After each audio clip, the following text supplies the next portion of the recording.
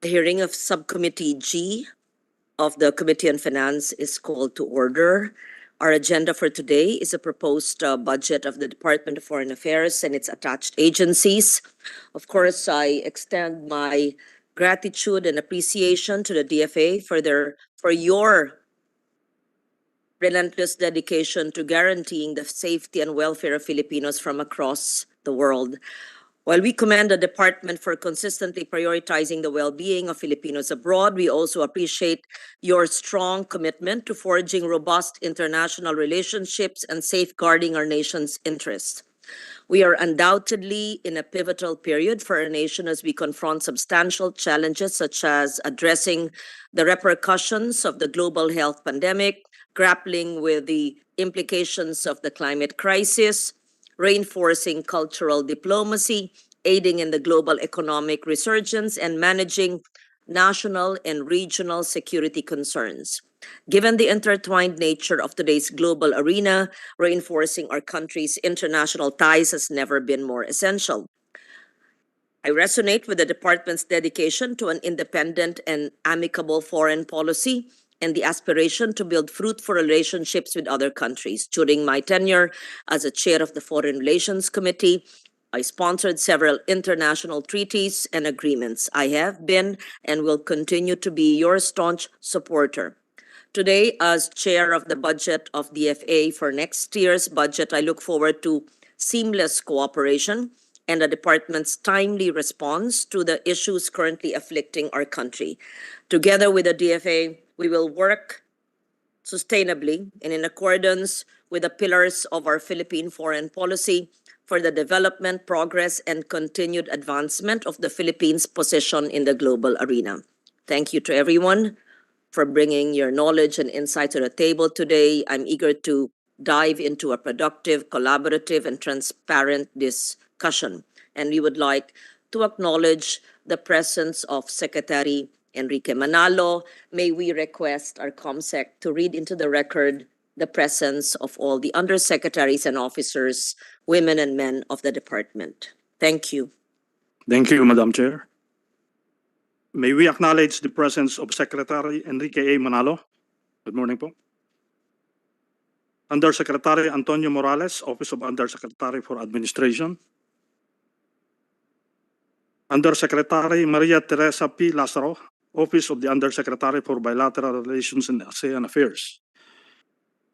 Undersecretary Jesus Ricardo S. Domingo, Office of the Undersecretary for Civilian Security and Consular Affairs.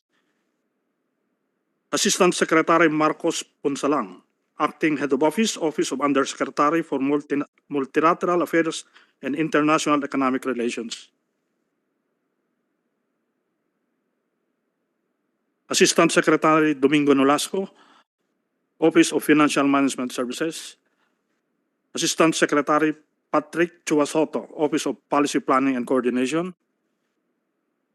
Mr. Mersole Meliahor, Deputy Assistant Secretary, Human Resource Management Office.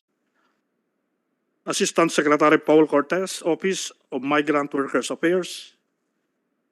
Mr. Christian De Jesus, Deputy Assistant Secretary, Office of Consular Affairs. Assistant Secretary Paul Vincent Uy, Office of International Economic Relations. Assistant Secretary Patrick John Helado, Office of Asset Management and Support Services. Assistant Secretary Arvin De Leon, Office of Public and Cultural Diplomacy. Ms. Maria Elena Cristina Maningat, Deputy Assistant Secretary Maritime and Ocean Affairs Office. We have Assistant Secretary Eileen Mendiola Roy, Office of ASEAN and Pacific Affairs. Assistant Secretary Jose Victor Chan Gonzaga, Office of American Affairs. Assistant Secretary Daniel Espirito, Office of ASEAN Affairs. Assistant Secretary Maria Elena Algabre, Office of European Affairs. Assistant Secretary Mardomel Celo Melicor, Office of Middle Eastern and African Affairs. We have Assistant Secretary Maria Teresa T. Almujuela, Office of United Nations and International Organizations. Assistant Secretary Noel Servion, Internal Audit Services. Assistant Secretary Alan L. Deniega, Office of Civilian Security. Mr. Rosel R. Reyes, Officer in Charge, Office of Treaties and Legal Affairs. We have also with us Director General Francisco Noel Fernandez from the Foreign Service Institute. Ms. Marian Padua, Chair, Alternate Technical Cooperation Council of the Philippines. Dr. Ivan Henares, Secretary General, UNACOM, Philippines. And Undersecretary Pedro Cesar Rambuanga, Presidential Commission on Visiting Forces. Thank you, Madam Chair. Thank you very much, Comsec. May we hear the presentation now? Yes, and when my colleagues come, of course, we will acknowledge them and we will give them 7 minutes to propound questions, and I will be the last to ask questions, if any, because we already had the briefing, but Undersecretary Morales made a briefing. Secretary Manalo, we may ask some policy questions. And of course, let me know whatever assistance you need for your budget next year. I don't promise to deliver all, but whatever is most urgent and a priority, let us know. With regards to policies, that will be asked later. Yes, thank you. Please proceed. Thank you, Madam Chair. Honorable Senator Lauren Lagarda, Senate Pro Tempore. Honorable Senators, good morning. We at the Department of Foreign Affairs would first like to extend our gratitude for your continuing support of our priorities. For today's deliberations on the DFA's budget for fiscal year 2024, I wish to inform the committee of the department's recent accomplishments and share our strategic directions for the upcoming year. DFA is the primary agency responsible for the pursuit of Philippine foreign policy.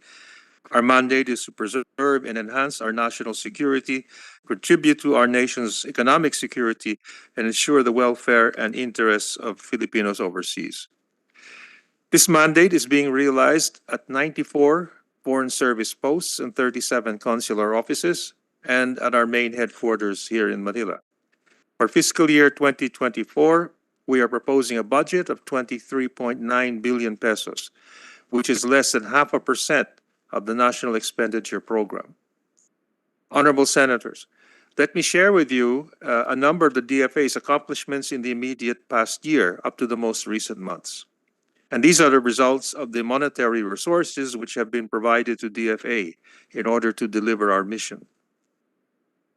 Madam Chair, we've had a great number of meetings and joint consultations with various country partners in the past year, including bilateral engagements with the United States, China, Japan, Israel, India, Australia, and other partners such as Canada, Malaysia, Portugal, and Korea. The partnerships with these countries have resulted in cooperation and collaboration in multiple sectors, as well as cross-cutting issues. We strove also to advance Philippine interests amid a shifting regional and global landscape.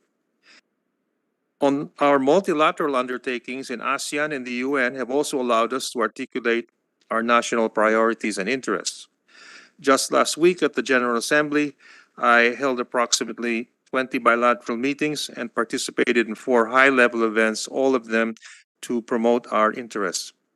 On the matter of the West Philippine Sea, we are fully committed in continuing our efforts to defend our sovereign rights in the West Philippine Sea, as well as raising awareness of the 2016 Arbitral Award amongst our partners and friends. In ensuring the welfare of Filipinos, the DFA has played a significant role in the Philippine government's humanitarian efforts, especially during the pandemic and recent natural disasters. We are committed to promote and protect the rights of overseas Filipinos, and we wish to thank you for granting the Assistance to Nationals Fund and the Legal Assistance Fund. The DFA's ATN services have been supported by both funds, such as when our men and women go out in crisis situations, such as in Sudan, Turkey, and Sabah, to assist our fellow men, and other rescue of trafficking victims in Southeast Asia, amongst other emergencies. And as we transition and complete the turnover of our ATN work to the Department of Migrant Workers, DFA shall continue to serve all other overseas Filipinos who are not classified as OFWs, as well as all overseas Filipinos in countries without a migrant workers office. We also wish to recognize the Philippines' retention of its Tier 1 ranking in the U.S. Trafficking in Persons Report. I wish to underline now the recent measures and improvements the DFA has made in the delivery of consular services to our kababayan. Aside from the opening of consular offices, the releasing period for passport applications has been shortened in both NCR and provincial locations. And with these measures, I wish to report on the increased number of consular services that we have provided to our public clientele since January. As part of its efforts to innovate, the DFA, in partnership with the Department of Information and Communications Technology, developed an online e-visa system where foreign nationals can lodge their visa applications faster and remotely. E-visa holders will no longer have visa stickers affixed to their passports, making their journey to the Philippines smoother, convenient, and expeditious. The system was soft-launched a month ago, with the Philippine Consulate in Shanghai leading the beta testing of this initiative. The DFA received its first e-visa application on 2 September 2023. The fruits of our efforts in institutional strengthening and organizational development have resulted in our recertification under ISO 9001-2015 and the Silver Award recognition in the 2022 Report Card Survey of the Anti-Red Tape Authority. Honorable Senators, while DFA has achieved much in the past year, we are preparing to take on future challenges. Aligned with the Philippine Development Plan and the President's 8-point socioeconomic agenda, DFA will focus on its budgetary thrusts and strategic directions for the next fiscal year, including the opening of 4 new Foreign Service posts, raising public awareness of the 2016 Arbitral Award, intensifying engagements with traditional allies and friends, as well as build relations with non-traditional partners, campaigning for a seat in the UN Security Council for 2027 to 28, and opening of additional consular services to reach more kababayan, among others. So in closing, I respectfully reiterate our request for your support of the DFA's budget request. Allow me now to give the floor to Assistant Secretary Domingo Nolasco, who will elaborate a bit more on the financial and technical details of the DFA's proposed budget for fiscal year 2024. Thank you very much, Madam Chair. Recognize Assistant Secretary, former Ambassador Nolasco.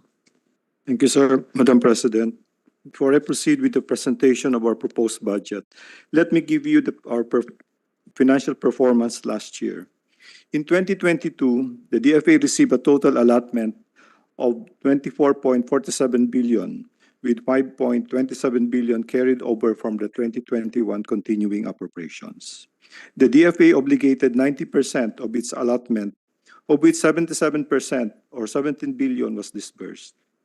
Our disbursement PUR improved further this year as we gradually settled our contractual obligations with our providers, which form part of our accounts payable by the end of 2022. As of August 31, 2023, the DFA has obligated 77% and disbursed 64% of its budget. Consistent with our mandate, the budget for programs, activities, and projects that deal with the formulation of foreign policy, provision of consular services, and conduct of bilateral relations had the biggest BUR for the first 8 months of 2023. In 2022, our PAPs, which posted the highest BUR, were the provision of consular services, the conduct of bilateral relations and multilateral relations, as well as assistance to nationals. The obligation BUR of the DFA has been steadily increasing since 2020. In terms of our physical performance or the delivery of our targets in 2022, the DFA significantly accomplished most of its performance-informed budget targets. We recognize that in terms of the DFA's absorptive capacity, a lot more can still be done. To improve this, and as part of our catch-up plans this year, we are continuously streamlining and closely monitoring our obligation and disbursement processes. Upon the release of the 2024 National Expenditure Program, our Foreign Service Post and the Home Offices are already undertaking early procurement activities. We have also consolidated our indicative annual procurement plan for 2024. We also continue to improve our consular and ATN services this year by reducing our processing and response time to our client by 50%.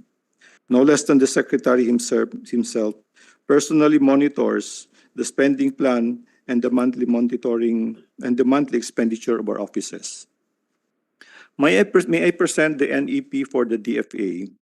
The Department of Foreign Affairs, Office of the Secretary's NEP accounts for 99% of the total budget of the DFA. For 2024, the DFA's Office of the Secretary was granted a 23.9 proposed budget by the President under the National Expenditure Program. This budget is 50% higher than what we were granted this year and 8% higher than in 2022. In terms of allotment class, 36.7% of the 2024 proposed budget will be used in the payment of salaries and foreign service allowances of our personnel, while 56% will be used for maintenance and other operating expenses. The remaining 7.27% is for capital outlay.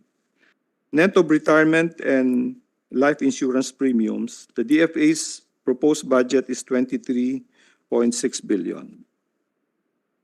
The next slide shows the movement of the DFA's budget from 2022 to 2024. By geographical location, the DFA's home office share is 6.6 billion, while that of the Office of Consular Affairs and Satellite Offices is 4.4 billion. Our foreign service posts received 9.6 billion or almost 50% of the DFA's budget. By organizational outcome, the DFA allots 9.6 billion pesos or 46% for the diplomacy program and 8.6 billion or 42% for the consular and ATN program. 88% of the DFA's budget goes to these organizational outcomes. Among the major items in our budget for personal services next year are the following: the payment of salaries for our 2,959 field positions, 5.8 billion for the overseas allowances of our 1,481 personnel stationed in 94 foreign service posts, and 200 billion for the terminal leave of 22 compulsory retirees. Our maintenance and other operating expenses, which comprises more than half of our overall budget, will be used for the following major expenses. For consular services, 4.8 billion is for the e-passport booklets, 54.6%, 6 million for the initial implementation of the e-apostille system, 2.5 million each for our consular offices in Pagadian and Olongapo. These consular offices play a key role in our overall mandate, as they do not only provide consular documents, but they also serve as the first responders to the next of kin of distressed overseas Filipinos. For our MOE budget, we were granted a proposed 1 billion for the Assistance to Nationals Fund and 200 million for the Legal Assistance Funds. These amounts will be used in assisting overseas Filipinos in distress and in crisis situations, especially in countries where there are no MWO or migrant workers officers on site. The DFA remains fully committed to promoting and protecting the rights of overseas Filipinos. From January 1 to August 31, 2023, two-thirds of the appropriations for the ATN was used in responding to the needs of our 76,534 Filipinos all over the globe, while 136 million from the legal assistance funds has been utilized for legal services provided to 2,075 Filipinos. The conduct of diplomacy is at the very core of the DFA's mandate. For 2024, we have a proposed 16 million for the Philippines campaign for a non-permanent seat at the UN Security Council for the term 2027 to 2028. 2.5 billion for our mandatory contributions to international organizations, and 3.8 million for the hosting by the DFA of international conferences. Our NEP also includes 123 million for the operating expenses of 4 posts that will be open in 2024. 16 million for the purchase of their furniture, fixtures, and equipment. The Marcos administration has underscored the vital role that infrastructure plays in our national agenda. Thus, the DFA is thankful that in the 2024 NEP, it includes 444 million for the capital outlay provision for the retrofitting or renovation of the more than 50-year-old DFA building, which has been the DFA's home since 1991 after it was handed over from the ADB. As we need to relocate our personnel while this multi-year project is carried out, our NEP also includes 1.2 billion for the lease of temporary headquarters. Also included in our capital outlays is the 214 million for the refleeting of 44 vehicles in our Philippine embassies and consulates. For our capital outlays, the DFA's 2024 NEP has a provision of 1.54 billion for the DFA's building fund. The projects for 2024 have already been identified. One of them involves the restoration of our historic official residence in Tokyo, Japan. And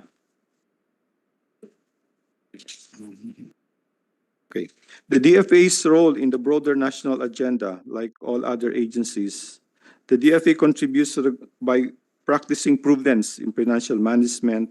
The DFA contributes to bureaucratic efficiency and sound economic fundamentals. As the first port of call of overseas Filipinos, our embassies and consulates general, as well as our policy offices in the Home Office, support the Filipino workforce by representing them in bilateral and multilateral fora, advocating for their rights. Our 94 foreign service posts, which are more familiar with the nuances on the ground, are able to attract investments for the country through business missions and trade investment promotions. Lastly, the retrofitting of the DFA's old building is aligned with the government's infrastructure development priorities. These are just some of the quantifiable contributions of the DFA to the overarching goal of national development, and we commit to do it. The DFA will endeavor to judiciously utilize this budget by staying true to our mission of promoting and protecting the Philippines' national interests in the global community, which is anchored upon the three pillars of our Philippine foreign policy. Thank you, Madam Senator. Thank you, Asek Nolasco.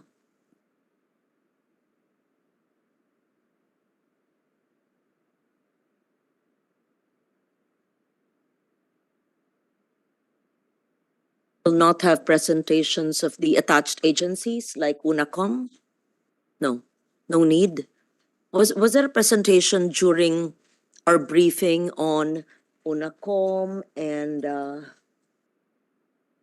PCCP that was already covered? Mm-mm.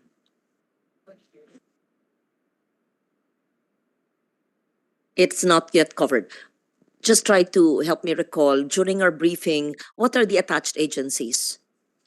Yeah, USEC, you sir. UNACOM, the Foreign Service Institute, FSI, the Technical Cooperation Council of the PCCP, Philippines, yes. and PCB, the Visiting Forces. Yeah, Commission. VFA. They were not yet covered in the opening statement of the Secretary and ASEC's presentation. That is correct, Your Honor. Mm-mm. But we have given the total figures of their budget Mm-mm. proposal.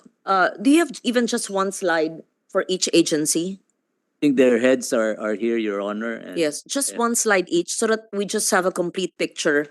We have the pillars of foreign policy, then we see the attached agencies, just one page each, even if their budgets are small, because they're important as well. If you give us some time, Your Honor, I think their heads will decide on which. Oh, the budgets were already included in ASEC Nolasco's presentation, right? Very small. But maybe even, let's do it this way. No, don't touch me, please. Even if the budgets are small, it doesn't mean they're irrelevant or not important. So I would suggest in the next presentations, and we start now, that should include all agencies attached to the DFA. Yes. Very brief.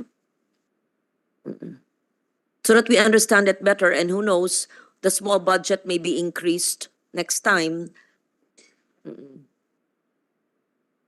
Yes, the agencies are irrelevant and they must be scrapped. But I don't think so, right? Sige, let's give them a chance.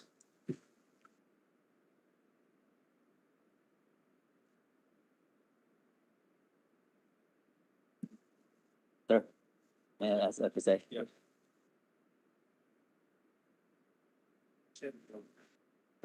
Sila na.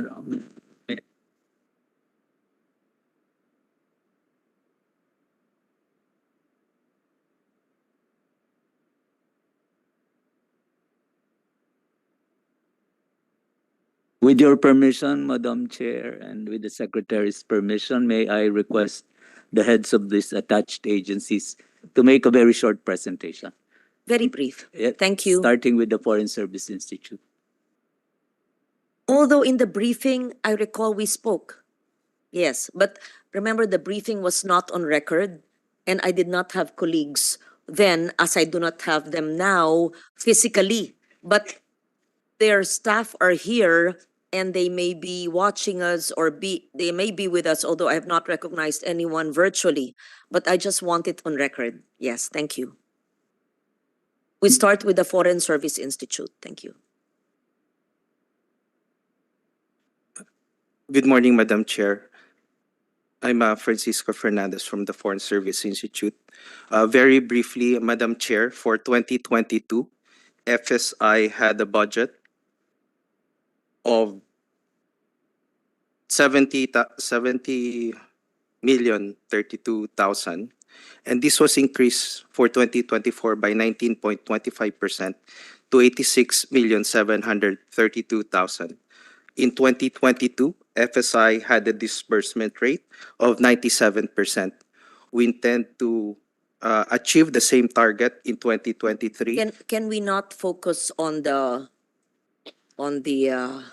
money part or the budget, but perhaps just your mandate, so that you just put on record, because I have those information already.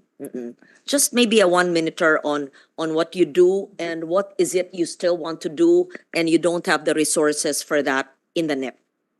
Just so that it's on record. Yes, Thank Madam you. Chair, the Foreign Service Institute is responsible for one, the training of the DFA and attached agencies personnel.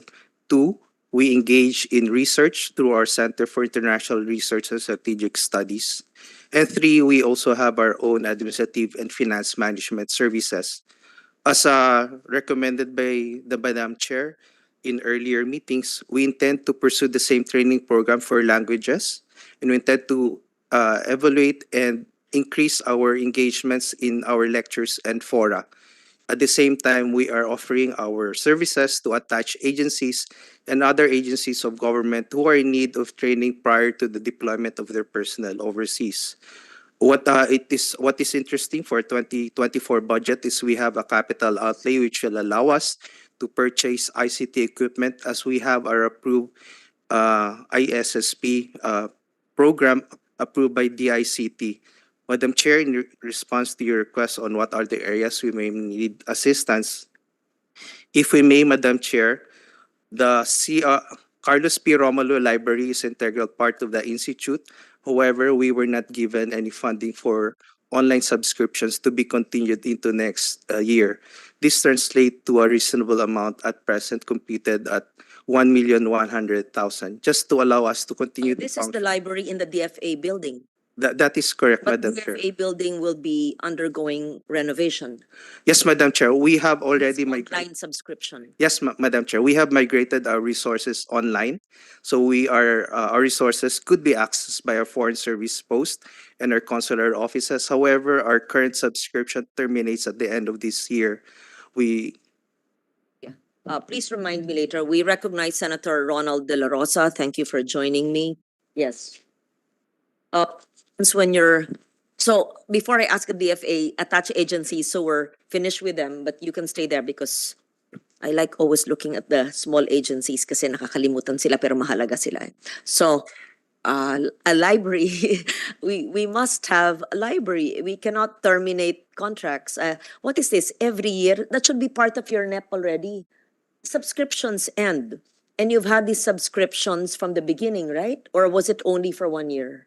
Madam Chair, this is an annual subscription. It's an It annual terminates at the end of subscription, the fiscal year. and we have to put it in the GAA amendment every year. It's not part of the NEP. Madam Chair, we request for it every year, but this year, for next year's budget, it was not included. Is it our the only year that your subscription was deleted from the NEP? I am not aware of the previous year, Madam Chair, but for next year, we have no online subscription funding. Just note that, please. And this is for access not just of DFA personnel in the Philippines, but all posts. Yes, Your Honor, we have access online for our post overseas and our provincial consular offices as well. Think of it, the Senate online subscription. I don't even know. Just okay. Just remind us about that, please. Okay, proceed. We also wish to pursue your instruction for us to continue to strengthen our language program. We are developing our own software courses, which could be accessed online by our personnel even overseas. And if you may, if we can complete the current selection of languages we have, for an additional funding of 1 million, we can add some more languages which could be accessed online by our personnel, Madam Chair. Secretary, the language program, are these utilized by officers and staff in the Philippines or also those who are based abroad? Consuls, ministers? Is it useful? Is it useful? When you say language, are these languages outside of the Philippines or Filipino languages? Madam Chair, we currently offer 21 foreign languages. Foreign languages. Yes, Madam Chair. And these services are accessible online. We provide a secure access to our personnel overseas. We give them a password and they're able to access our services online. Okay. So, 21 foreign languages are offered by the Foreign Service Institute continuously, right?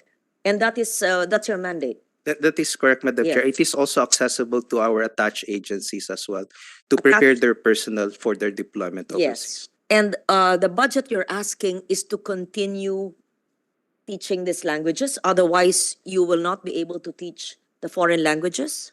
Madam Chair, the budget we are requesting is to digitize these resources to be able to offer them online to our other personnels. Right now, Madam Chair, we only have digitized the major languages out of the 21 that we are offering. Those which are not digitized are only accessible on site in the library of FSI, Madam Chair. You mean the language classes are face-to-face? Madam Chair, if you remember, we inaugurated the language laboratory. You Yung have 12 laboratory, booths. That's correct, Madam Chair. Pupunta pa dun. So people are able to access it on site or online, Madam Chair. Our intention is to make all languages accessible online so our personnel on deployment can continue to access these language programs. Just to clarify, those who are not in the laboratory, even if they are in the Philippines, and those who are deployed abroad cannot access the language programs of the DFA under the FSI? Madam Chair, they can access a limited selection of foreign language, but not all 21. But if you are granted your recommendation or request, then 21 foreign languages will be accessible to all DFA personnel all over the world. Not the 21, Your Honor, that would require a larger amount. We are looking at the major languages. Major languages. Yes, Madam Chair. Could you kindly give us just a one pager, not a term paper? What are the major language? What is it now? How was it before? I remember Senator Gordon used to ask this a lot of times before he would talk about Arabic. Remember that is in the previous term before the pandemic. And then yes, just kindly summarize your ask in one page or less, and then how important is it? I want to see the nod of the DFA officers. Is it important? Yes, because Why do we have to go to a laboratory? Yes, we should learn. For me, learning is so important, and making it accessible to everyone. Heiko. Yes, our minority leader is present. Thank you for joining us, Senator Pimentel. I haven't asked questions from the DFA. I started with the small attached agencies, which I think should be given the floor as well. So we're talking about languages and the importance of making the study of foreign languages accessible to DFA Foreign Service Institute. Yes. So kindly submit your ask, your request to us, and we'll see if the secretary supports it. Yes, of course, you will. I think that's important. O tama na, binigyan ko kayo ng chance. 1 million, 1 million. O magiging next. O sige po. The next agency. UNACOM, Ivan. Dr. Ivan Enares. I want to know from UNACOM, this will interest the minority leader as well. What are our applications for Memory of the World, for UNESCO World Heritage Site pending?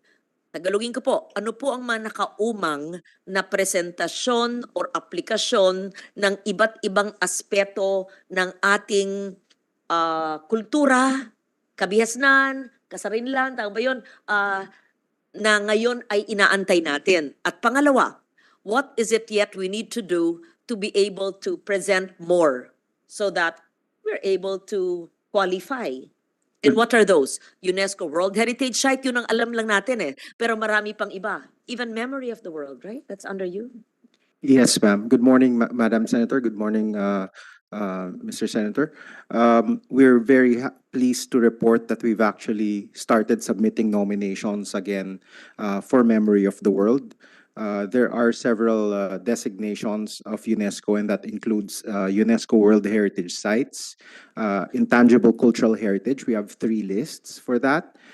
We have Memory of the World, which covers archival heritage, the biosphere reserves, the geoparks, creative cities, learning cities, and UNESCO chairs. The deadline for submission, UNESCO chairs. These are, it's like a research center. UNESCO chairs. September 15 was the deadline for Memory of the World Asia Pacific, and we submitted 2 nominations. The Hinalawod Epic Recordings of F. Landa Hocano from Iloilo, Panay, and yes, ma'am. Ayan, excite na naman. Okay. Memory of the World. So, Coco, this will excite you again. Alam mo naman, pare. Okay. Just so that he will not interpolate me later on the floor about this, no. So, we usually know the UNESCO World Heritage Sites. Okay, but just give us 30 seconds definition of term. Yun na muna, UNESCO World Heritage Site. Ivan. Yeah. Yes, Madam Senator. The UNESCO World Heritage Sites are natural and cultural heritage sites with outstanding universal value to humanity. And to be considered of outstanding universal value to humanity, they must satisfy at least one of 10 criteria set by the World Heritage Committee. So that's the UNESCO World Heritage Site that we're very familiar with, because and in fact, our tourism must be partly pegged. You should work closely tourism so that we can have cultural, historical tourism based on UNESCO designated World Heritage Sites, even those which are not yet UNESCO, but possibly UNESCO. That's our welfare. And I would request you, the DFA family and UNACOM, to have higher level of IEC information, education, communication, and put it online so that we can increase protection if awareness is there, and appreciation for all these declared sites, and even the undeclared but possibly to be declared. Yeah. Maybe we don't have the time for you to list all the UNESCO World Heritage Sites. Ang dami, no? We have 6, ma'am. 6 lang. O sige. 6 in 6 in the Philippines. Yes. Yes, Banggitin lang. we have the Baroque churches of the Philippines, the rice terraces of the Philippine Cordilleras, the historic town of Vigan for cultural. And for natural, we have the Tubataha Reefs, the Puerto Princesa Subterranean River National Park, and Mount Hamiguitan in Davao Oriental. Later, I will quiz you on the 6 if you remember. Okay, no, I'm just kidding. Okay, proceed. With a memory of the world. So, ma'am, Memory But of the still World. under UNESCO. Yes, ma'am. So Memory of the World is actually archival heritage. There are three registers, the international, the regional, and the national. The deadline for the regional was on September 15. We submitted the Hilnawod recordings of F. Landa Hocano, as well as Doctrina Christiana. The deadline for international will be on November 13. Hinilawod is an epic of Felipe Landa. Ma'am, it's his recordings. The recordings. Yes, it's But of the his writings. Panay Bukidnon. Yes, the Panay Bukidnon, Panay Bukidnon epics, Panay Bukidnon epics, right? Yes, ma'am. Recordings. Of done by F. Landa. Hocano. Yes, ma'am. Yes, whose son is Professor Hocano of UP. Yes, ma'am. Uh-huh. He was actually the one who submitted the nomination. Okay. Hinilawod epics were recorded by Felipe Hocano, and it was the son, Professor Hocano of UP now, who submitted the recordings of his father in the 70s? I think it was in the 50s or 60s. 50s pa. Yes, ma'am. Okay. Are these different from the research of Alicia Magos? Yes, ma'am. They are different. In Yung fact, Visayas. yes, ma'am. We had a coordination meeting between the Hocano group and the Magos group. And Professor Magos is more interested to nominate Sugidanon as intangible cultural heritage. Okay. So the documentation of Professor Magos was not of the Panay, it also Panay Bukidnon. It is Panay Bukidnon But as well. different recordings of the Panay Bukidnon of Panay. Is this in Kalinog, Iloilo, or Panay Bukidnon from different places in Panay? I'm not familiar with the exact location of her recordings, most probably Kalinog. No, Hocano. Hocano, I'm also not where exactly, ma'am, but they are from Iloilo. Okay. I know it's Kalinog. Yes, ma'am. Is this in any way connected to the Gamaba awardee Federico Caballero, whose chants made him a Gamaba?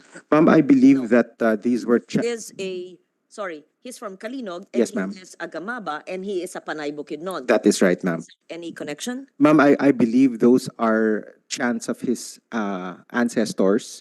They're much earlier than him, but these would be the same chants that he is performing right now.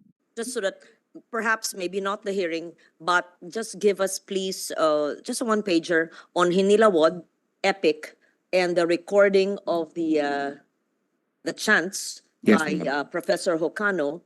Ma'am, The we can father. submit to you both dossiers for Sure, your sure. information, ma'am. So these were submissions for as nomination, Yes, ma'am. nominated na, it's considered a nomination. It's considered a nomination. They will be considered for 2024. So it's Then we already. decide whether we will be inscribed. Yes, ma'am. The Memory of the World Asia Pacific Committee will decide on that next year. It's a judging, right? Not actually, but there are certain criteria, and there will be a panel of experts who will decide on that. Sure. We should submit as much because when we submit, we document. Yes, ma'am. And then we appreciate, and then there's a higher level of education and awareness in our country and outside of our country of the wealth of our culture, right? Yes, ma'am. We're actually allowed to submit 3 nominations every 2-year cycle. So we were able to submit 2. Yes. The third one we were supposed to submit, unfortunately, didn't make the cutoff, which would have been the Baybayin script of the UST archives. Why not? We're going to submit it, ma'am, for international in November. Ayun, meron pa ka rin to eh. Yan. Okay. Yes, ma'am. So we will be submitting this in November. I would suggest that you collaborate or just coordinate with the Philippine Studies Association Yes, ma'am. of Professor Jovi Zarate. Are you Yes, familiar ma'am. with them? We actually have a memory of the World Committee, and it's led by Professor Nick Del Campo of UP. And it's other members actually include the National Library, the National Archives, the National Historical Commission. So Okay, we're oh, Clement, okay. yes, Dr. Camposano. is also a Isa, member, yes, ma'am. good. So we're working hard to ensure that every cycle we have nominations. Of course, for the National Register, there's an unlimited number that we can always add, and that's another focus of the committee right now because we want to make sure that these archives in the Philippines have their own nomination on the national level as well. So let's be on time in our submissions. I Yes, ma'am. We are. collaborate with UP, with KWF, with NCCA, you would know, Yes, ma'am. and National Archives. Good. What is the other one, Cristiano? Doctrina Christiana. It's the first book published in the Philippines. Yes, ma'am. And another good news is that we've also submitted a nomination for UNESCO Biosphere Reserve. Apayao Province submitted a nomination in time for the September 30 deadline for biosphere reserves. We also have a line right now of potential submissions for UNESCO World Heritage Sites. The last time we had a World Heritage Site was in 2014, Mount Hamiguitan, and the last time we had a cultural site inscribed was way back in 1999, the historic city of Vigan. So starting from 2024, we already have a line of dossiers that are being prepared. The one that is currently being submitted will be Tabon Cave in Palawan. And then in 2025, we hope to submit the Mayon Volcano Cultural Landscape. In 2026, the Samar Island Natural Park. And in 2027, it would be Batanes Archaeological Sites.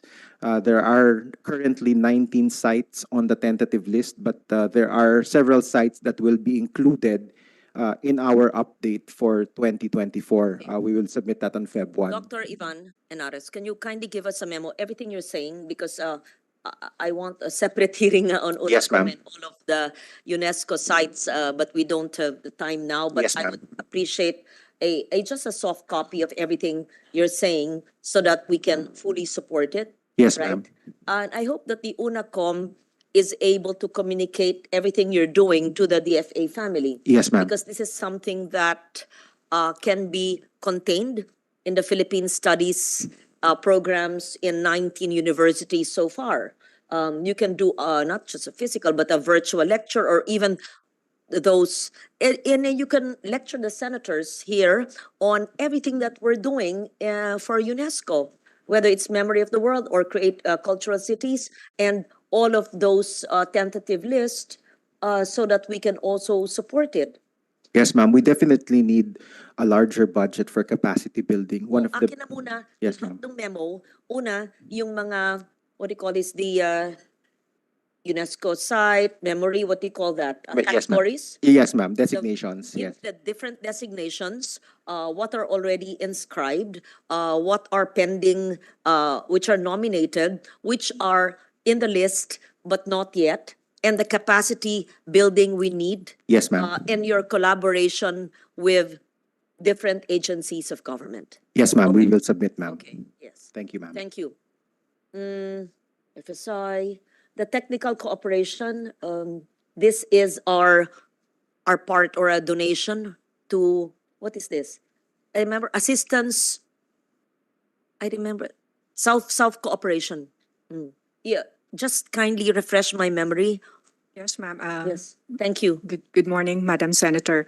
So the Technical Cooperation Council of the Philippines is the designated national focal point for South-South cooperation, charged with the formulation and execution of the Philippine Technical Cooperation Program in favor of developing countries, particularly the least developed among them, in support of Philippine soft power diplomacy. And it turned 31 years old on September 1. So TCCP is 31 years old. But I understand it's the smallest national agency in the bureaucracy. Our budget is only for our budget proposal for 2024 is only 4.3 million, half of it for PS, half of it for a program. And this is nothing new. I've been going through the records of the TCCP, and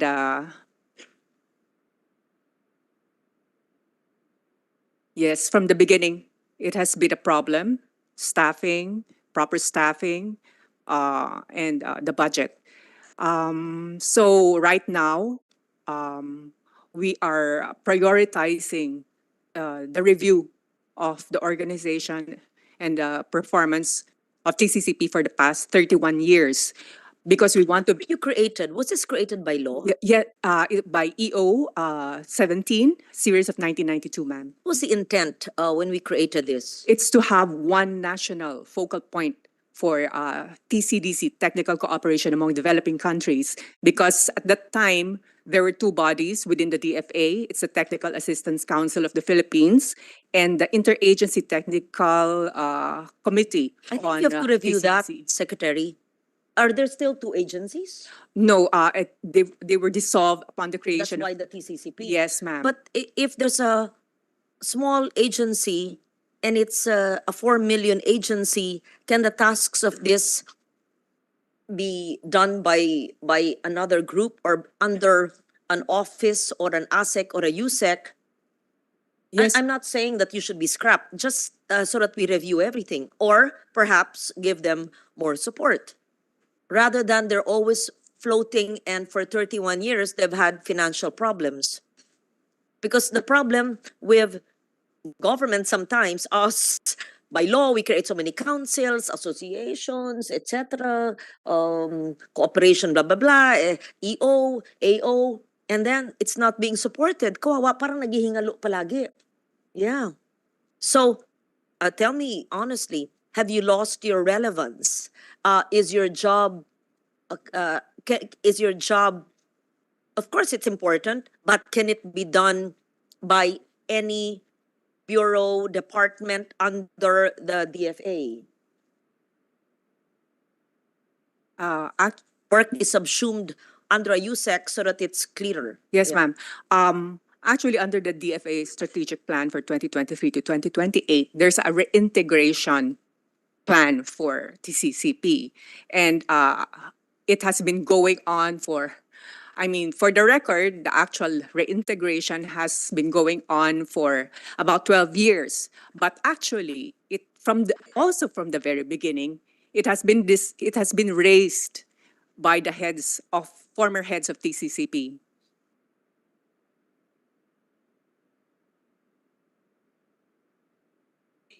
We leave it at that. We recognize a minority leader. Yes, and Yes, it's thank a you. question directed to Ms. Padua. So 4.1 million for next year, and then you said half of it PS. Tama, ma'am? Did I hear you correctly? Yes, sir. And then- 4.3 million, half of it, about half of it PS. So Yes, sir. if that is the case, you have only 3 to 4 employees. 4 plantilla Yeah, items, 4 sir. plantilla. All administrative positions. Oo nga. And that is to project the Philippines soft power? Yes, we're under the soft power diplomacy. Pero supplemented, I think, by some, siguro, Yes, sir. supplemented by a lot of, hindi lang siguro some, but a lot of the programs of the DFA. Yes, sir. So what is the role? What is the, how does the technical cooperation of the Philippines complement the efforts of the DFA?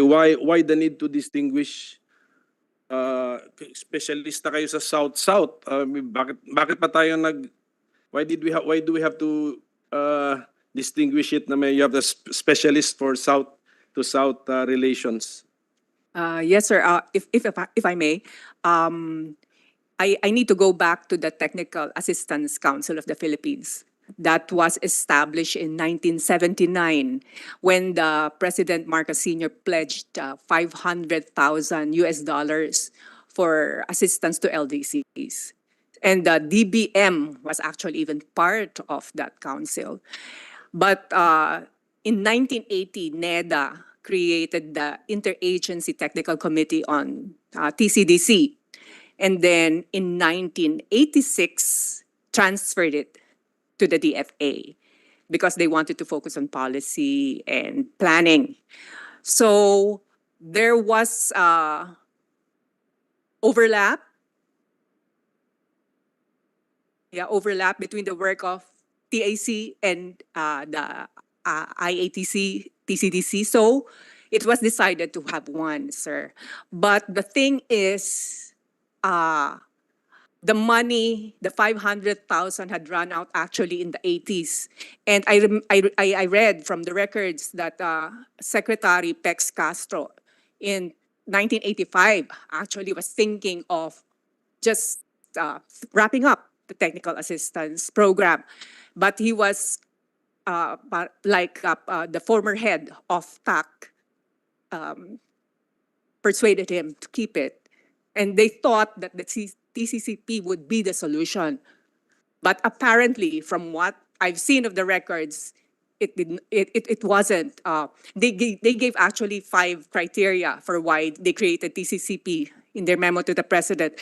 And when I was going through it, they all failed for the 5 reasons. The TCCP was not able to fulfill the 5 reasons. So when I was thinking of what to do with TCCP, okay, there's the reintegration plan, but actually the idea of dissolving the council came to mind. And why not just have a technical assistance program, technical cooperation program, in whatever form? Because right now, sir, yeah, the UMAYER handles technical cooperation too. UNIO handles technical cooperation. So it's still as fragmented as before 1992. So, but I want to do a proper study because I came across several proposals from former heads of TCCP on how to solve the problem. But I want the study done so we can take a step back and look at it objectively. Sige, ma'am. DFA does not tap directly the technical cooperation of the Philippines. Do you let them do their thing autonomously? Ganun ba yan? You don't interfere with what they're doing? Sige, Secretary. Thank you. In fact, we coordinate with TCCP in certain projects, especially in certain areas where we think it should focus on. The problem is, of course, their budget, which is very limited. So, for example, I think this year we were looking at Pacific Island countries, some assistance there, but it's limited to their budget. Now, the other offices in the DFA are involved, but not necessarily in providing monetary assistance. We deal more on the political level. But as for actual projects, programs, we still rely a lot on the PCCP. But I think from my impression, their main problem is the lack of sufficient budget to pursue. You know, the budget should never be a problem if the agency and the people in the agency are able to first to convince those who put the budget, which is us, Congress, if they're able to communicate it well. For example, let me cite an example. Cultural diplomacy, this was never budgeted before. But we created projects where we must be present. So there is the Venice Biennale. So there is Frankfurter Buchmesse. So I hear from Dr. Ivan Henares of the need for increased budget for our UNESCO nominations. It's up to agencies of government, no matter how small, to do their job well, to communicate their mandate, to articulate their requests, and see the import of its impact to the Filipino people. It's like that. We would not know what their need is, or perhaps in the years past, there must have been a lack of adequate or sufficient communication on the need of the TCCP. Because I handled your budget for many years. I'm not sure, ma'am, kung kayo po yung dati. Madam Senator, I saw from the records that you did increase the budget by 6 million, 2019, I think. Yeah. Of your budget.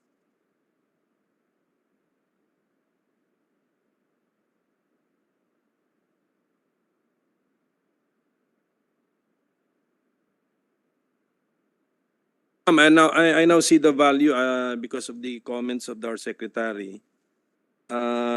This is the vehicle actually. If in case we want to yung parang aid talaga, actual financial remittance or assistance to our target beneficiary, this is the vehicle, not the DFA. Yeah, I think is that correct or wrong? Yes, Mr. Senator, we would provide, of course, the policy guidance, but the actual implementation. But if I could go back just a bit to history, because I was still a young officer when this was mentioned, it was for LDCs. The whole idea was the Philippines would play a role in providing assistance, technical assistance, training to LDCs or countries requesting assistance from the Philippines. That was the whole idea behind the program. But then through the years, nag-evolve yung the various forms. Ismadwa, technical assistance would prohibit actual monetary assistance, financial assistance. Actually, sir, the idea was really to centralize everything at TCCP. So right now, we're just doing training. So we're not counting, for example, I don't know whether there's a body monitoring, for example, our actual donation of goods, Ah. cash. So That you do not do? no, sir, So no, sir. train. Okay, so iba pala, iba pa rin nasa isip ko. So technical, okay. So the mere fact, ma'am, na walang budget ito, maybe is a reflection na no country is asking for our technical assistance. Siguro. So that's bad news actually. So there is no recognition from other countries of the superior technical competence of the Republic of the Philippines that they want to access. Ano, Secretary? Thank you, Mr. Senator. In fact, recently, Timor-Leste is seeking our assistance, kasi especially in connection with their upcoming membership sa ASEAN. So we've actually talked with the officials at Timor-Leste and offering assistance. So I think they will be coming to us for technical assistance and training on especially. What agency will fulfill the request of Timor-Leste? DFA? Yeah, Hindi sila o sila? We'll work with them. Okay, at least you'll work with them. Yeah. In the sense that you'll be tapping the four staff of the technical cooperation. Yung ba, is that the meaning? Well, yes, You'll get the four people involved in your activities, ganun ba? we'll leave it up to the head how to involve. So you're not be remitting funds to them No. for them to execute. So DFA, it's DFA, Madam Chairperson. It's still DFA now fulfilling the request of Timor-Leste, and it's really optional on the part of DFA to tap the technical cooperation, the four employees or staff of the technical cooperation of the Philippines. Ganun na nangyari. Could we request the Technical Cooperation Council? Kasi we have the penchant for creating councils eh. That's why EO or by law. Tayo rin, mahilig tayo gumawa niyan eh. Kaya it doesn't work. Not at all times. Yeah. Just a one pager on the history on its creation. Although I can Google it, but just, and what impact has a TCCP had in 31 years? What LDCs has it served? And if we are to save you from irrelevance, because you are not irrelevant, sayang, if you were created, there must have been a reason. But if there's a need for review, we review. And we seek the wise judgment of the DFA through the secretary on what to do with the TCCP, and put your ask, what is it you need to make you more relevant? Sayang eh. Or do you want them under you? But it's an EO, so we're not certain if we can just do that through our hearing, our sessions, or funding, or it's a law. An EO has a force of a law. So we see. Okay. So we've given a chance to UNACOM. We're awaiting just one pager on a UNESCO inscriptions, and then TCCP, the historical basis for your existence, and then the FSI for online foreign language training, than the VFA Commission? Who's the VFA Commission? Hello? Yes. The VFA Commission is an attached agency under DFA, right? Mm-mm. Yes. Honorable Senator Legarda. Opo. There used to be an oversight committee on the VFA. Does that still exist? Yes. Who is the head in the Senate? That's an oversight committee. Maybe the defense chair. I have not been attending hearings or hearing that there are hearings of the oversight committee because I used to attend in my previous terms. May I know whether the committee attached agency of the DFA with the rank of USEC po ang head coordinates closely with the oversight committee on the VFA in the Senate?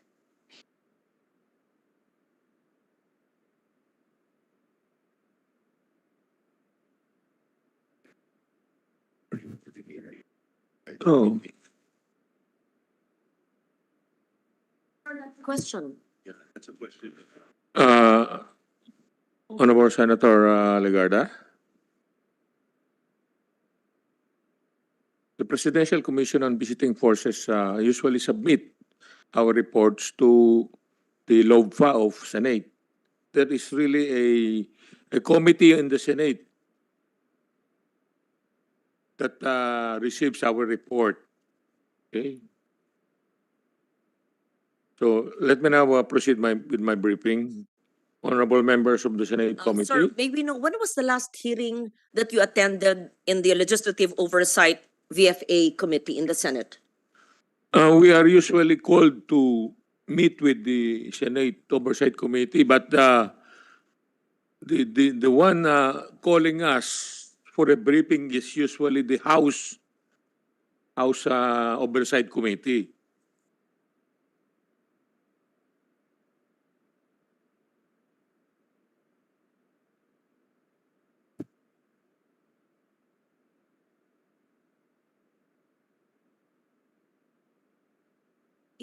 Because I remember having chaired that or attended that when I was a young senator.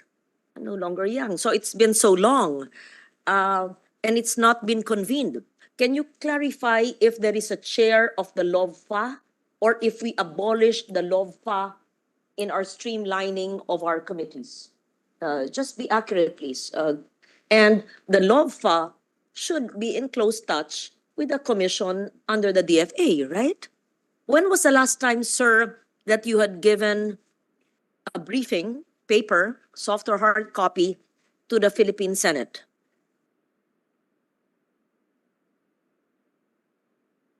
In my entire term as Executive Director of the Visiting Forces Agreement Committee, we never had a session with the Senate LOBPA.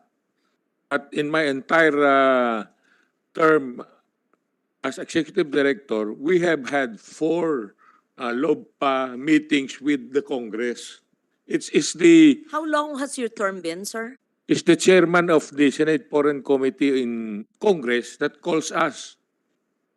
There can be no But Senate here, committee in Congress in the House of Rep. That would be the House Committee on Foreign Relations, sir. So the Senate Committee on Foreign, we will find out, is the LOBFA under the Senate Foreign Relations Committee? Probably, because I used to chair it before and we used to have hearings long ago.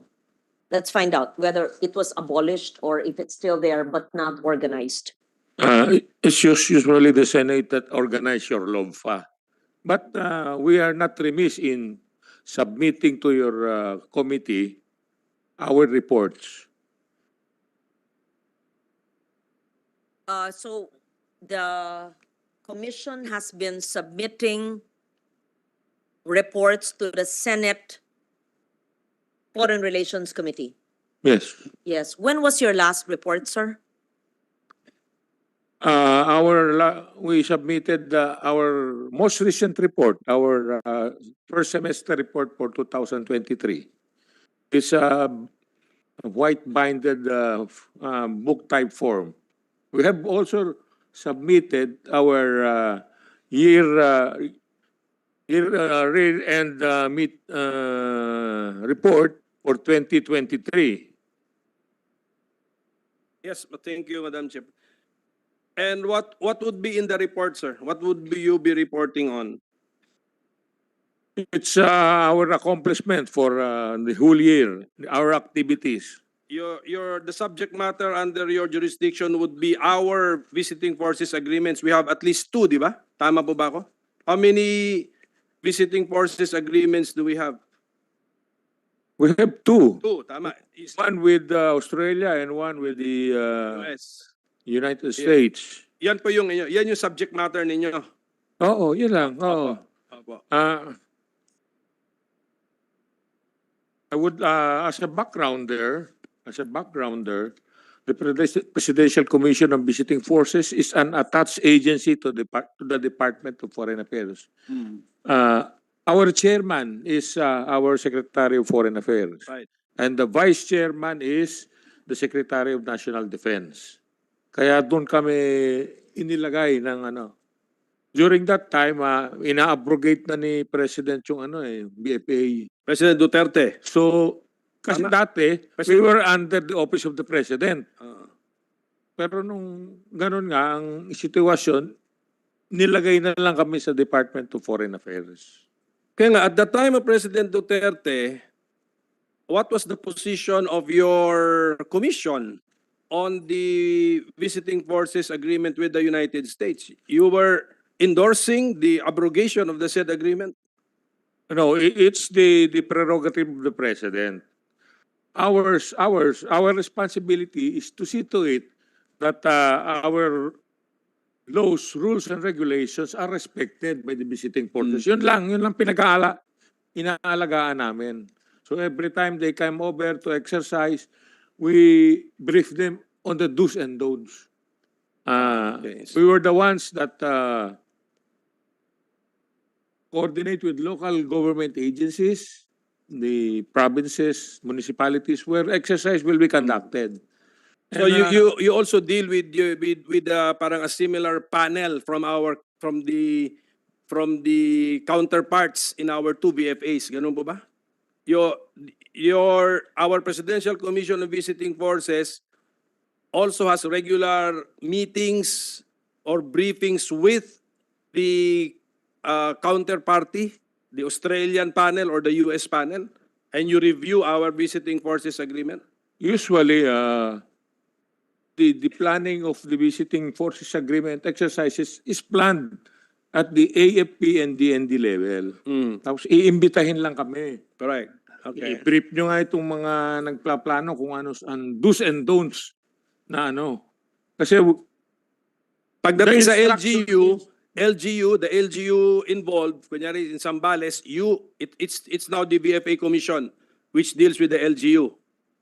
so pumupunta kami doon at pinakausap namin sila. Okay. So there should be no complaint na hindi namin inilalapit yung exercises to the local government agencies. So more of executive function then, more of executive as to policy. You do not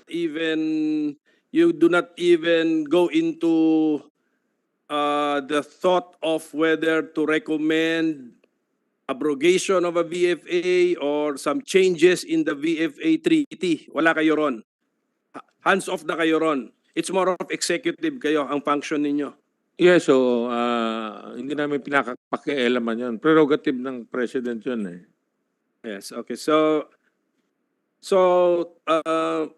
I think I understand what their functions are from the point of view of our current head, Madam Chair. So from the inputs, more of executive lang sila. They will not really review.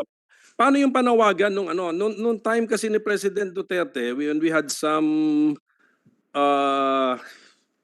discussions on the VFA, meron talagang may opinion na pinalabas na hindi patas ang treatment sa parties involved in the VFA. So the VFA Commission, if you notice that, you will not make any comment to to the president na try to renegotiate the terms so as to improve the terms and make it more equal among the parties? We usually have what we call a BFA talks with the Americans. Pero it's led by an assistant secretary of the Department of Foreign Affairs. The recent BFA talks was headed by the head of the OTLA o Office of Legal Affairs ng DFA. So he is the head, tapos may mga members ng technical working group, and we talk with the Americans. Sige, you call them VFA talks. Okay. Anong role po ng commission sa VFA talks so that we will appreciate the value of your agency?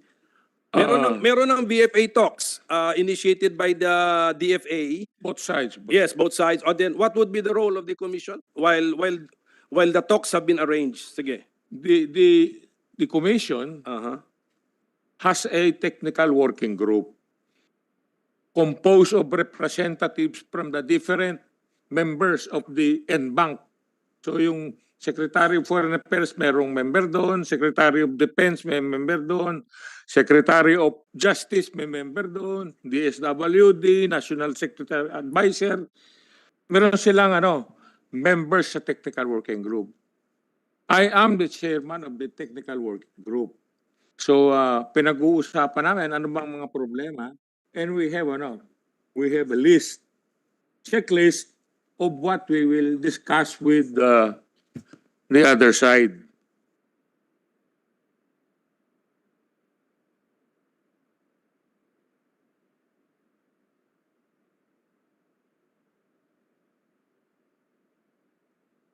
So, okay, so the details pala, you take care of the details.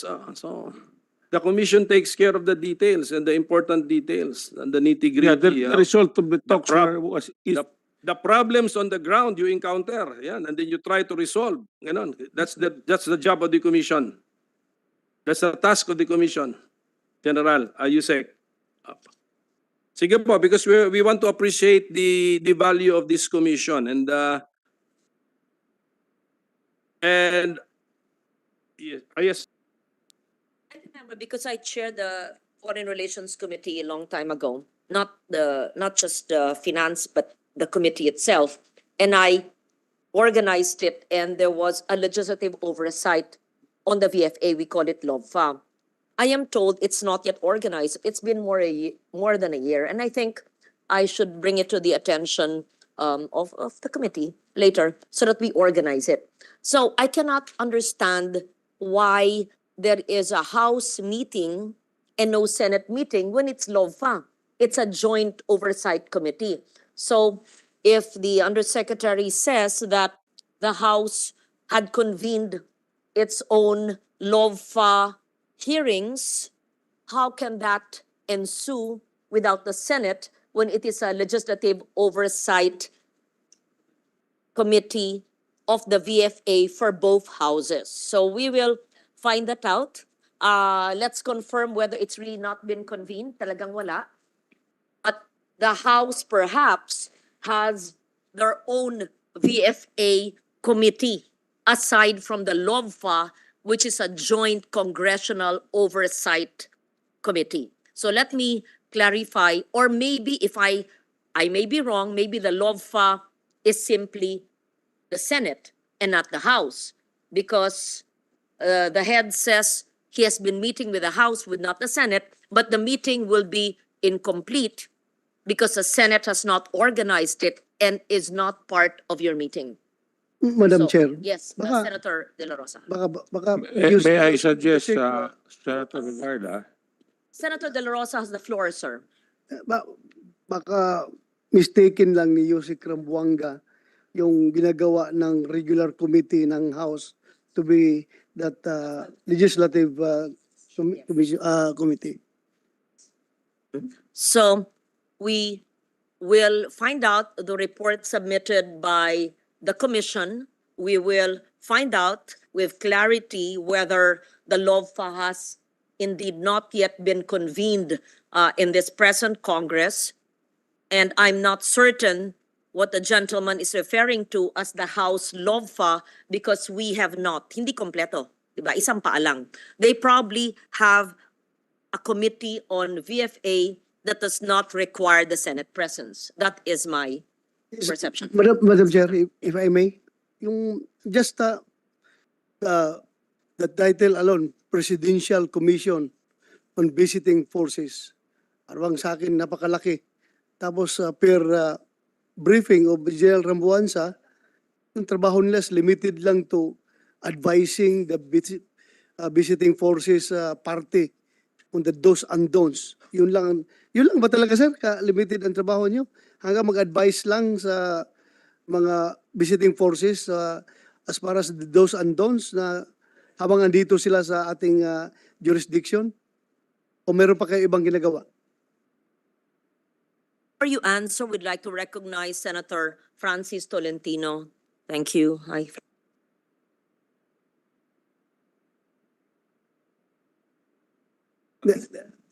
Yun lang, yung tanong ko is yung Presidential Commission on Visiting Forces Agreement.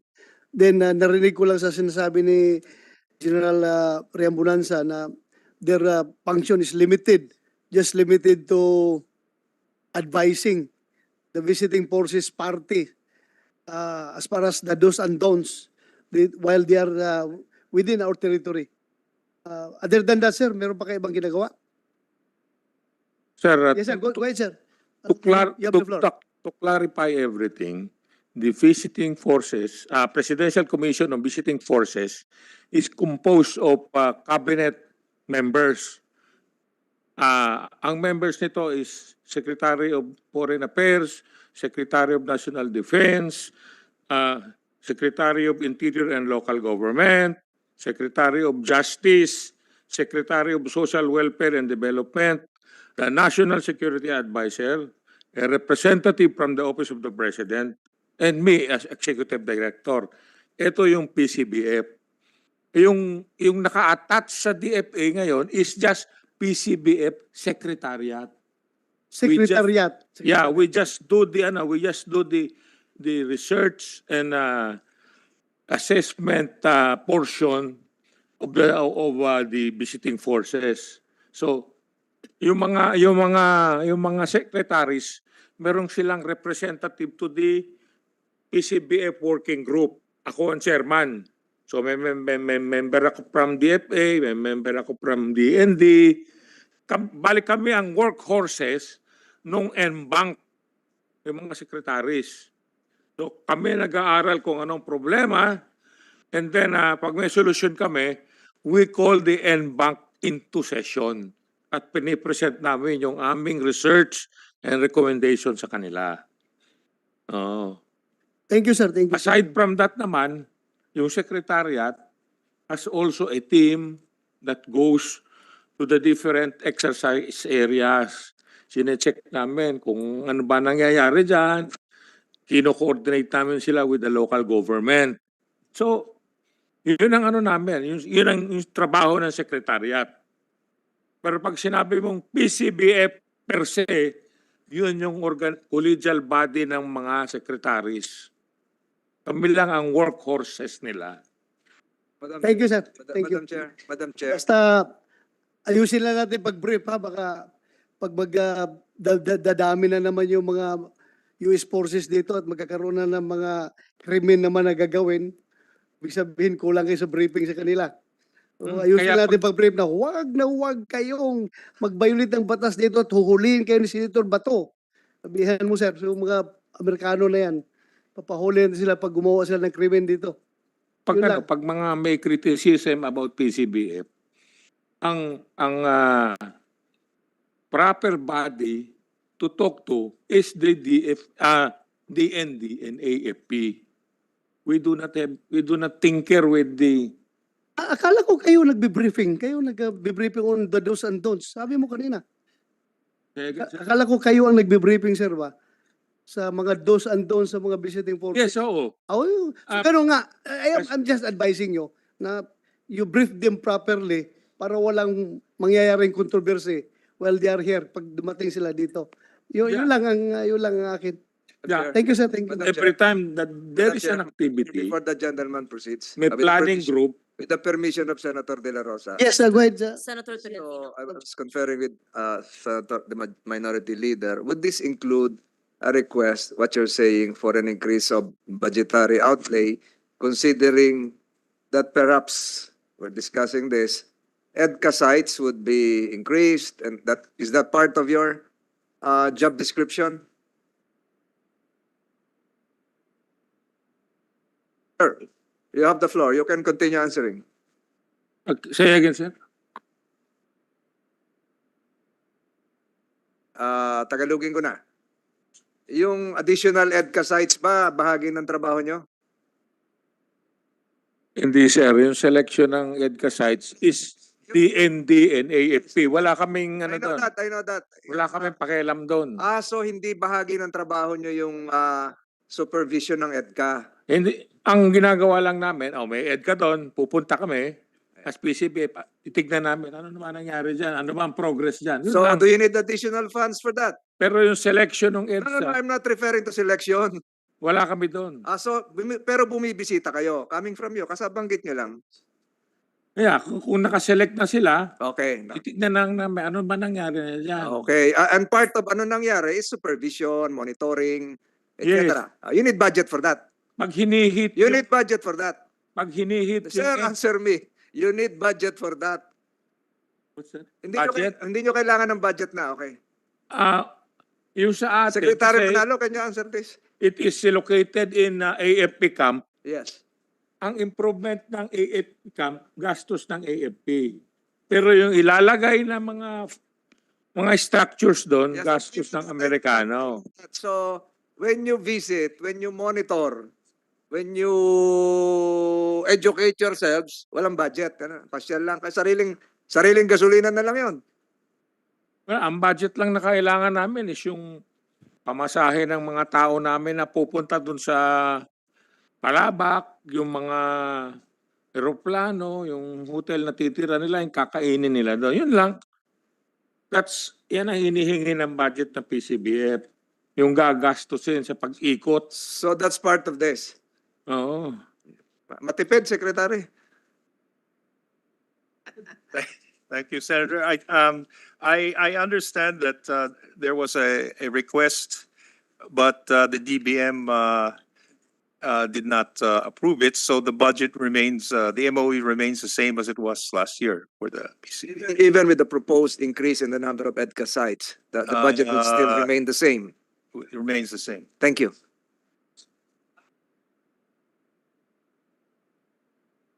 We proceed now with the DFA budget. I wanted to give the attached agencies a chance to present. Yes, we proceed now with a DFA budget.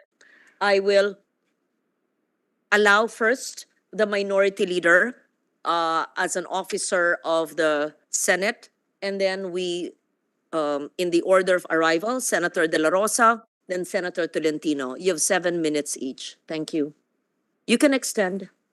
Then I ask my questions later. Thank you. Actually, we have been very supportive of the Department of Foreign Affairs and as well as its budget. Actually, we encourage them to use their imagination and think of more programs and projects to realize and or actualize our foreign policy strategy, which is captured by one simple sentence: a friend to all, an enemy to none. I think, and so let's leave that out, Mr. Secretary. How do we do it? So just come up with programs which pursue that goal. But then also we just discussed the DMW, yung Department of Migrant Workers budget. And frequently the assistance to national legal assistance funds are mentioned. You still have this in your budget, Mr. Secretary, no? line items for assistance to national and legal assistance fund, or another name, but still a line item? Thank you, Mr. Senator. Yes, it's still in our budget line item, assistance to nationals and legal assistance fund. How much for 2024? For the legal assistance fund, no, for the ATN, it's 1 billion pesos. And for the 200 million, sir. and for the legal assistance fund, 200 million pesos. Parehas lang, maintained. The Maintained. 2023 levels were maintained. I believe, yes. Sige po. So, how do we ensure that there's no parang duplication or overlapping with the DMW? That we would be spending on the same item or beneficiaries, Mr. Secretary? Well, So we'd like to recognize Senator Robin Hood Padilla. Thank you. Proceed, Secretary. Thank you, Madam Chair. Mr. Senator, the arrangement now is that in places na may DMW attaché, they will be responsible for the assistance to OFWs. But for example, in areas where there's no representation of a DMW attaché, the foreign office or the embassies or consulates will continue to provide the assistance to OFWs. And at the same time, we're still responsible for assistance to non-OFWs, at saka, of course, other consular work. Okay, so your fund is, the beneficiaries would be more universal compared to DMW's fund of the same name, of this, di ba? Of the same, ano ba, label, Mrs. Okay, so thank you for that, Secretary. At least maklaro yan. Basta ang klaro siguro, mga nanonood sa ating OFWs, available din sa kanila itong assistance to nationals na fund and the legal assistance fund with the DFA. Available din sa kanila ito. Apo. And then, talking about funds, Mr. Secretary, para lang maklaro, just to help us, during the passport law interpellations, we encountered your passport revolving fund. So that's one. Are there other funds being managed by the DFA?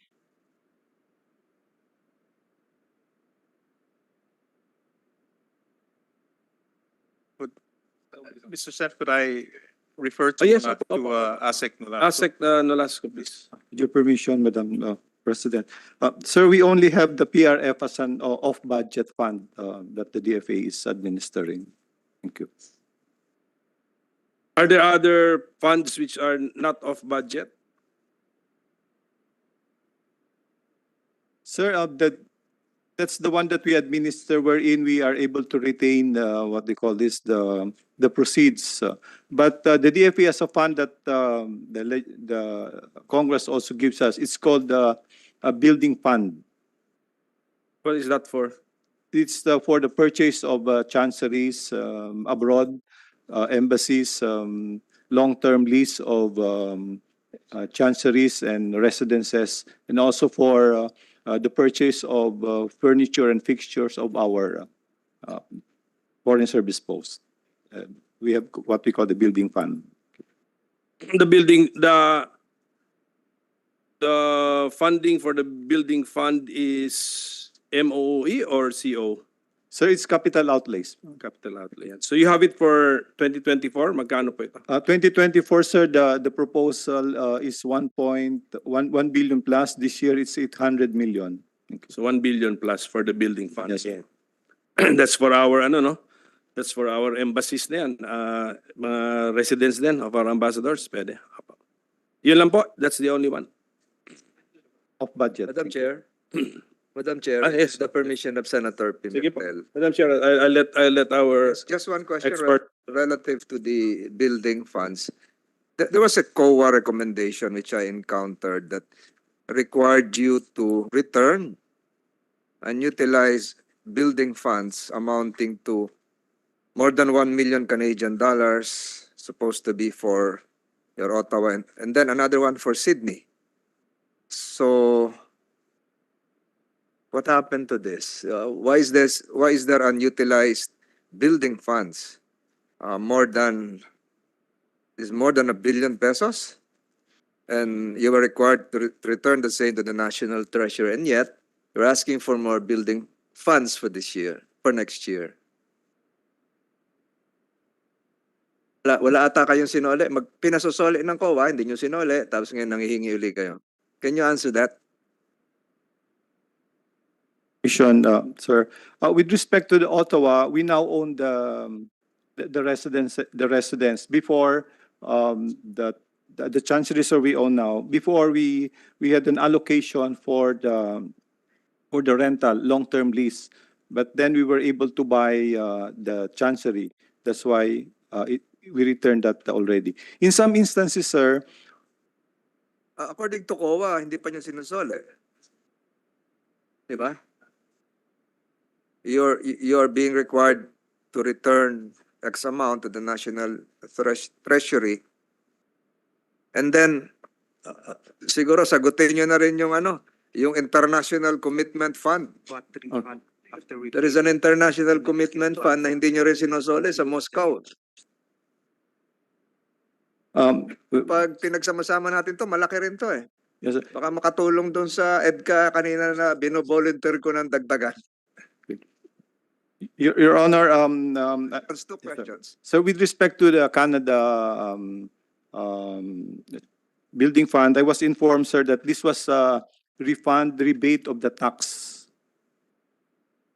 When we purchased the residence, then we were able to get a refund for the tax. So But still deposited in an account in Canada. yes, sir. So we will comply with the COA Okay. And how much recommendation. would that involve? May interest na siguro yun. $1 million. Yung rebate, the rebate. Yes, sir. So, failure to comply with the COA's recommendation would mean what? The non-compliance. So we are out of the 20. Okay. So with the COA recommendation, we will comply with that. But you also gave us a special provision in the GAA that provides a tax refund for foreign service posts that we are authorized to use the proceeds of tax refunds.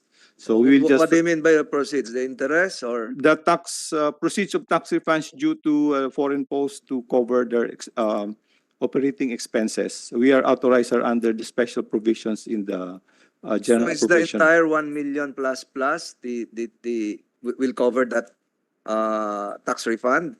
So that's the tax refund, but we will. What about the interest earned by your deposit? That includes, sir, that goes to I think the you have to safe explain account. that to COA para Yes, sir. wala na kayong red flags dito. Plus the International Commitment Fund. So we will explain, out of the 29 COA findings last year, sir, we have complied with 7 International Commitment Fund. That's dollars. dollars. AOM, International Commitments Fund. Sorry, sir. Just a moment.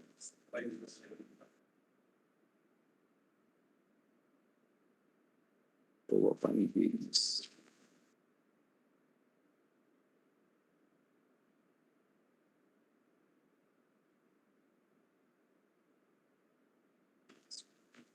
So if I may, it's audit observation number 15, unutilized and long-standing ICF amounting to 100,000 in Moscow PE. We are undergoing, sir, coordination with the Bureau of Treasury for the proper disposition of these funds. Disposition or return? Either, sir, return or they authorize us to use our funds abroad as part of our operating expenses. Binabawas na lang po. Ano ba talaga yung International Commitment Fund? Sir, What's the nature of this? Sir, International Commitments Fund covers our contributions to international organizations. It also covers. We have that in Moscow? Sir, based on the record, it was transferred there for as a contribution to an international organization. We can provide you Moscow? some details. Yes, sir, in the Moscow PE. So the funds is at Moscow PE. Ano kaya yung sinalihan natin sa Vladivostok o sa St. Petersburg o sa Moscow? Yes, sir. So I don't have the details now on that we can provide you. On this audit observation, sir, we will provide you. International Commitment Fund. Yes, sir. Based in Moscow. Yes, sir, this Okay. particular. Thank Sige you. po. So, we have been talking, sige, sa opening minutes pa lang, we have encountered the Assistance to National Fund, the Legal Assistance Fund, the Passport Revolving Fund, we have a Building Fund, and we have an International Commitment Fund. Do we also have a working fund? Asek Nolasco? Is there a so-called DFA working fund? Yes, sir, the regular fund that we get from the national, that you appropriate for us. That's your yearly budget, Yes, sir. your yearly regular budget. Yes, That's you call that the working fund. Yes, sir, regular. Okay. Yes, sir. Yun nga, kasi yung iba hindi tinatawag yung working fund. And then the DFA also received in year 2022 from the contingent fund. Tama ba yan? Do you confirm that? Just like the OVP ba? Di ba the OVP got from the contingent fund?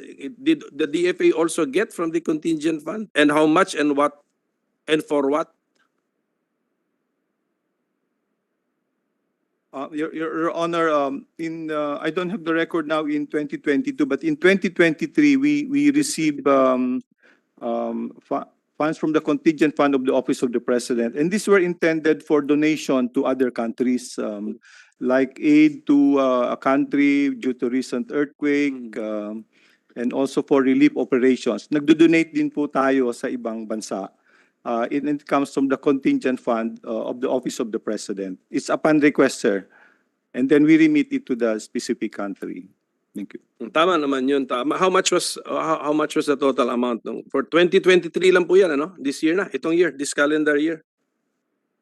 As po, sir, 2023,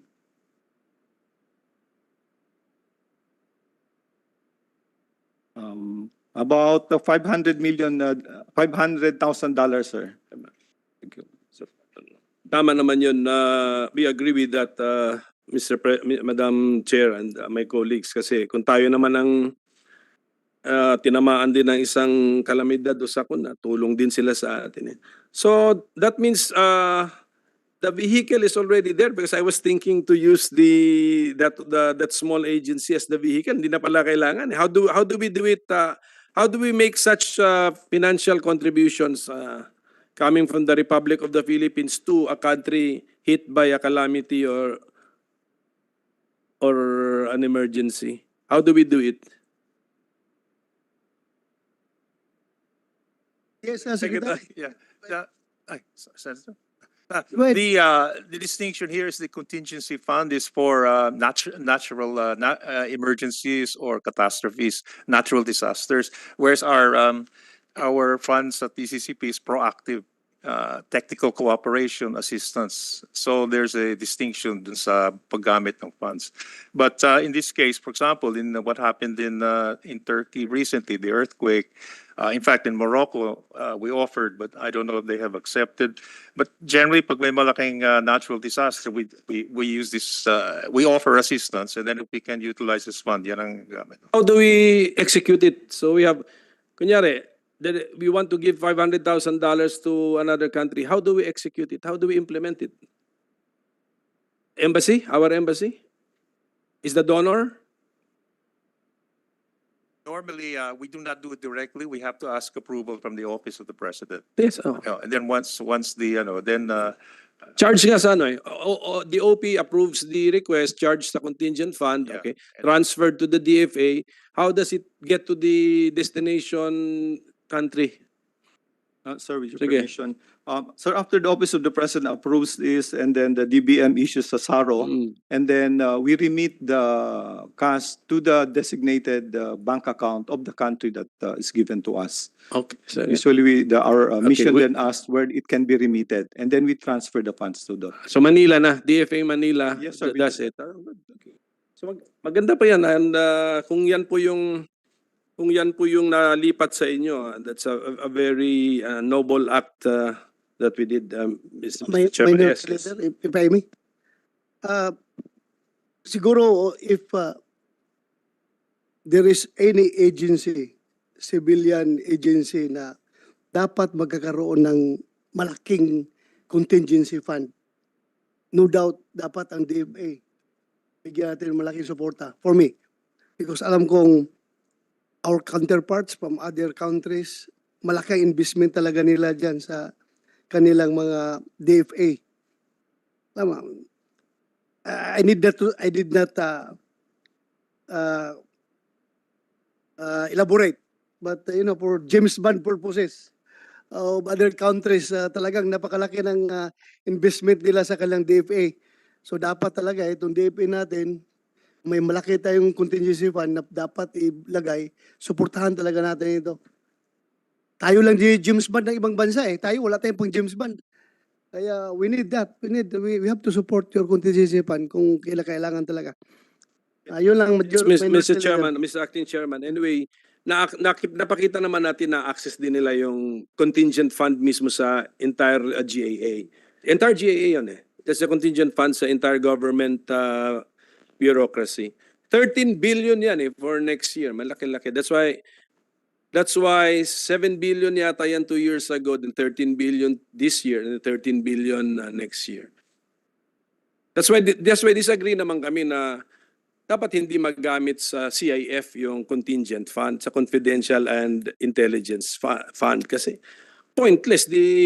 Dumoble pa. If the 13B contingent fund can be used as confidential and intelligence funds na around 12 billion ang total, to theoretically pwedeng idoble. That's why we're against the use of contingent fund for CIF. But for this kind of use na pinakita sa atin ng DFA, ito ang lehitimo, tama, at commendable na ginawa po ng Republika ng Pilipinas through the DFA. Malay pala ako, minority leader. What I was trying to say was confidential funds. Yun ang gusto ko. Kasi ang sabi mo kanina, contingency fund for yung magbigay ng mga tulong sa ibang bansa. Yung for our own purposes, for our own needs, for our I would like to move for strategic purposes. Di ba, sir? We need that confidential funds para dito sa DFA. That's what I was trying to. Sige, that's another siguro. We will debate that issue another time. At any rate, for the record, is the department asking for confidential fund?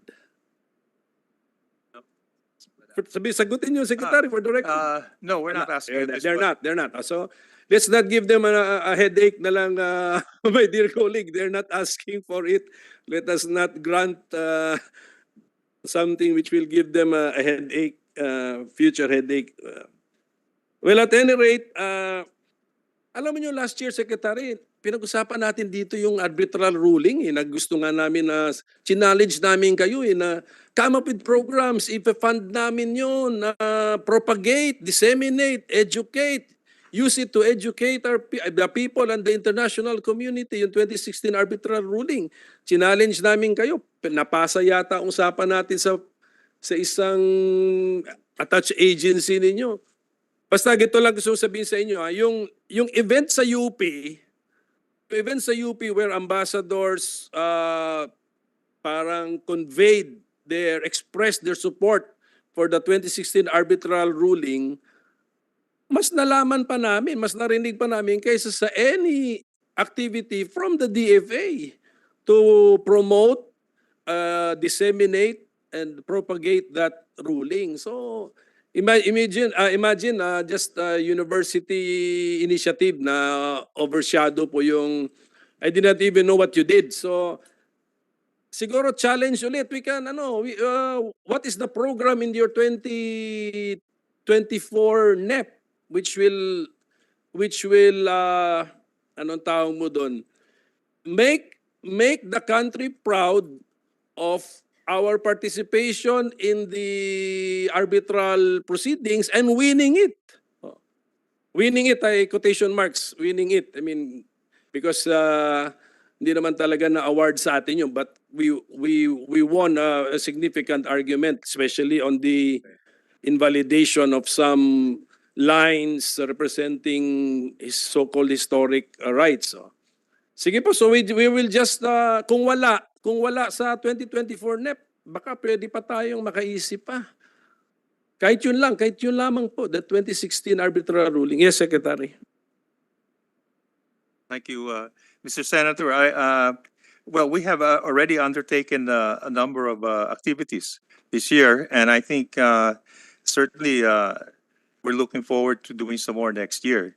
Pero for example, we've had a number of events, a book launch event. We're going on now. We have a website on the South China Sea.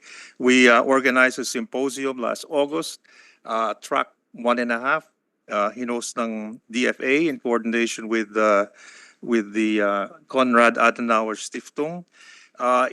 In all our bilateral meetings, in every meeting we have with every country, we always raise this issue, whether it be bilaterally in ASEAN or even in the United Nations. Just last week, we raised it in my meetings with various foreign ministers.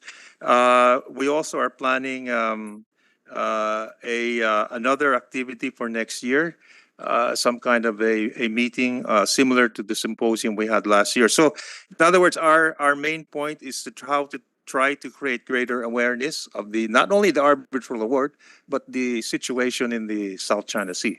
And in fact, we are also entering into talks now with other countries on how we can increase greater maritime domain awareness activities so that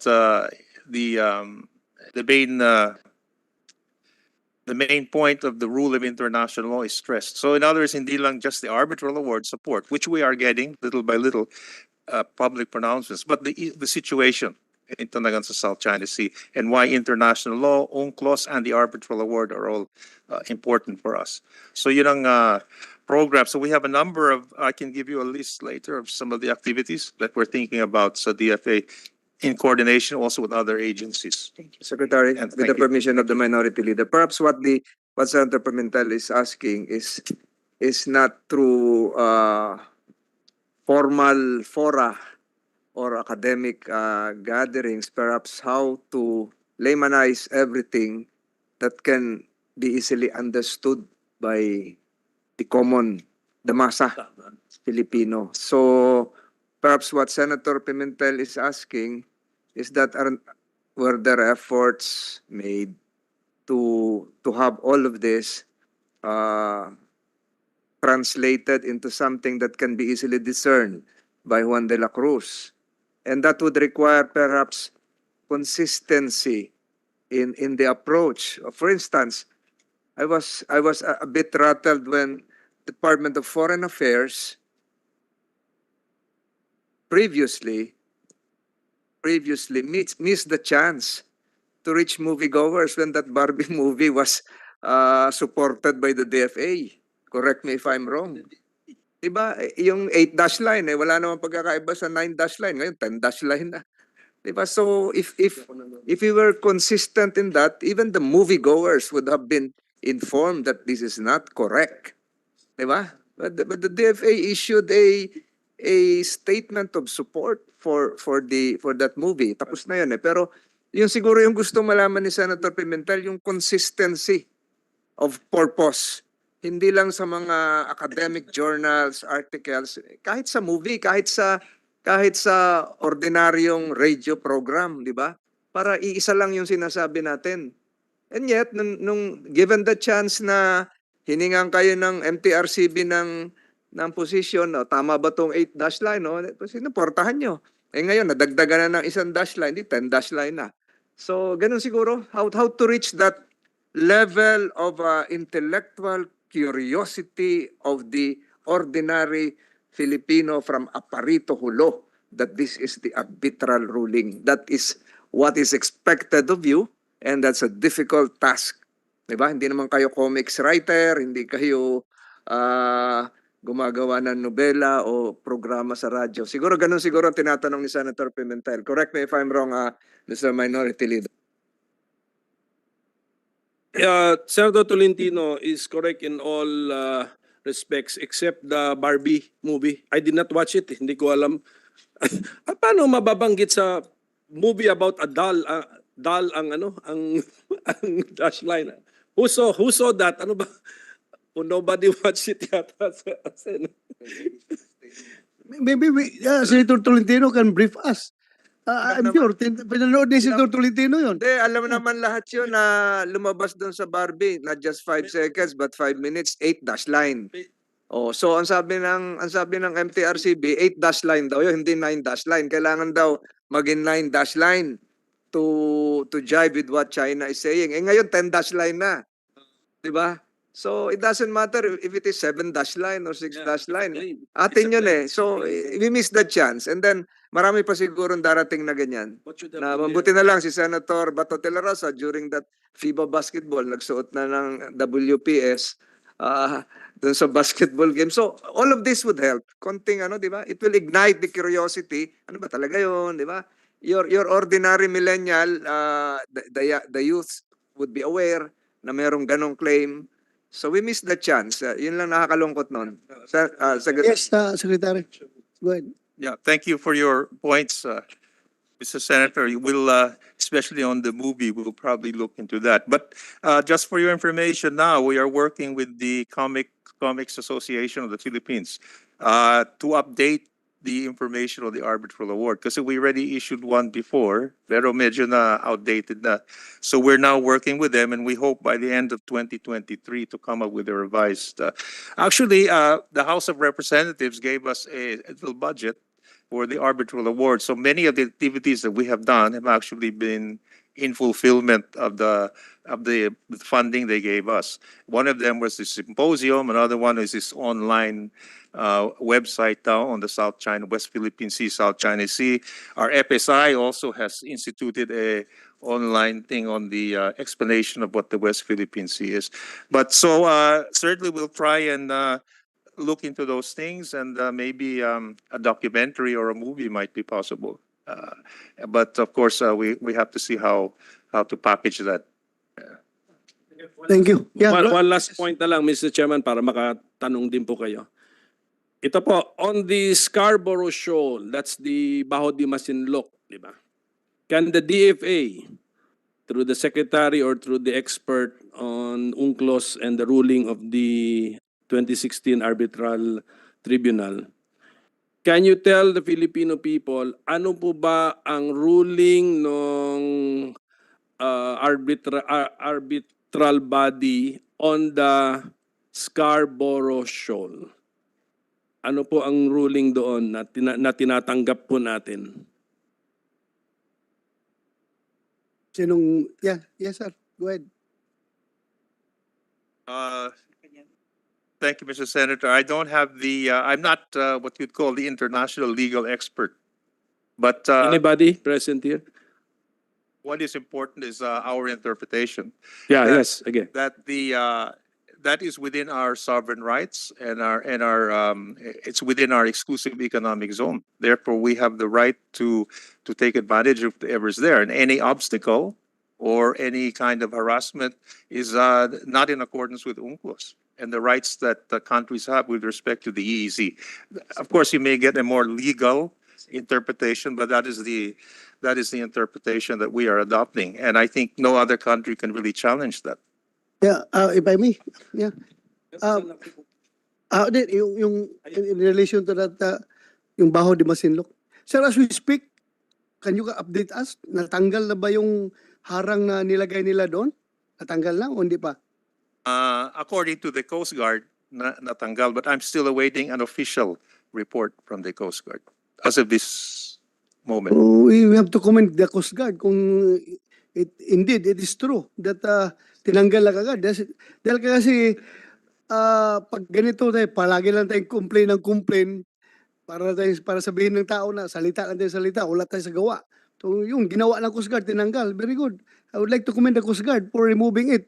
Kung totoo, so tanungin natin yung Coast Guard. Sana sir, from time to time, magka-update tayo Mr. tungkol Chairman, dyan. kaya ko nga tinanong yan eh. Kasi nga, no matter how you look at the arbitral ruling, pasok nga sa EEZ natin yan eh. Sovereign rights. Oh. And then kahit yung ruling para is the common fishing ground for nationalities more than Filipinos, still, bawal pa rin harangan niya. No one has the right to put some obstacles there that prevent traditional fishermen from fishing in the area. And then plus the fact that it's within our EEZ, computing it in terms of distance, diba, from our coastline, then we have the responsibility to honor the tribunal ruling and to keep it that way as the common fishing ground for, lagyan na lang natin, for humanity, because it has been used since time immemorial that way. So, yeah, so tama, tanggalin natin ang mga obstacles doon. And then, actually, kung meron nga may karapatan maglagay ng obstacles doon, baka tayo pa eh. Pero hindi rin natin gagawin yun because of that second part of the ruling na we should allow also fisher folk from other countries to fish in the area, Mr. Chairman. So, Mr. Secretary, is that the correct interpretation, Mr. Secretary? Thank you, Mrs. Senator. Yes, that is our interpretation. And that's how we will, that's the interpretation we will maintain. Thank you for that. So I think I will now yield my time, Mr. Chairman. So Thank you. To you and to Senator Tolentino. Minority Leader. Follow up lang doon, Sir Secretary Manalo.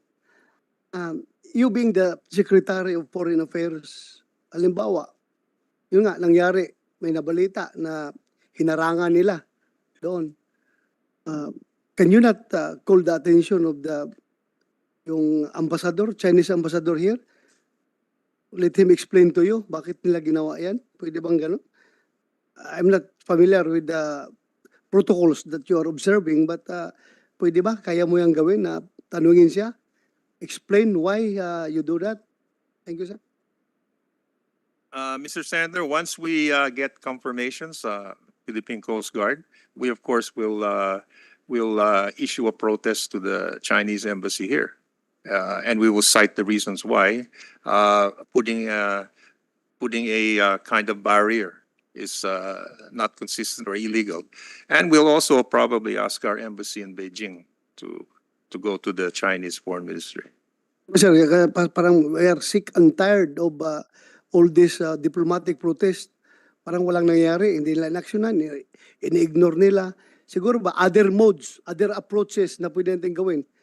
You're in talking terms naman siguro niya, ambassador niyan. Pwede mo siya tawagan na kindly explain so that I can explain to the Filipino people bakit nyo ginawa yan. Di ba? This accountability. Ikaw man ang representative ng Chinese government dito sa aming bansa at kami apektado by the actions that's being committed by your Coast Guard, naglagay sila ng harang doon, kindly explain it to me so that I can explain to the Filipino people also. Diba? Other modes of approaches or other approaches para makakuha tayo ng pansin galing sa kanila dahil yung diplomatic protest, ilang protest tayo, wala mang nangyari, sir, di ba? So, siguro, kung pwede siguro, kung ako ang Secretary of Foreign Affairs, tawagan ko yung yung kanyan, ambassador yan, hangin ka ito, lasingin kita, tapos, yung kanya-kanyang diskarte ba? Di ba? Kanya-kanyang diskarte, how to, paano nyo gawin yan? Diskartehan mo para makuha natin informasyon galing sa kanila. Yun lang, sir, ha? As I've said, hindi ako exposed sa trabaho nyo. Hindi ko alam yung mga protocol sa inyo. Alam ko, puro mga properly kayo, pero Sana, if you think na nakita nyo na lahat na lang ng formal protest na ginagawa natin, walang nangyari, mag-debate kayo kunti, diskarte, para makakuha tayo ng pansin galing sa kanila. Thank you, sir. Thank you. Senator Tolentino, you have the floor. A few questions. Secretary, a lot of countries are coming out in the open to support our current position. In fact, the reason why I was late is that before attending the commission appointments, I had the Korean ambassador visiting my office today. So, are there efforts right now, aside from the expression of support which we are receiving, that would generate more value-added items for our government? Like, for instance, if South Korea would be supporting us, I'd like to announce the arrival of the former Secretary of Foreign Affairs, Senator Alan Cayetano, who's here. So are there efforts right now to take advantage of this? The Korean ambassador told me that 2 more vessels would be delivered by next year. What about the others? How do we convert the apparent overwhelming support, the surge of support which we have been receiving? A Canadian vessel, I think, has just docked here, the Port of Manila. So aside from all these friendly gestures, are we converting this to something more relevant than just mere statements of support, Secretary? Thank you, Mr. Senator. Yes, in fact, for example, with Japan, we are also in discussion with them on a number of issues where they would be providing us relevant assets in order to improve not only our defense capability, but monitoring, intelligence. And this is now, I think, being increased. That's on Japan. Same thing, you mentioned Canada. In fact, Canada has already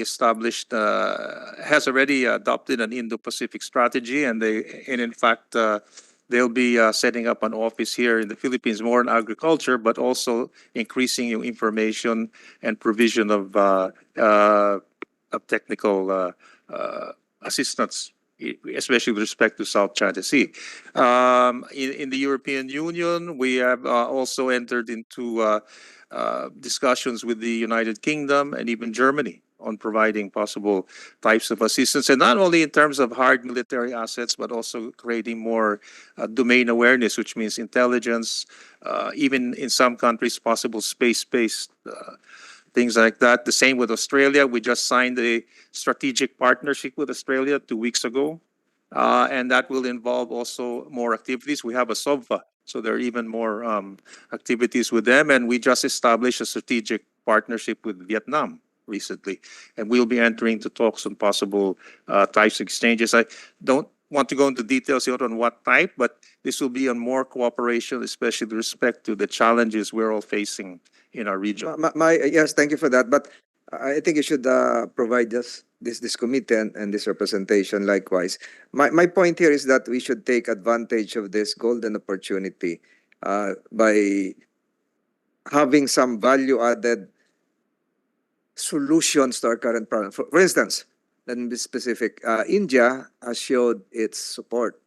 So it's not just your expression of support for what's happening in the West Philippine Sea, but should likewise involve importation of rice, lower tariff, bigger volume, pharmaceutical industry coming from India, and the other countries supporting us likewise in that regard. So it's siguro, Secretary, just provide this committee. Ano yung mga value added? I just mentioned Korea because the Korean ambassador visited me.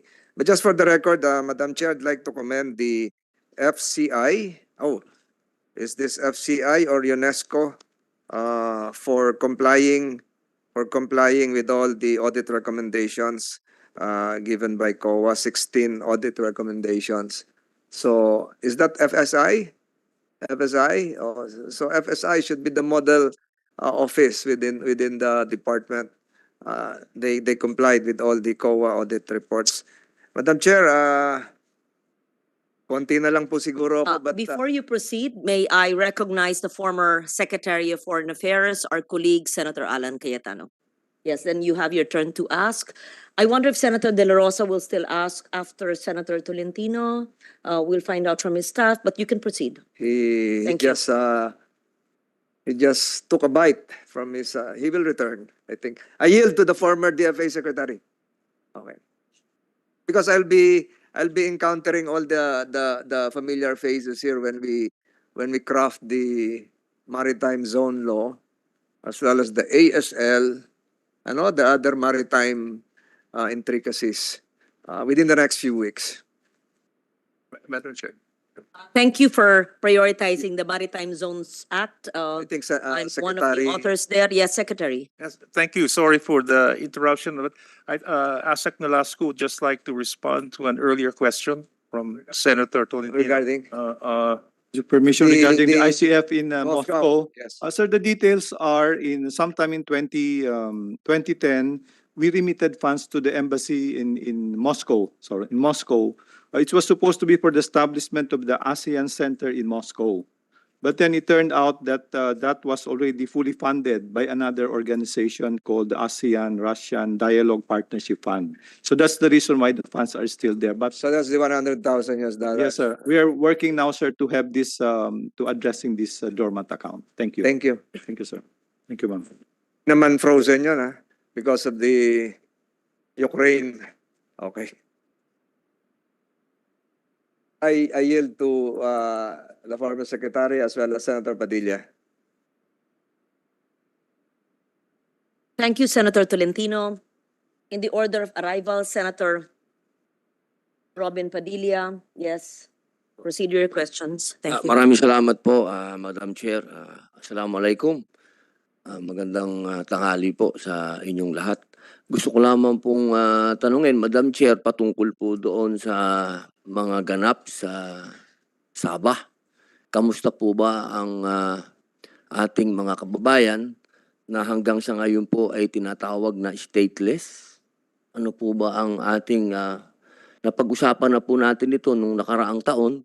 Gusto ko lamang po makibalita kung ano po ang katayuan ng ating mga kababayan na sinasabing stateless.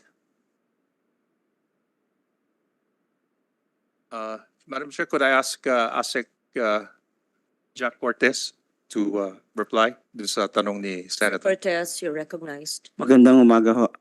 Hapon.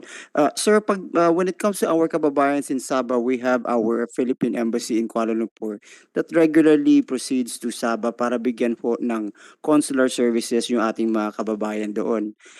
Part of the consular services so inirerehistro yung kanilang mga births para ibigay natin yung mga records nila sa PSA na mabigyan sila ng kaukulang birth certificate. Marami din ho sa mga kababayan natin ang pinupuntahan ng ating embahada sa Kuala Lumpur para tulungan yung mga kababayan natin na nandun sa mga deportation centers for various immigration offenses. Itong mga kababayan ho ito eventually na itatransfer po natin from Sabah back to the Philippines via Zamboanga. At ito po yung pinagagastosan din po natin ng Assistance to Nationals Fund. Yun lang po. Maraming salamat po. Madam Chair, medyo may conflict of interest lang po tayo kasi meron naman po tayong claim hanggang ngayon sa Sabah.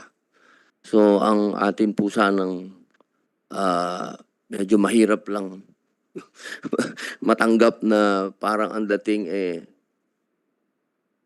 po ba parang yung sinasabi, sir, na dinideport natin yung sarili nating kababayan sa lugar natin. Parang ano po Just bang... to clarify, the senator is asking about the status of Filipinos in Sabah, right? Opo, pati And, po... Yes, ma'am, Madam Chair. In Sabah. And we know that last year, the French court ruled in our favor, but it was overturned just very recently, right? Opo, You're opo. referring to the French Arbitration Court in 2022.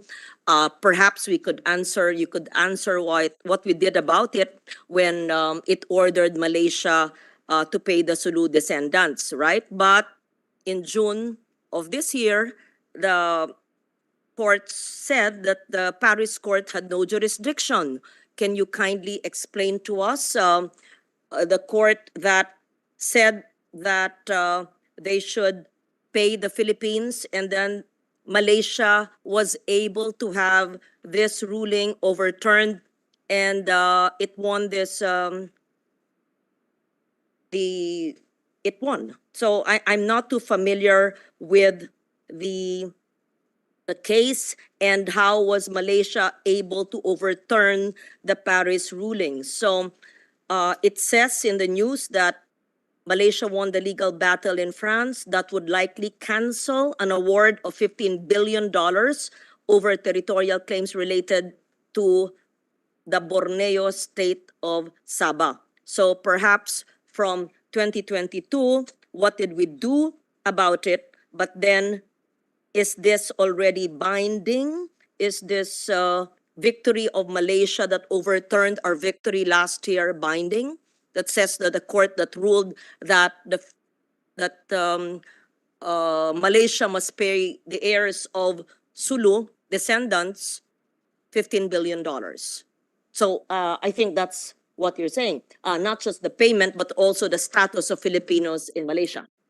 Yes Yeah. po, Madam Chair. Opo, kasi po yung hindi pa naman po natin na binibitawan ang claim natin hanggang ngayon sa Sabah. Bagamat yun pong usapin noong arbitral ay hindi po usapin ng sovereignty. Opo, yun ay para sa negosyo lang po yun eh. Opo, parang sa pagbabayad ng patungkol doon sa kanilang agreement, gano'n. Opo. Yun lang pong stateless kasi, ang dami po hanggang ngayon po kasi dumudulog po sila sa akin. Siyempre po bilang isang Muslim senator. Opo. Hindi ba po pwede na gawin na natin sila mga Pilipino? Dahil totoo naman silang Pilipino. Kasi kung dadaan pa sila parang ang dating kung doon naman po sila ipinanganak sa lugar na yon na sinasabing may claim tayo, hindi ba po dapat Pilipino sila? Opo, hindi na siguro dapat sila dumaan pa sa matinding proseso. Siguro sagutin po nyo yan, and then yung kaso last year na napanalo natin, tas overturn this year. Para may buo po yung ating pagkaintindi ng issue. Yes Yeah, po, ma'am. thank you. Sorry po. Yes po, ma'am and sir.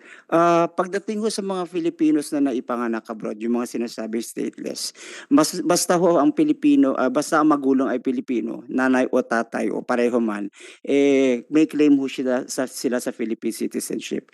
Ngayon kung naipanganak ho abroad, yun nga po, we still need to register ho yung mga births nila para may record din tayo sa PSA. At pagka may record na ho sa PSA, talagang ganap naman na Pilipino po sila. As far as the arbitral or the ruling regarding Sabah is concerned, I defer po to the Asia Pacific office po to respond to the political dimensions of it. Before we proceed with that, pakiklaro po yung sagot sa tanong ni Senator Padilla na yung mga nakatira sa Sabah at yung mga napanganak doon, how do we treat them? And how yung mga humihingi ng tulong sa kanyang tanggapan at sa maraming ahensya ng gobyerno, how do we treat that? Opo, Madam Chair, tama po. Kasi Yun ang ibig nyo sabihin. Opo, gusto ko lamang po kasi pasensya na po kayo, Yusek, sana po maging maingat lang po tayo dun sa ipinanganak sa abroad. Hindi ko po matatanggap yun.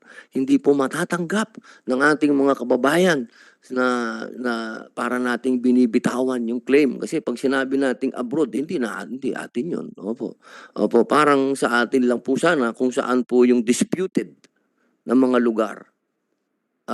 Parang kung doon sila pinanganak, hindi ba po sila ay Pilipino? Yes po sir, kaya nga po natin nilirehistro po natin sa ating PSA records. Paano po nila gagawin yun? Yun po ang tanong nila sa akin. Wala daw naman pong pumupunta doon. Marami po tayo kasi sa Sulu, sa Tawi-Tawi na mga stateless. Wala naman daw pong pumupunta doon na nag-aayos ng kanilang mga papeles. Sa Sulu po? Ang dami po kasi, halos 100,000 po ang na-deport Sabi nyo nga po, diniport. Mapakalungkot po yung salitang yun eh, diniport. Okay. Okay Eh, po. sarili nilang lugar yun. No? Kadalasan po yung ating embassy ho, meron silang regular na mission na pupunta sa Sabah para i-rehistro yung mga kababayan natin walang papeles. So ito na nga ho yung mga kababayan natin ini-interview natin, binibigyan ho natin ng report of birth para mabigyan ng PSA record. Sir, meron na po kayong record? Kasi sa akin po, ang report nila, alang pumupunta.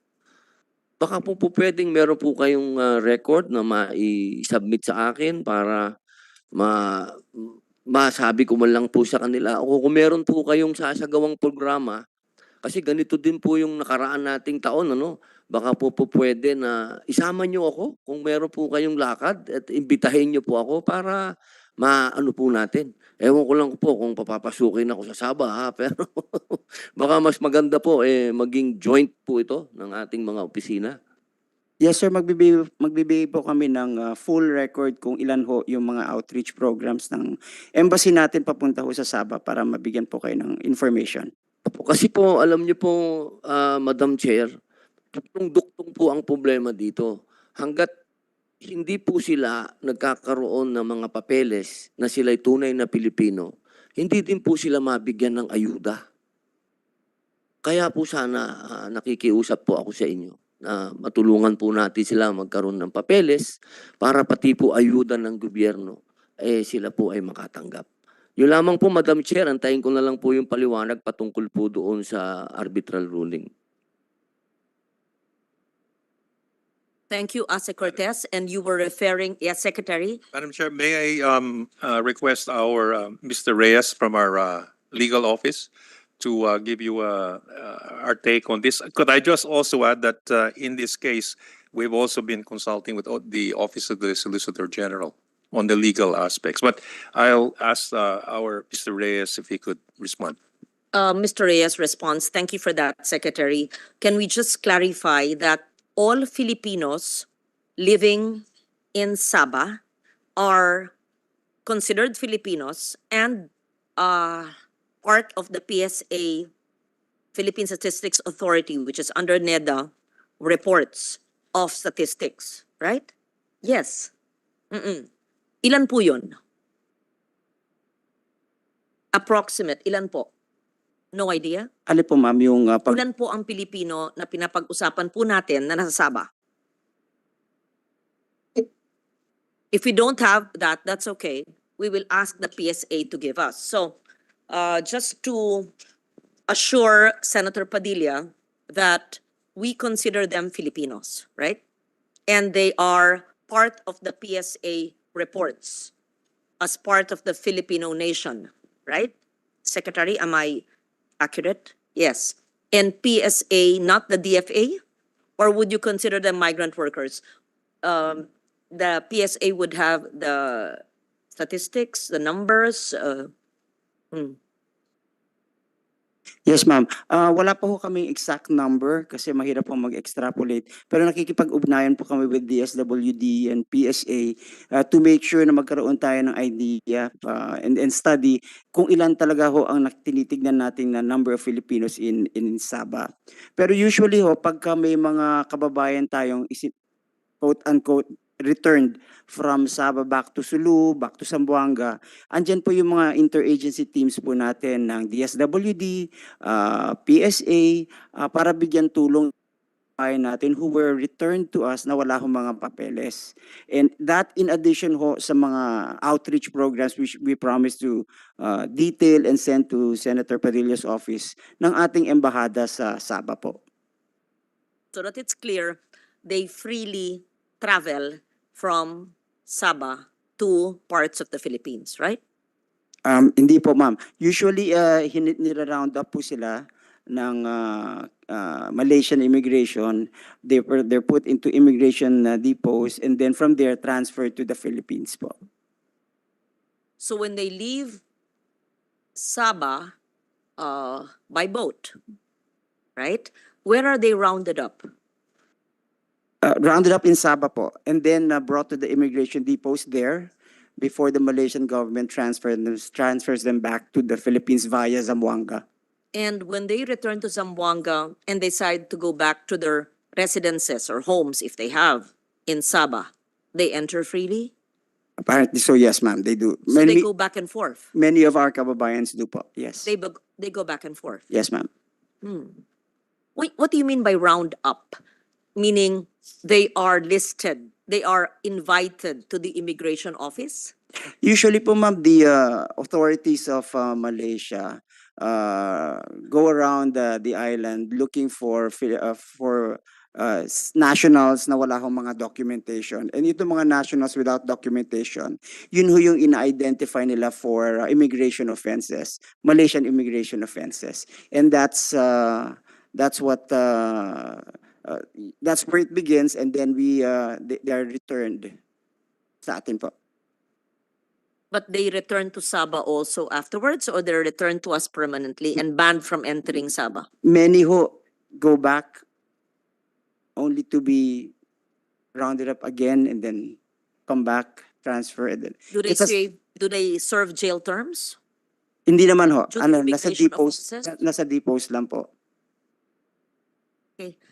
Yes, could you kindly provide our offices with how many Filipinos are we referring to? How are they treated? What is their source of income? And if they don't have documents because of the legal issue, how do they access Philippine social welfare assistance? If they don't have IDs, they don't have passports, nothing, right? Yes pa, ma'am. Thank you. Mr. Reyes, please. Thank you. Magandang hapon po sa ating lahat. Assalamualaikum warahmatullahi wabarakatuh. Unang-una po, salamat po for giving us the opportunity po to discuss this matter. I'll discuss it po in general terms po, no. Basically po, in 2018, several descendants of the Sultan of several people claiming to be the descendants of the Sultan of Sulu filed an arbitration case against the Republic of Malaysia, based on the agreement nga po, no, patungkol sa North Borneo. And it has to be clarified at the beginning po that the Philippines or the Philippine government is not a party to this case. No po. So basically it's between the descendants po, the Sultan of Sulu, and Malaysian government. Madam Chair, katulad po nung sinabi ko kanina, hindi naman po yung kaso, hindi naman yung tungkol sa sovereignty. Opo, commercial yun eh. Opo. Pero syempre, bilang citizen natin, ang mga heirs ng Sultanate of Sulu, siguro po, di ba, lahat naman tayo, alam naman po natin yun, basta Pilipino sa abroad, pagka nangangailangan ng tulong, nandyan ang ating mga gobyerno para tumulong. Opo, yun lamang po, alam naman natin lahat na hindi kasama ang Pilipinas dahil hindi naman yun usapin ng sovereignty. Pero ang gusto lamang po namin malaman kung nagtumulong ba po tayo doon sa kanilang pag-usad ng kaso na yun. Kasi bagamat na overturned na po, siyempre noon po bang proseso na yun, nagbigay po ba tayo ng tulong sa ating mga kababayan? Maraming salamat po, Your Honor. The department po is not privy to any information po na the Republic of the Philippines or the Philippine government lent support to the descendants po during the pendency of the case po, no. What we are aware of is that meron po silang private lawyer po, meron po silang counsel po. Hindi po sila humingi ng tulong para madaling salita? We are not aware of that po, Your Honor. Kung may request po sila, hindi po namin, personally po sa Office of Treaties Legal, hindi po namin nakita, Your Honor. Okay, salamat po, salamat po. Opo, ganun po ang nangyari, Madam Chair. Opo, nanalo po uli. Tanong ko lang po uli, para lamang po maliwanag sa ating mga kababayan, hindi po natin tinatalikuran ang claim natin sa Sabah. Secretary, opo. Opo, ganun pa rin ang claim natin. Opo, malinaw po yun. Opo, meron lang po akong isang, hindi naman po ito tanong, parang advice lang bilang isang senador po, advice lang po sa DFA bilang magkasama po tayo sa gobyerno. Alam naman po natin na yung ating claim sa Sabah ay kung natin tawagin katunggali ang Malaysia. Sabihin natin kabahagi natin dito sa dispute na ito ang Malaysia. At dun din po sa West Philippine Sea, meron din doon mga isla na kabahagi din natin ang Malaysia. Ang gusto ko lamang pong sabihin, sana makahanap din po kayo ng mapayapa at mahinahon na pakikipag-usap sa bansang China. Kung nagagawa natin sa Malaysia na napakamahinahon natin makipag-usap, na pareho lang naman tayong may claim. Sana ganun din sa China. Kasi po, bilang mga senador, hindi lamang po depensa ang iniisip namin. Ang iniisip namin ay ekonomiya. Dapat dito sa ating pakikisalamuha, pakikipag-usap sa ibang bansa, dapat pina-prioritize din natin yung mga kababayan natin na nandun din sa ibang lugar, nandun din sa mga bansa nitong mga tinatawag nating kabahagi dito sa mga disputed islands and territories. Alam nyo, napakalungkot isipin na bumagsak po ng 20% ang ating foreign direct investment. Napakababa po nun. At isa po sa ating mga merong direct investment sa atin, foreign direct investment, nandiyan po ang Hong Kong at China. Sana magkaroon po tayo ng mahinahon. Pakalmahin natin ang sitwasyon, wag na tayong magdagdag. Iba ang posisyon ng military, siyempre. Yan ang ano niyan eh. Yan ang papel niyan, strength, muscle. Pero ang DFA, diplomacy. Pwede naman po tayo magkaroon ng developmental. Huwag tayong maging parang political diplomacy. Dapat developmental diplomacy. Yun po, advice lang po yun. Hindi po yun tanong. Ngayon, bilang huling tanong, meron lang po ako natanggap na sulat galing sa Pakistan ambassador na sinasabi po niya na matagal na raw po silang nagre-request na yung mga nakapag-asawa ng mga Pilipina ay mabigyan po sila ng 5 years na temporary resident visa. Pero ang nangyayari po, lagi lamang silang binibigyan ng 2 years. Yung mga ibang nasyon ay nabibigyan po ng 5 years. Napakarami na pong pagkakataon na humingi ng appointment ang ambassador ng Pakistan sa inyo upang pag-usapan po ito. Meron po nung February 20. Opo. Hindi po. Ang sabi daw po ng immigration, DFA daw po. Hindi po. Ito po. Ang sabi po dito, ng Pakistani, ang sabi daw po sa kanya, yun din po ang sinabi ko sa kanya. Sa immigration kayo pumunta. Ang tinuro daw po ng immigration, ang DFA. Ano po ba ito? Dribble ba ito? Baka ma-shoot nyo na. I-shoot nyo na kasi dribble yata ito. Thank you for that, Senator Padilla. Before the Secretary answers, I mean, it's very clear that the DFA does not issue visas. It is clearly the Immigration Department under the DOJ.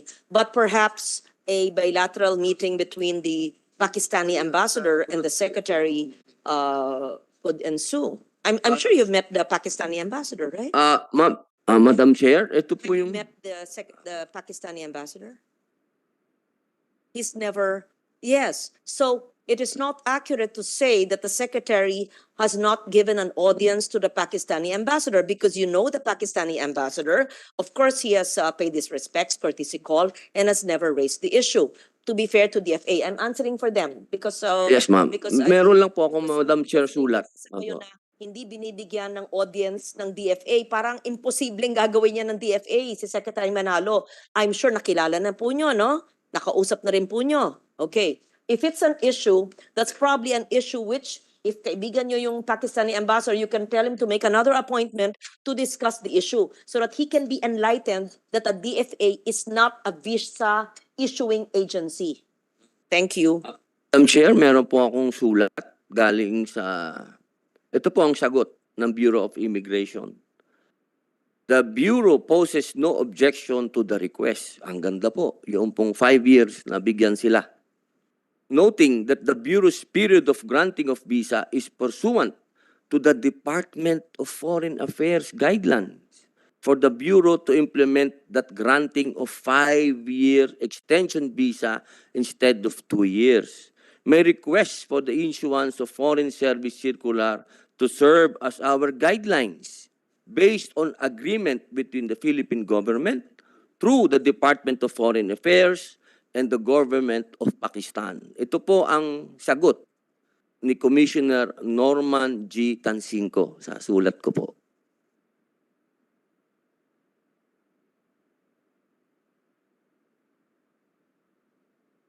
Pasensya na po kayo, ayoko po kayong guluhin, pero kayo po ang itinuro ng Bureau of Immigration. Kung dribble to, sabihin na lang po ninyo, okay lang. We have 2 minutes, 2 minutes, and perhaps they're not able to answer everything now, but clearly, just, Alan, you're Secretary for you don't issue visas. I mean, tell our seatmate.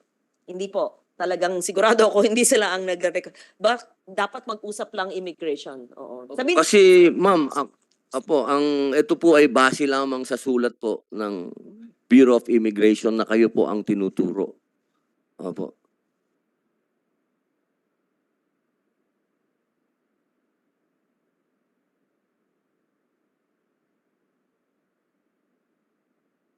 Undersecretary. Yeah, please. Magandang hapon po. If you have an answer to clarify. Opo. Magandang hapon po, Senator Padilla.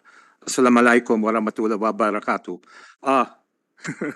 Tungkol po sa issue ng mga tinatawag natin mga restricted nationals na kailangan ayusin yung extension of visas. Also, of course, sa labas ng bansa, kami po ang nag-issue ng visa. It's just pag nakapunta yung mga ating mga kaibigan galing sa ibang bansa, kung kailangan nila i-adjust yung status, dito ginagawa under BI.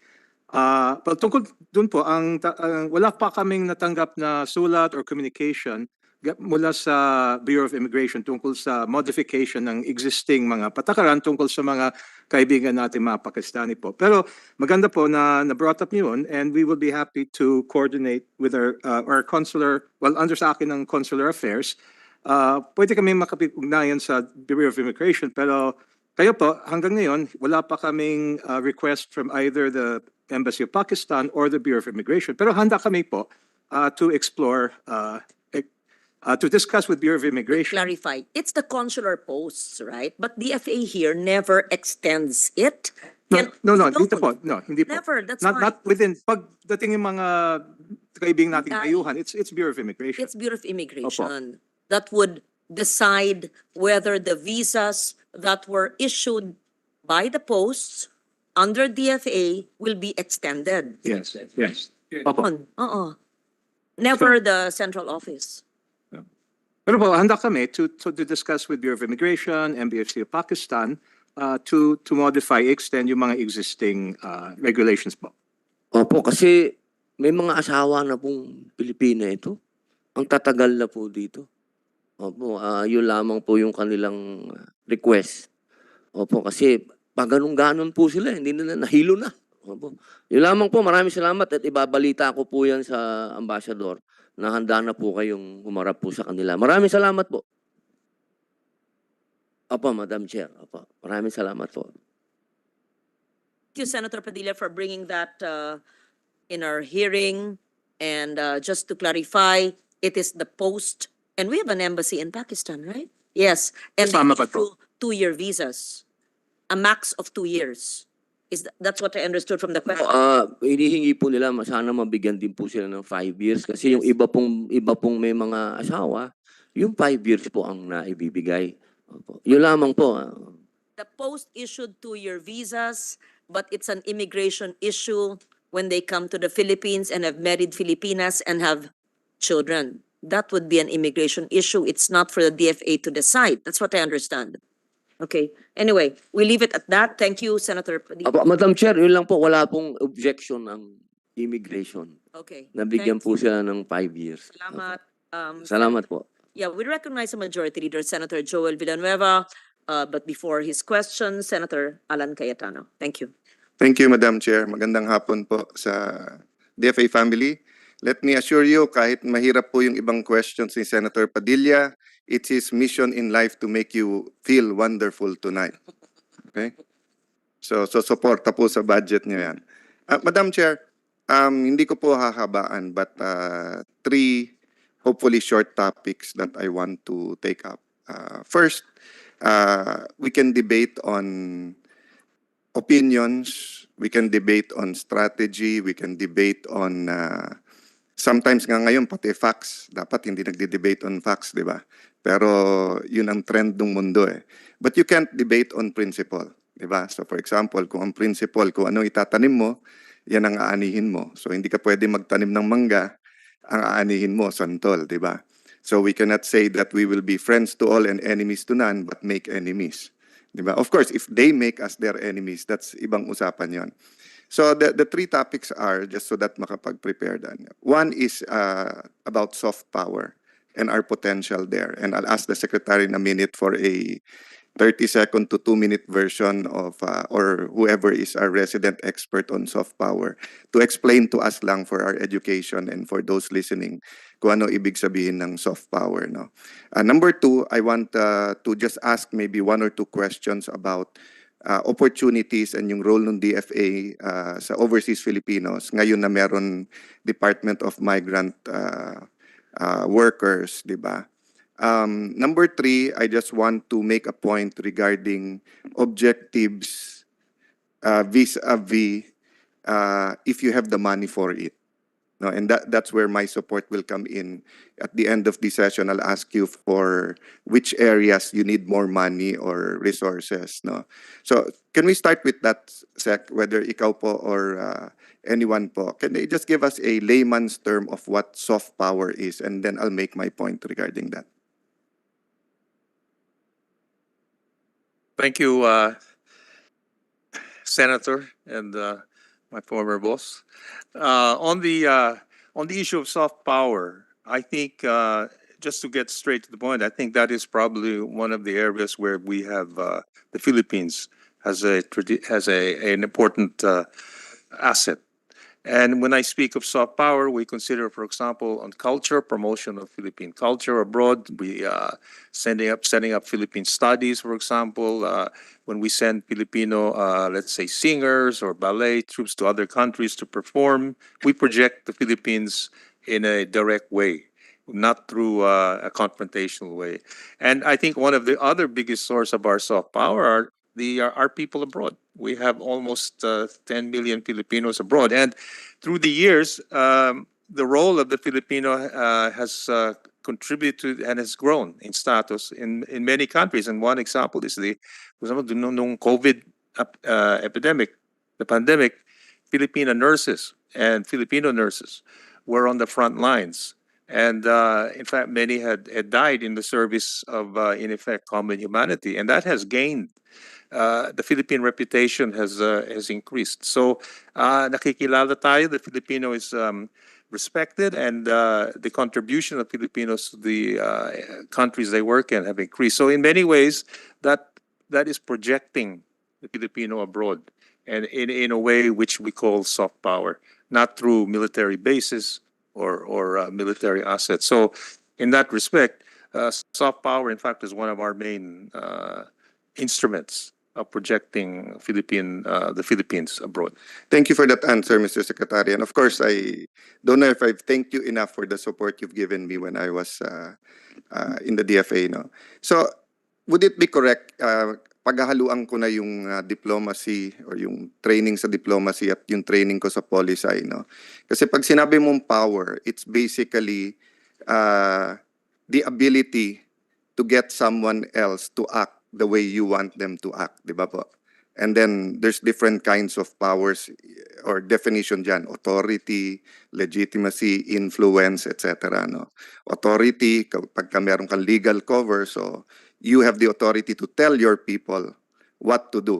So if you tell them file the protest, they will. Influence, a think tank or a professor who's always consulted by the media could have influence. He could say, Mr. Secretary, you should file a protest, di ba? Wala siyang authority to say that, but because may influence siya.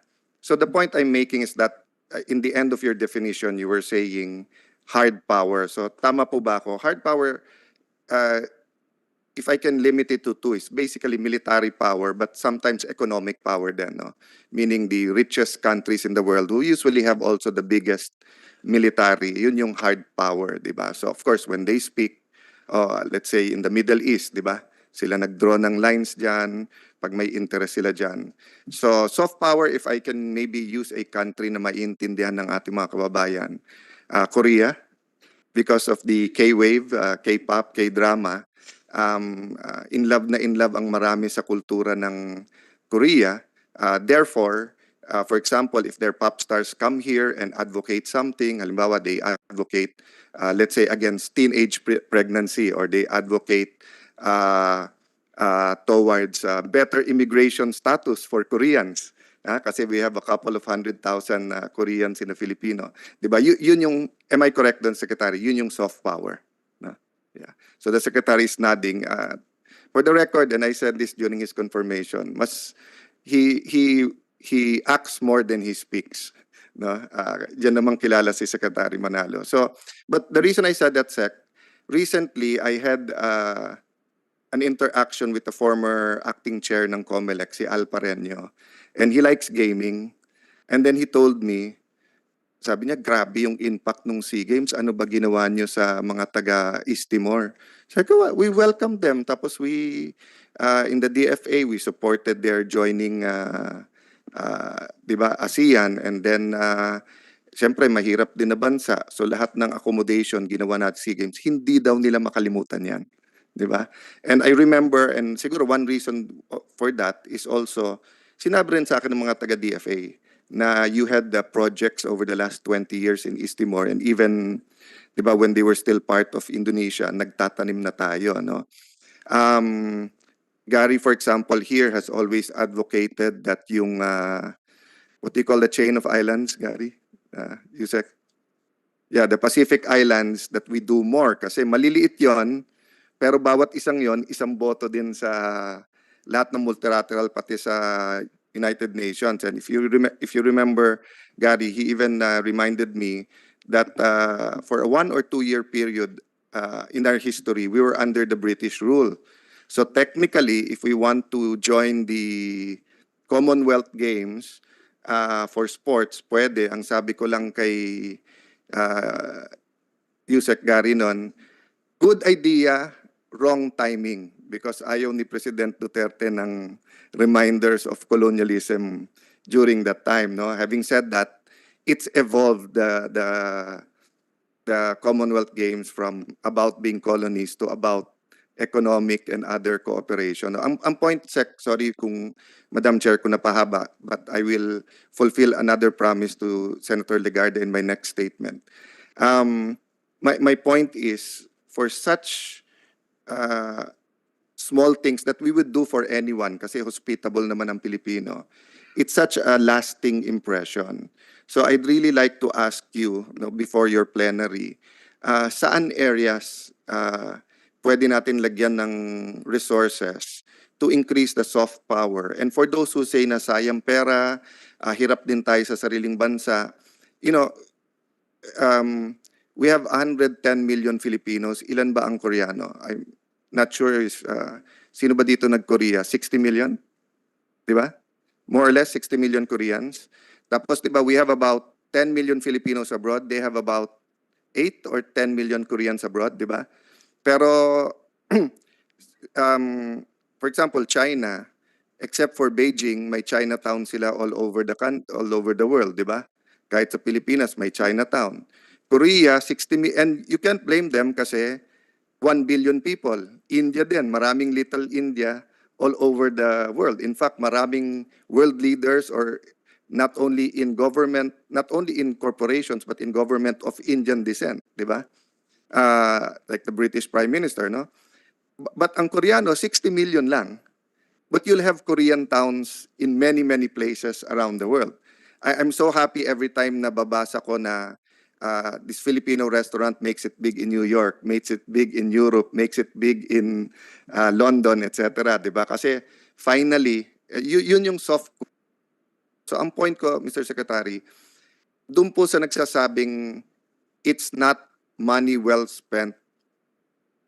Ang liit ng pera, it's seed money.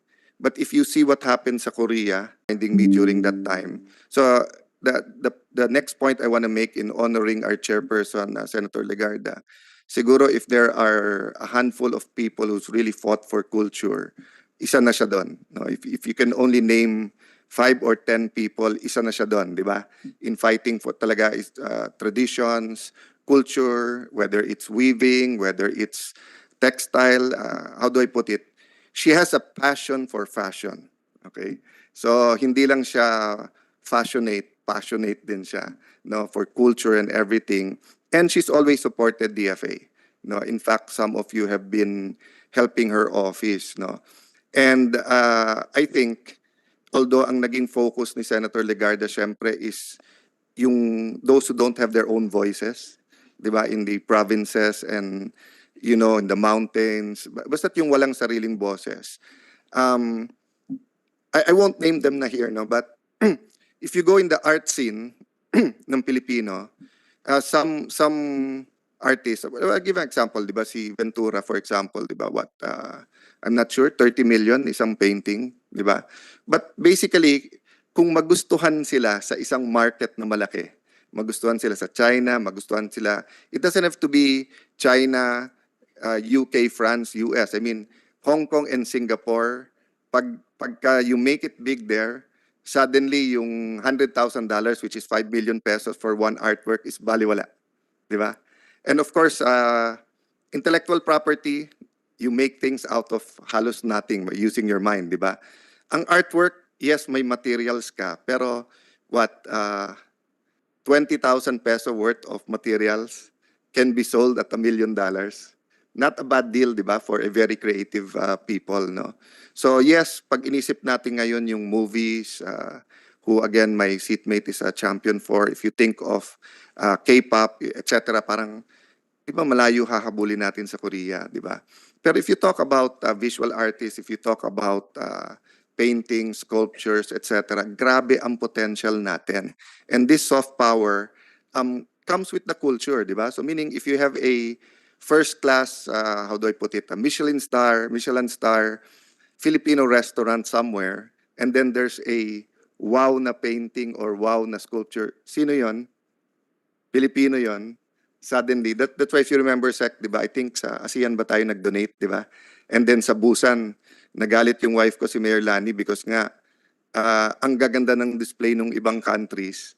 Sa atin, we had to make do with our display, Senator Lawrence. So buti na lang, people like Kevin Cobonpue during that time, kinalabit lang namin through Mike Dino na, sir, kakaya naman, I'll donate. So meron tayong mga naka-display. And then, pati yung barong na ginawa natin for Foreign Minister Kang, dinisplay niya dun sa ASEAN house dun sa Busan. So anyway, I know you agree. So I'm just saying, please come out with a budget that we can support for soft power, for pushing our culture, etc. So 2019 SEA Games, it was the biggest, most viewed of history.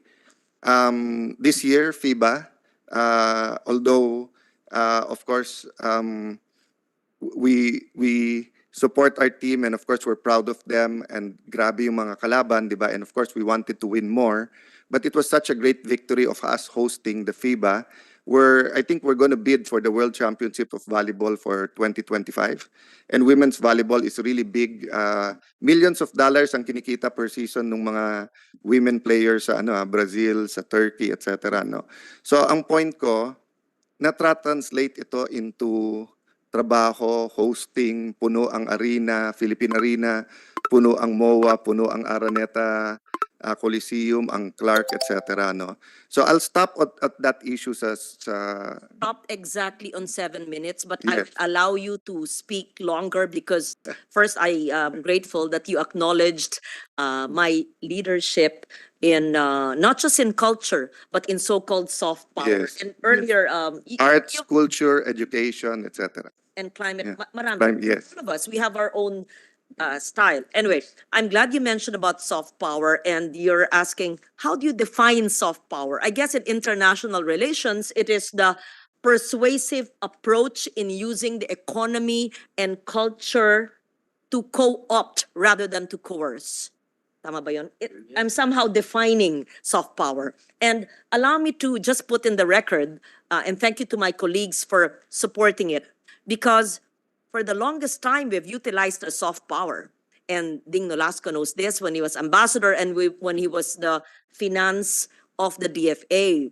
And our presence in the Venice Biennale since 2015 is soft power. We were absent for 51 years, but we have graduated from a small room outside of the Arsenale, the main venue, to a beautiful space in the Arsenale. You speak about Ronald Ventura, yes, and many more of our contemporary artists. Since 2015, they have a platform, I say it figuratively speaking, not literally alone, so that in the architecture and the arts biennale, our contemporary artists are given that platform. I am grateful to the Department of Foreign Affairs for helping us since the beginning in 2013. Mr. Senator and my colleagues, it was in the same hearing 10 years ago when I asked the DFA and the NCCA, why are we not in the Venice Biennale? Without casting aspersion to whoever was in charge then. But they could not answer me because perhaps no one has supported it for 51 years, or perhaps it was not known. So everybody just cooperated with not a single opposition. Tulong until we got ourselves back. 2 years yan, from 2013 to 2015 up to the present. Thank you to my colleagues for supporting the budget, however small, and DFA, even if you don't put an additional budget, they use their organic budget to be able to help us to their consulates. Second, thank you for suggesting to put more funds. Most of my amendments are for soft power.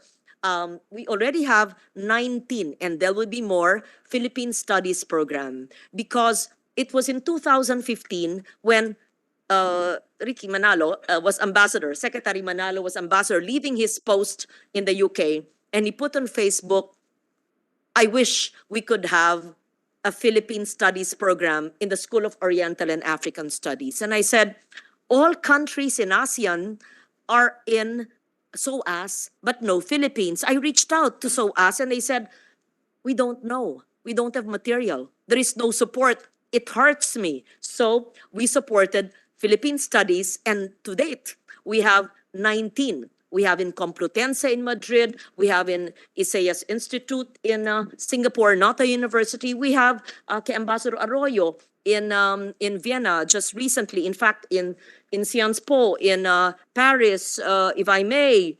I'm just so proud of this because we developed these programs and DFA has been very, very supportive.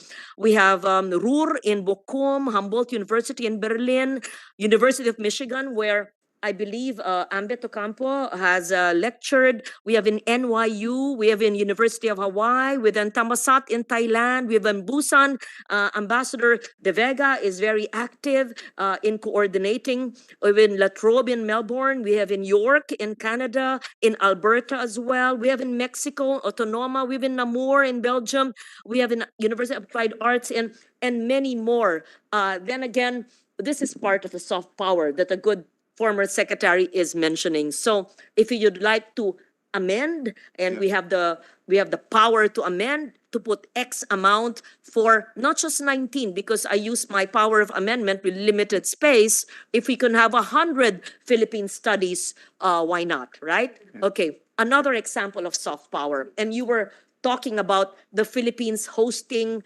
volleyball, very good, and many more. Let's encourage that.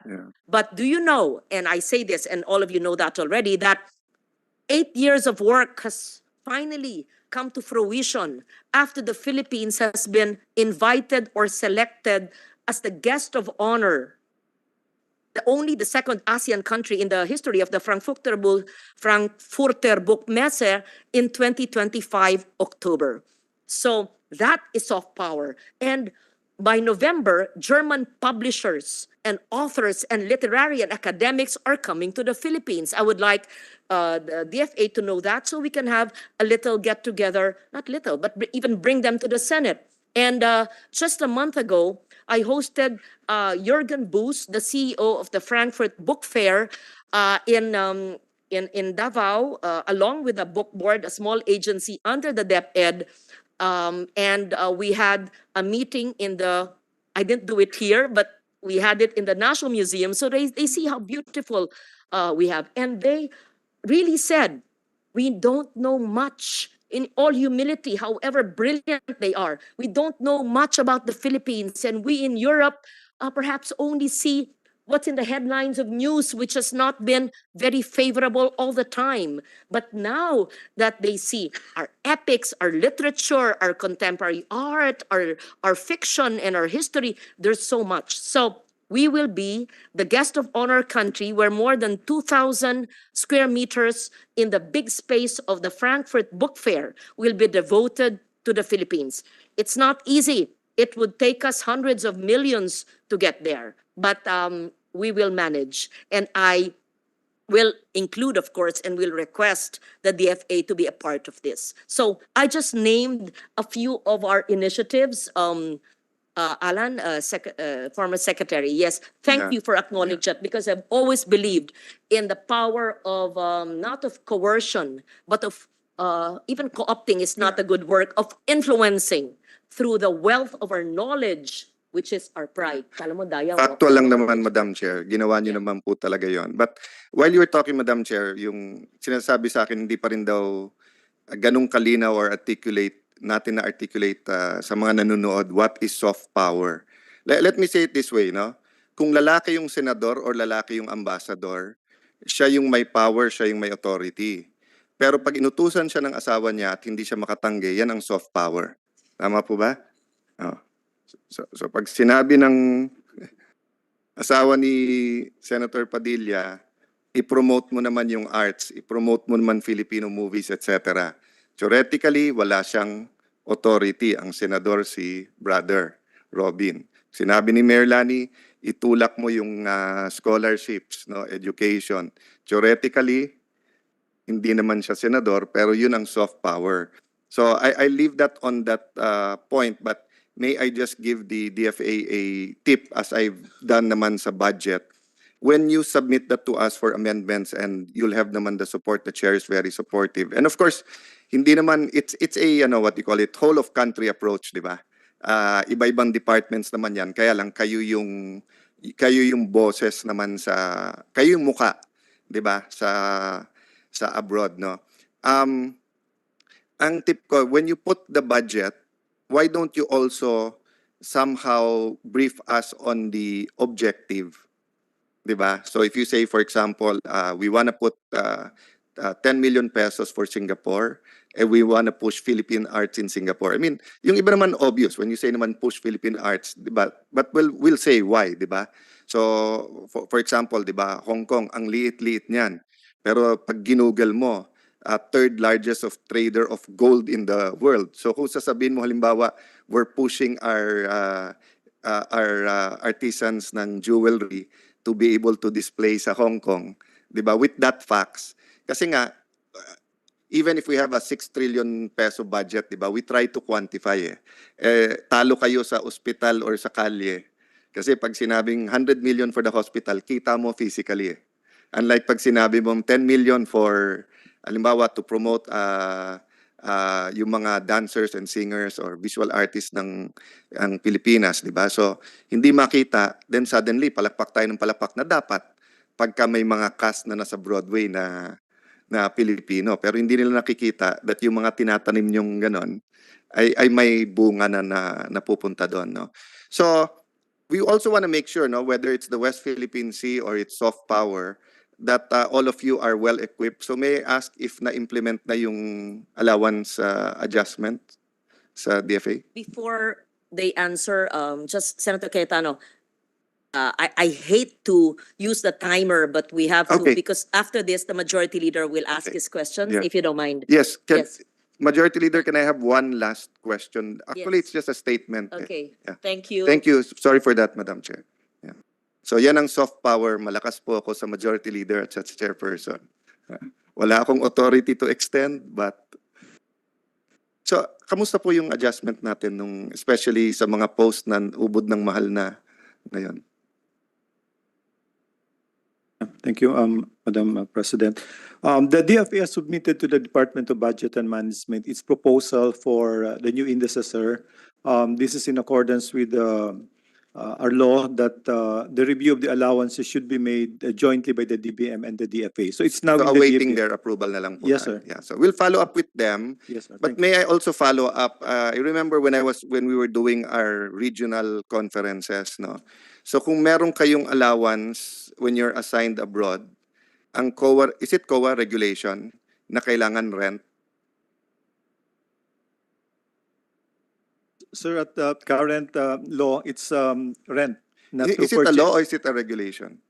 Can you double check then Yes, get sir. back to us? Madam Chair, for example, no, let's say if we have a ambassador or someone from DFA assigned, let's say in London, and let's say they have an allowance of $3,000 for housing.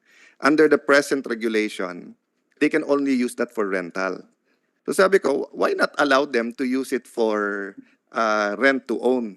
It doesn't make a difference to the Republic of the Philippines kasi hindi ka naman lalampas eh.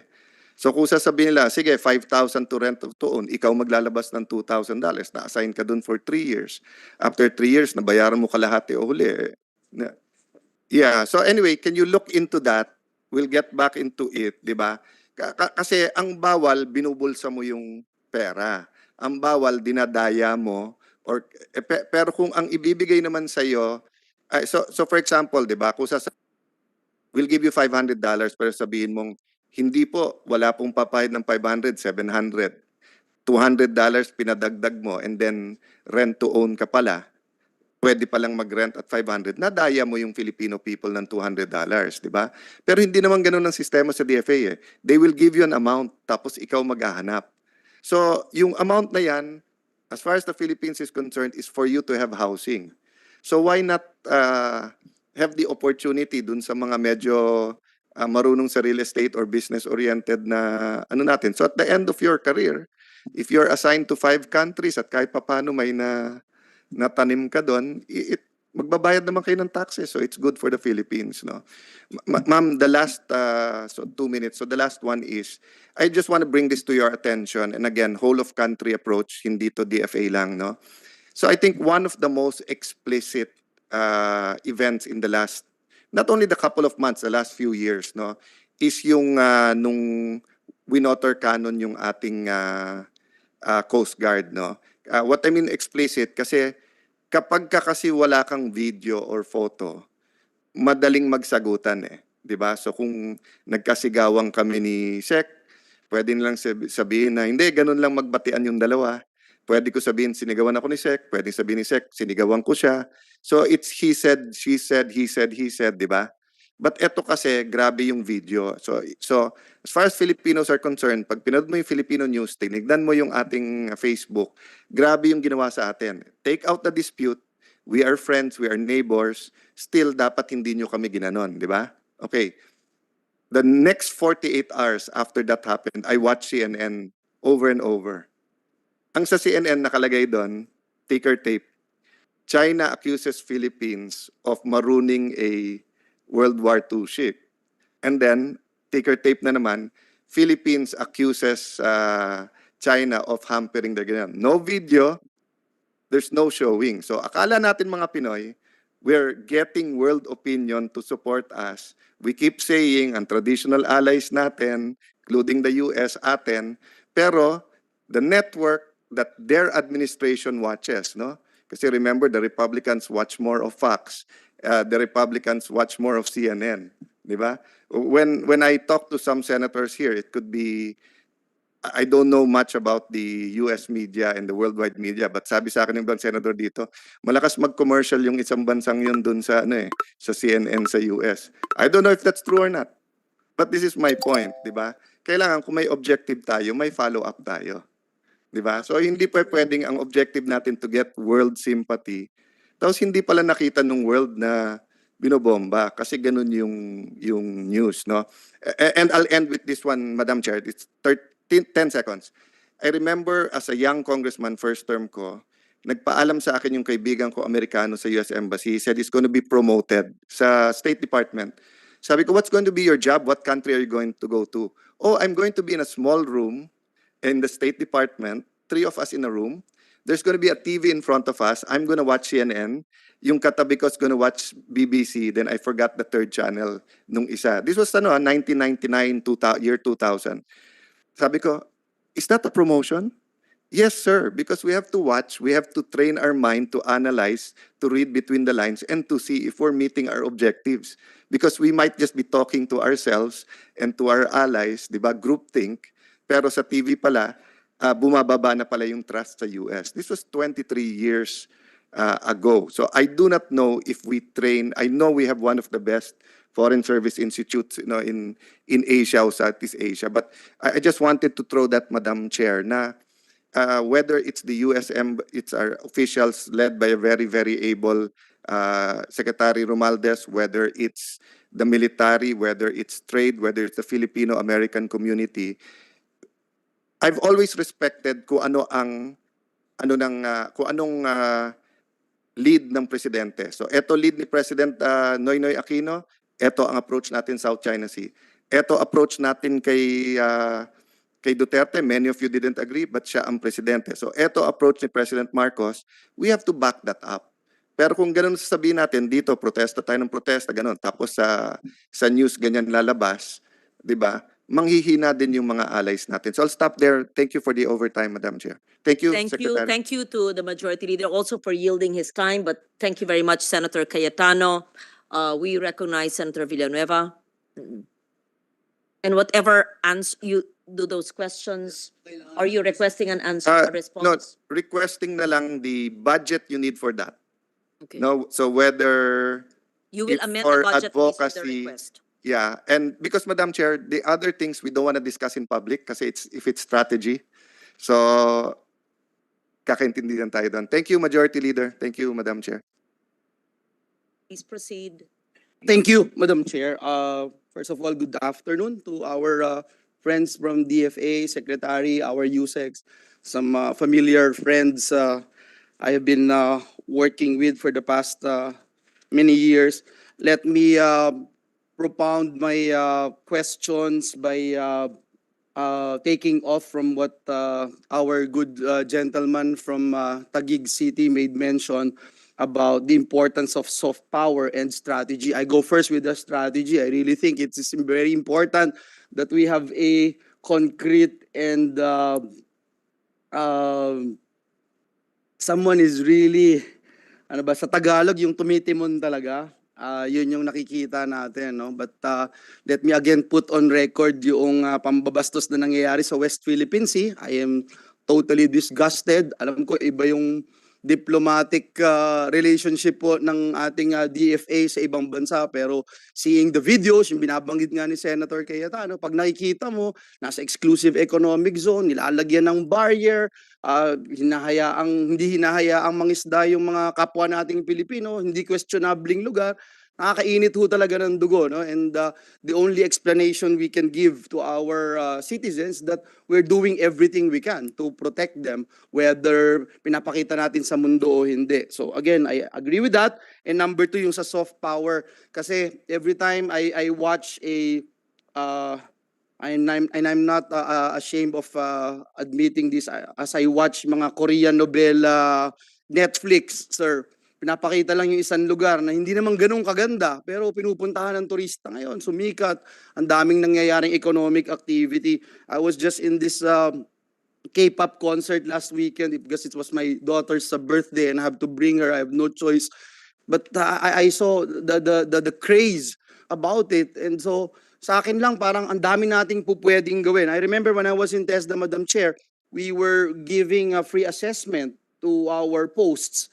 And we all know the importance of having certification of TESDA, yung mga workers natin, na-elevate yung level of skills nila and yung pagtingin sa kanila ng mga employers na. So again, dun sa soft power, better places sa Pilipinas, better stories that we can share historically, etc.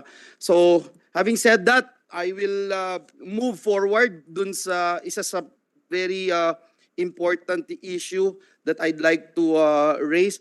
With regard to the transition of the Department of Migrant Workers that I authored and sponsored here in the Senate, may we get an update on the transition of assistance to nationals, the ATN functions, to Migrant Workers Office? If I recall, there are about 39 MWOs right now, the Migrant Workers Office in 30 countries, while there are 94 foreign service posts. Please correct me if I'm wrong. And if my recollection is correct, in February 1st, 2023, there was a joint circular number 1 that says the management ng ATN and other services of OFWs in all foreign service posts will be transferred until March 31, 2023. Please correct me if I'm wrong. This is just a memo that I received. And on March 13, DFA, DMW adopted another joint circular extending the joint circular number 1.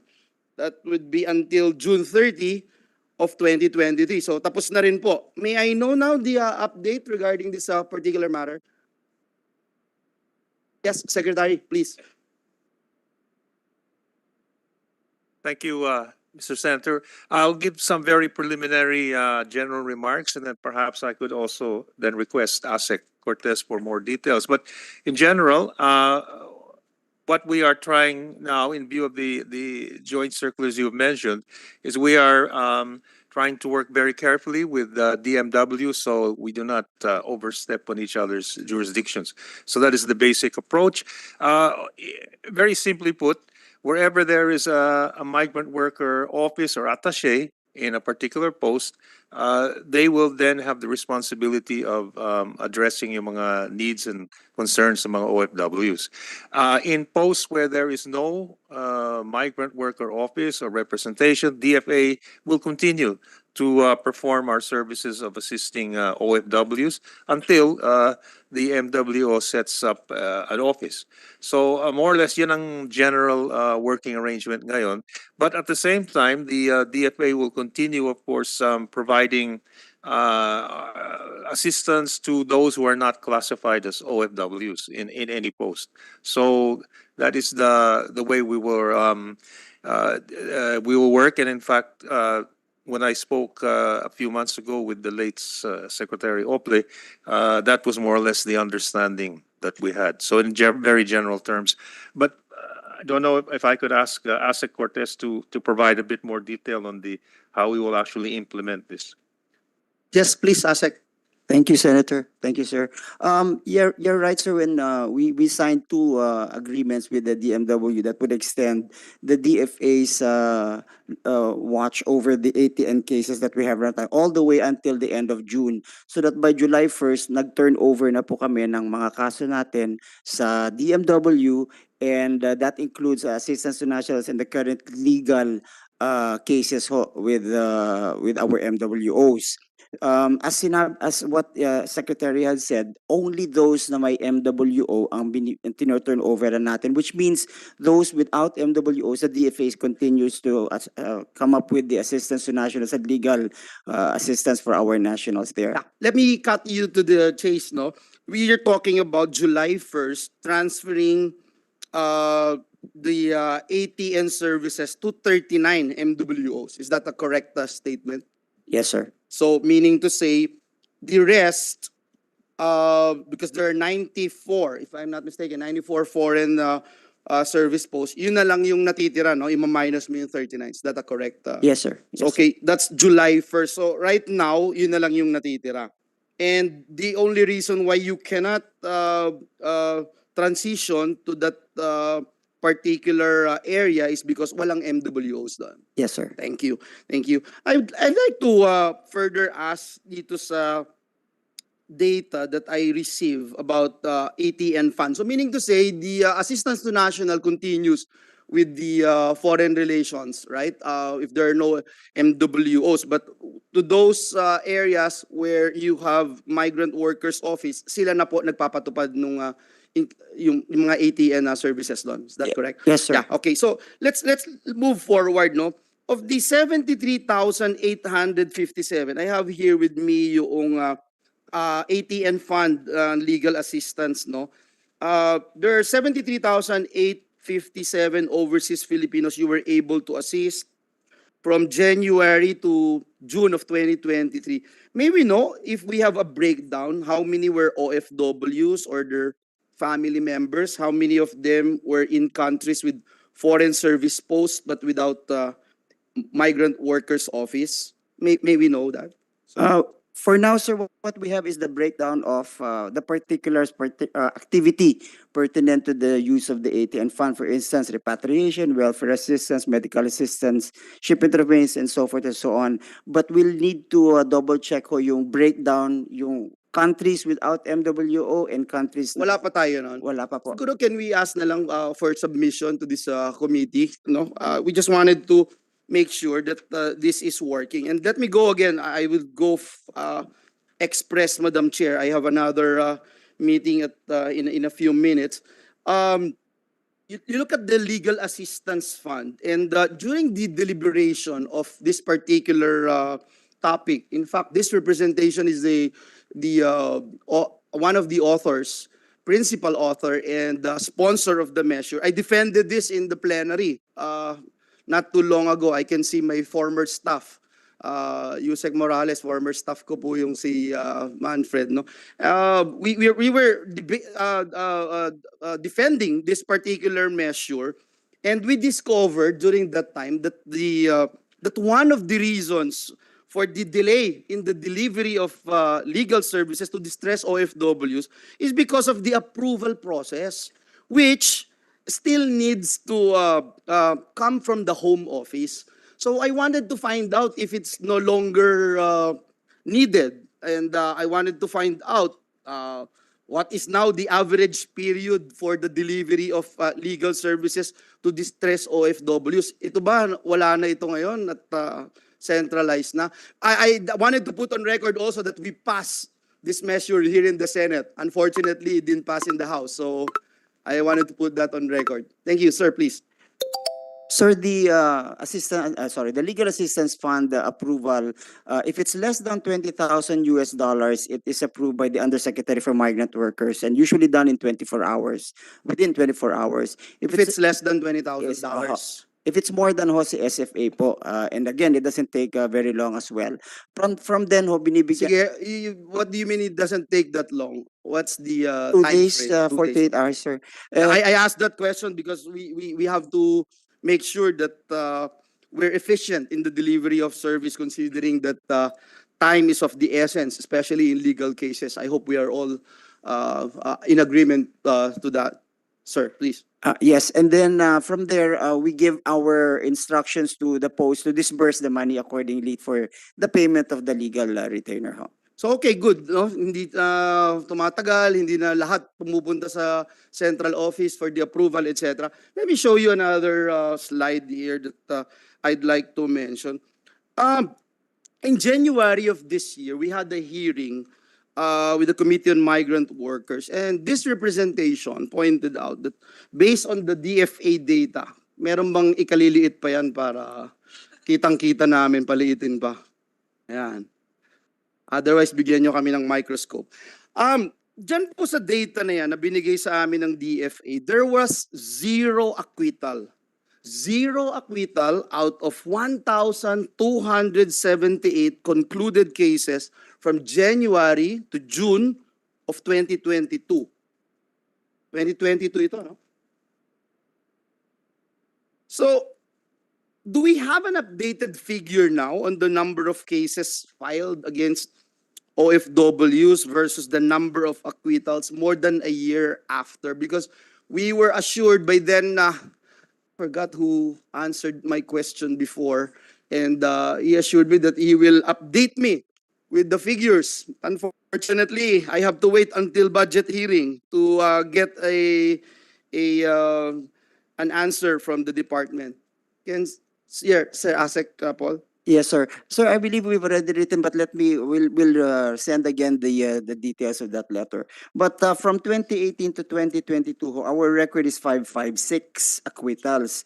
Yung acquittals po kasi, it comes not in the way that we think that may court hearing and then there's a jury that acquits. Sorry, how many again? Sorry, sir. How many? 556 so for 556 for a period of 5 years, 2018 to the end of 2020. for the period of 5 years. No, Yes, but sir. for a period of, kasi ano na to 2022 ito So 23, 24, What? ano yung nagbago dun from zero acquittal? Naging 556 na, yun na-acquit? Is that correct? Okay, for 2022, sir, it's 135. But we'll give you the complete breakdown for the past 5 years. But for the, let's say for the Middle East, sir, most of the cases that have been filed against our kasambahays would be retaliatory cases like theft, jewelry, dahil nag-abscond po sila o tumakbo sila from the employer. Now, usually our legal representation make sure that they are properly represented in the cases so that bago pa man din pumunta at mag-file ng case, let's say, or humarap na sa korte, nadi-dismiss na ho as far as because of lack of evidence, for instance. And this is again due to the representations made by our legal. The only way we can be able to look into this is to find out how many cases were filed, how many were dismissed, how many acquittals, di ba? Yes, sir. Perhaps siguro na lang, yun na lang, no? Just to expedite the process. I don't want to belabor this particular issue, but I think it's important to note that our OFWs, may kakampi sila, no? Meron tayong mga kasamahan sa embahada na tinutulungan sila. Itong nakaraang 2 taon, yung legal assistance fund ba? Anong utilization natin dito? Usually, sir, 98%. Medyo mataas naman. Kaya nga, so meaning to say, it appears na kulang yan. Baka mamaya, pag tinitignan pa lang, hindi na magagamit. So parang, we will weigh on things. Kung ito ba'y mas mabigat, ito ba yung mas pagkakailanganin natin, itong legal assistance fund. So, perhaps that's one thing that we should look into as we go into this budget deliberation, sir. Yes, sir. For now, sir, the NEP has given the DFA still the 200 million legal assistance. It's been fund. 200 million for quite a long time, and Yes. I know that for a fact. By 2020, since we've turned over our cases, Linhod, now the legal representations in MWO offices will now be handled by DMW. So yung legal retainer cases now, the cases that we will file for legal assistance will be for countries na wala akong MWO. But we are all in agreement na may one country approach tayo. Yung DFA is on top of things, even if Yes. there's DMW there. I wanted to find out, do we have enough legal retainers to represent our distressed OFWs? Meron ba tayong ganyan? Pinag-aaralan ba natin yan? Yes, sir. For now, we have quite a number of posts with legal retainers. Having 11 posts. The bigger ones, Abu Dhabi, Amman, mostly in the Middle East po. Lahat ho yan, let's say Dubai, Jeddah, Riyadh, all those countries with a large number of concentration of Filipinos have legal retainers. So usually po napupunta sa kanila yung retainer fund. Yeah, and we don't need additional. Perhaps to make the long story short, I would like to find out how are we doing with regard to our legal assistance to our distressed OFWs or overseas Filipinos, and to find ways on how we'll be able to make sure that this is sustainable funds. Because if you look at if your utilization rate is what, 95%, parang medyo there's a thin hair na boundary dyan. Is that correct, sir? Yes, sir. But although let's say we are able to reach yung high utilization ng LAF, ng legal assistance, we can also get from the assistance to nationals fund to augment. Okay. Yeah. Sige. Okay. That's good. That's good to hear. Let me go to another issue. What's your parameters in Secretary in opening new embassies? Do you consider the number of Filipinos, overseas Filipinos in that area, the number perhaps of cases being filed or being forwarded or assistance availed by the department, or the amount of remittances from these countries, or all of the above? Thank you, Mr. Senator. Basically, as far as OFWs are concerned, all of the above. One of the main considerations is number of OFWs, but of course there are other considerations too, like potential economic relations or the ability to increase economic cooperation and of course political cooperation. But generally all are considered, but probably one of the first also is to look at the number of OFWs. Thank you for that, no, and good thing that you made mention the potential economic ties that we can actually bring.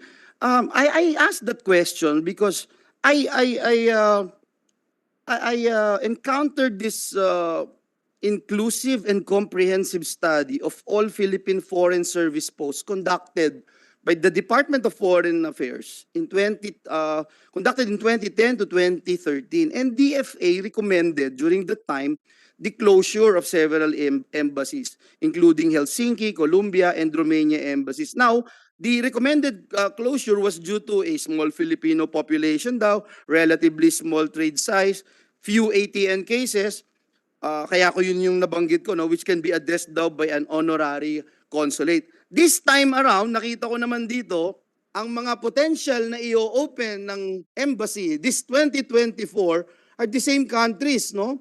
Foreign posts in Finland, Colombia, and Romania. So, hindi po ako against dito na i-open, but I am, as a policy maker, as a legislator, you know very well that that's our issue. That would be our issue here. We make sure of what kind of policy we are implementing. Can we be enlightened in this particular matter, sir?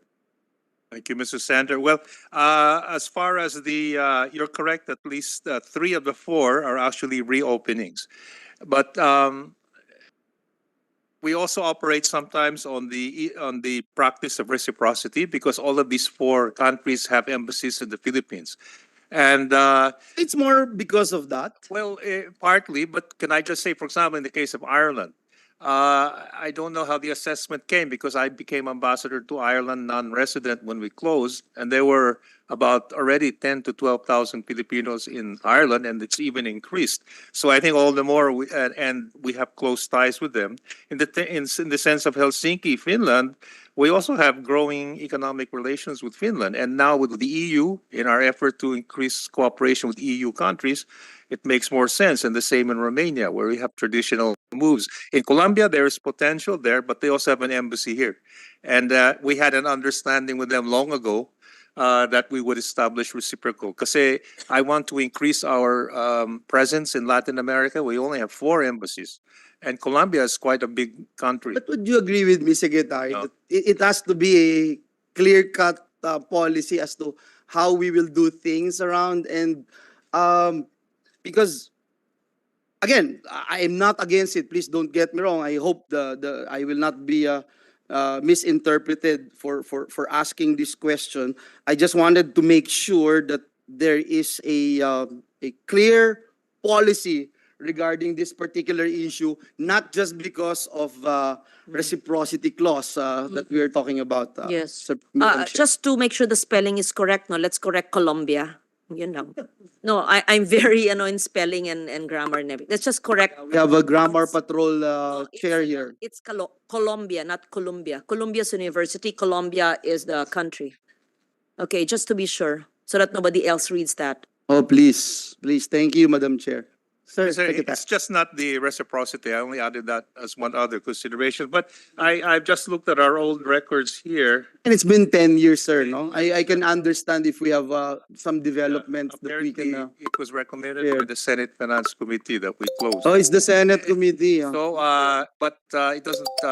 Again, if it is the Senate Committee, then let's face it, that's part of the... But that was 10 years ago, and I think Yeah. the situation has changed. I know. And we need to really, I think, increase our presence and in key areas, especially in the EU and in Latin America, where I think we have very little. I mean, only 4 embassies.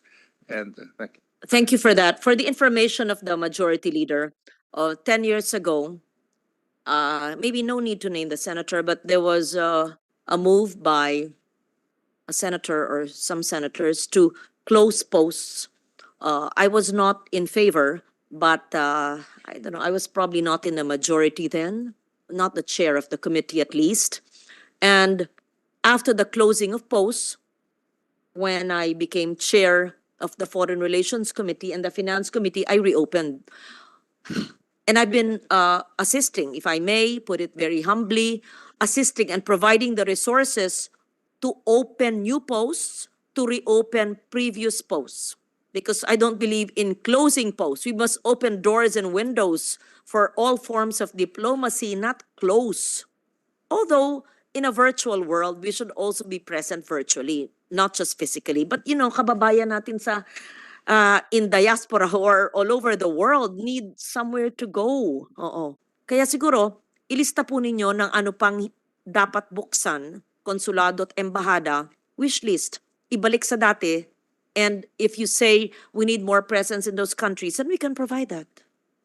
Yeah, thank you. Thank you, Madam Chair, for expressly propounding your support. And this representation also agrees with the chairperson of this committee to ensure that we will have enough presence, especially when it comes to servicing our countrymen, especially our migrant workers. I have one last issue that I'd like to...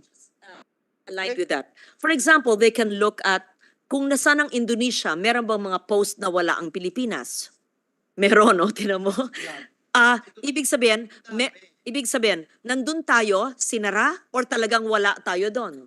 Perhaps before you proceed with your last question, give us one post where Indonesia is there and the Philippines is not there that is urgent for the Philippines to open or have presence in. Secretary. What is a post where Indonesia is present and the Philippines is not? You said there are a lot. Well, one that comes to mind, we were originally, for example, thinking of opening in Ethiopia, the Addis Ababa, because that's also, among others, the seat of the African Union. May presence doon ng Indonesia. In fact, Indonesia has quite a big presence in Africa and also in some parts of Latin America na wala tayo. So, well, I'm not trying to say we should equal them, but they are really more have more presence internationally than we do. From our ASEAN neighbors, is it just Indonesia who's the most presence in all countries? O baka Malaysia as well? Baka ang Vietnam mas marami pa sa atin. Kung mas marami pa sa atin ang Vietnam. Is it possible Vietnam has more presence? No. I have to check on that, but I think Malaysia has quite a big presence, especially in the Central Asian states. We have no presence yet. And I know Malaysia, for example, in Kazakhstan, which is wala pa tayo, but Malaysia is there, Indonesia is there, and Thailand is there. And so in many ways, we're like number 4 in ASEAN in terms of... Perhaps give us a matrix, right? Okay. Of our presence, whether it's an embassy. No, we cannot have a consulate without an embassy, right? Can we? Are there areas or jurisdictions where we have a consulate but not an embassy in a country? No, we would have an honorary consul. Kung walang embassy, we have an honorary consul. But are there countries where we don't have an embassy but we have a consulate? No. We cannot have a consulate without an embassy. Yeah. We can have consulates in the provinces. Yeah, honorary consul pwede. Honorary Yes. consulates. But So we must have an embassy in the capital and then consulates or honorary consuls. And in those areas where we don't have the presence of an embassy, we have honorary consulates. but in most of them, and many of them, I wouldn't say all. Yeah, honorary. Yeah, just give us a matrix and then our ASEAN neighbors. Okay. Not that we're comparing, but we are comparing. We need to know. Yes, yes. Thank you, Madam Chair. Let me go to a very dear issue to this representative. If you recall, Madam Chair, when we went to France, I remember I was asking, and I can see you, Tess here, who made a great job nung post niya doon. Madam Chair, I remember during the time when we went there, I asked data from CFO. I think DMW was just established then, I think last year. And then DFA, and then the French ambassador also gave us data. Iba-iba ho yung binigay sa akin. Hindi nyo po time to, no? Just recently, I think last year. For example, yung sabi ko, ilan Filipinos nandito abroad? DMW gave me about 1,000. CFO, 3,400 immigrants. DFA, 24,000 Filipinos. And then when we reached Paris, we went to the embassy, we spoke with the French ambassador, sabi niya mga 25,000 Filipinos ang nandito. Ano yung point ko, no? Ano yung point ko? 28 years ago, Republic Act number 8042 was signed into law, 1995, 28 years ago. I always ask these questions sa DFA, sa DOLE, who are both co-chairs ng RA 8042, CFO, DOT, DOJ, Bureau of Immigration, NBI, DILG, and other government agency. Ano ba sabi nung RA 8042 as amended by RA 10022, the Migrant Workers and Overseas Filipinos Act? Section 20, and I quote, establishment of a shared government information system for migration. Noong pong pandemya, nandito ho kami sa session hall. Tanong ho kami ng tanong, ilan ang overseas Filipino workers natin? Ilan ang migrant workers? Ilan ang overseas Filipinos? Iba-iba ho yung numero. Nung dumating na rin dito, iba-iba na naman sila ng numero. Iba pa nga yung numero ng OWA sa DOLE. Pareho silang under one department. And now there's DMW. I'm just saying, 28 years ago, na-establish po ito, pero hanggang ngayon, hindi pa rin po ito napapatupad. May I know, because DFA is one of the co-chairs of this particular law, may I know if where we are, as to where we are, what we have been doing, how often do we update our database, o meron ba tayong database to begin with? And how do you use this to provide the services abroad, no? So, I hope ma-address po natin to, and believe me, I've been asking this question to all the government agencies concerned, itong interagency committee na ito. Please, sir, ma'am, go ahead. Thank you, Senator. I will just try to respond to the question. First of all, like CFO, it's really those who are married to Frenchmen. And yun ho that is the database of the CFO. So iba naman, the thing about France is that they do not undergo POEA. Ma'am, I am not, please don't get me wrong, I'm not asking about France. I just made it as an example, okay? So I'm not really asking about France. But what I'm saying is, even during the pandemic, iba-iba ho yung data na nakukuha namin. And just to put on record, when I asked that question, CFO, DFA, DMW, pati kay Ambassador, ilang Filipinos meron dito? That's my general question. And I got different answers. But as I was saying, to continue, Mr. Senator, because ito pong in the EU, they can all go from one place to the other. That's why the numbers are cannot be fixed. So the Filipinos who have gotten some EU permit can go to Spain tomorrow. So nagva-vary ho. But you're correct about the database, but really the database varies from one situation to the other. Thank you. I suppose we can update that from time to time. So again, my question lang, sir, is that co-chair po kayo, Mr. Secretary, ng DFA, and this has been 28 years. Masyadong matagal na po. I hope and pray that we can do something about it. And I know for a fact that database is very important. We can easily repatriate, we can easily have this profile of our OFWs. I've been saying this for quite a long time. So I hope we work on it. And believe me, next year I'm going to ask this question again, which I always do. One last thing, Madam Chair, if I may, one last thing. I always ask this question to all government agencies because government agencies from A to Z, hindi ako nagpo-promote ng A to Z, but all government agencies, 1 out of 10, hindi napi-fill up yung position. Imagine, 1 out of 10, lahat. Tinignan ko yung DFA, hindi nga perfect, pero honestly, kayo nasa, I can give you letter A as a grade, if not A+, dahil mababa po yung unfilled positions nyo. Pero 356 is still something, okay? And moreover, if you look at the record, last year I asked this question, 2023, ang unfilled po niyo is 356. Binigyan ako ngayon ng report 2024, unfilled pa rin 356. So parang alam na natin, wala kayong ginawa, sir, ma'am, kaya hindi po ako natutuwa doon. Ang ating JO, for instance, ay may 453 job orders or contract of service. My question would be, ito bang mga JOs na to at contract of service, ang talagang ginagawa nito, mga special projects lang? O baka ginagawa nito yung gaya ng DPWH, alam natin, yung job order nila, ang ginagawa regular job. And right now, there are 630,000 job orders, contract of service in government. And so you can just imagine this representation fighting to end endo in this country.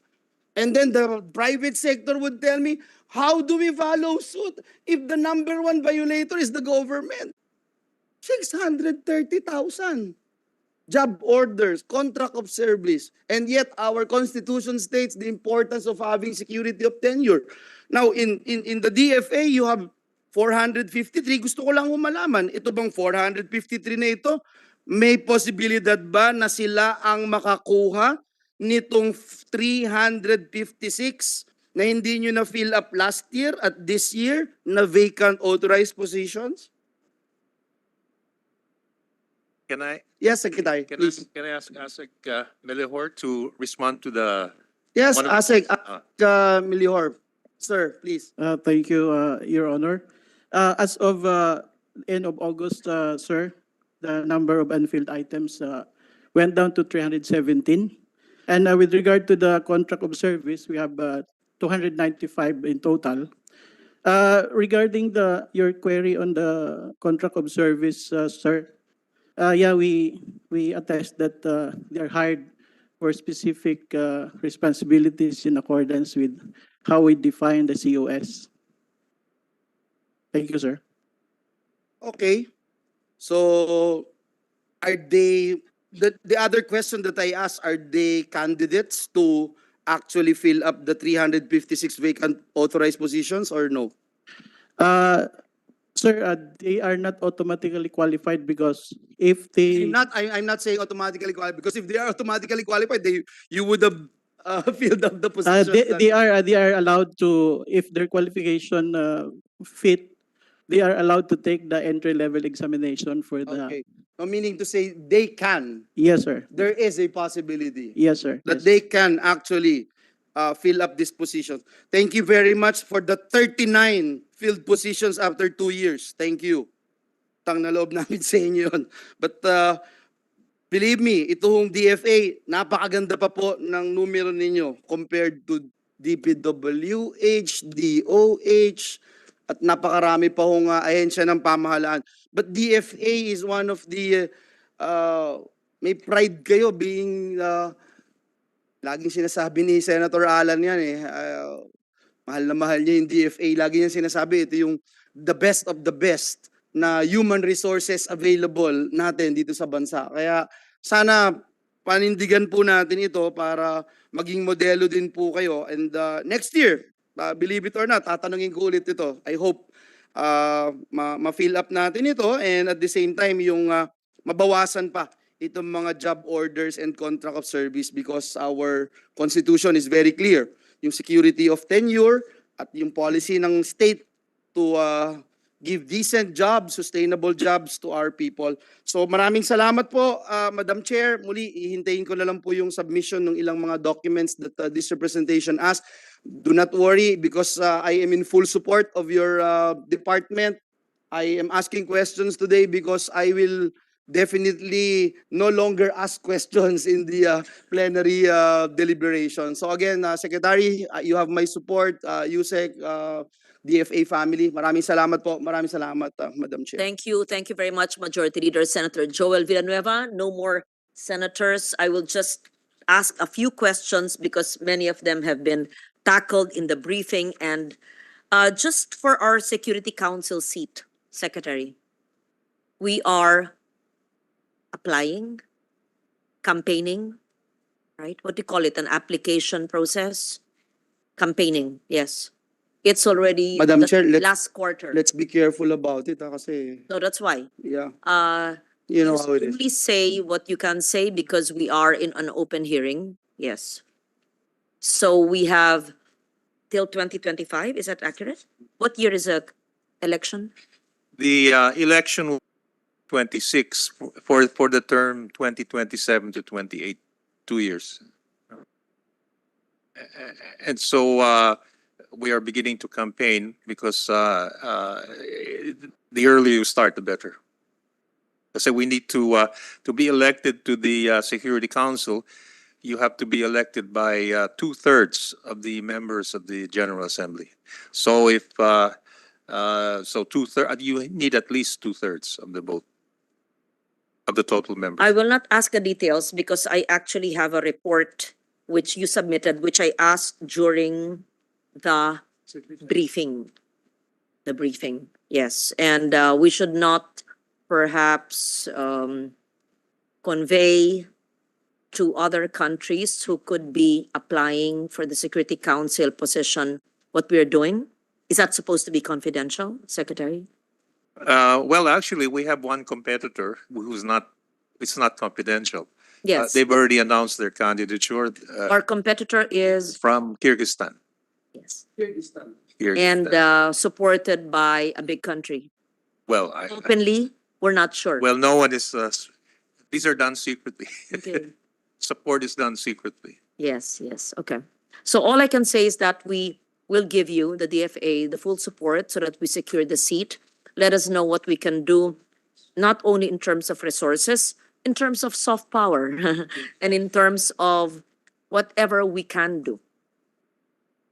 Yes, yes. You know what we Mm-mm. Do you have a count? Yes, we have a briefer here, but perhaps we need a count of who have committed thus far, who may we need to speak with, because they would be in groupings, right? Not individual countries. Individual countries or by groupings? It's by individual countries. So we have already a number, but many countries have not yet made a formal decision. But we already have a count of those who have already formally committed in writing to support our candidature, either unilaterally or through some kind of a mutual arrangement. Yes, okay. We will leave it at that, and we can speak separately, not in an open hearing, on our campaign to be a member of the UN Security Council.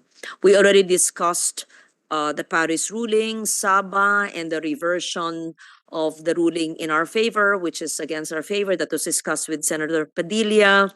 We talked about the funds for ATN, and it has not been diminished or definitely not taken out, because where there are no DMW presence, the DFA, as you assured me in the hearing, will not say it's not our turf anymore because of a new law. That's very, very clear, okay, in terms of service for the Filipinos overseas.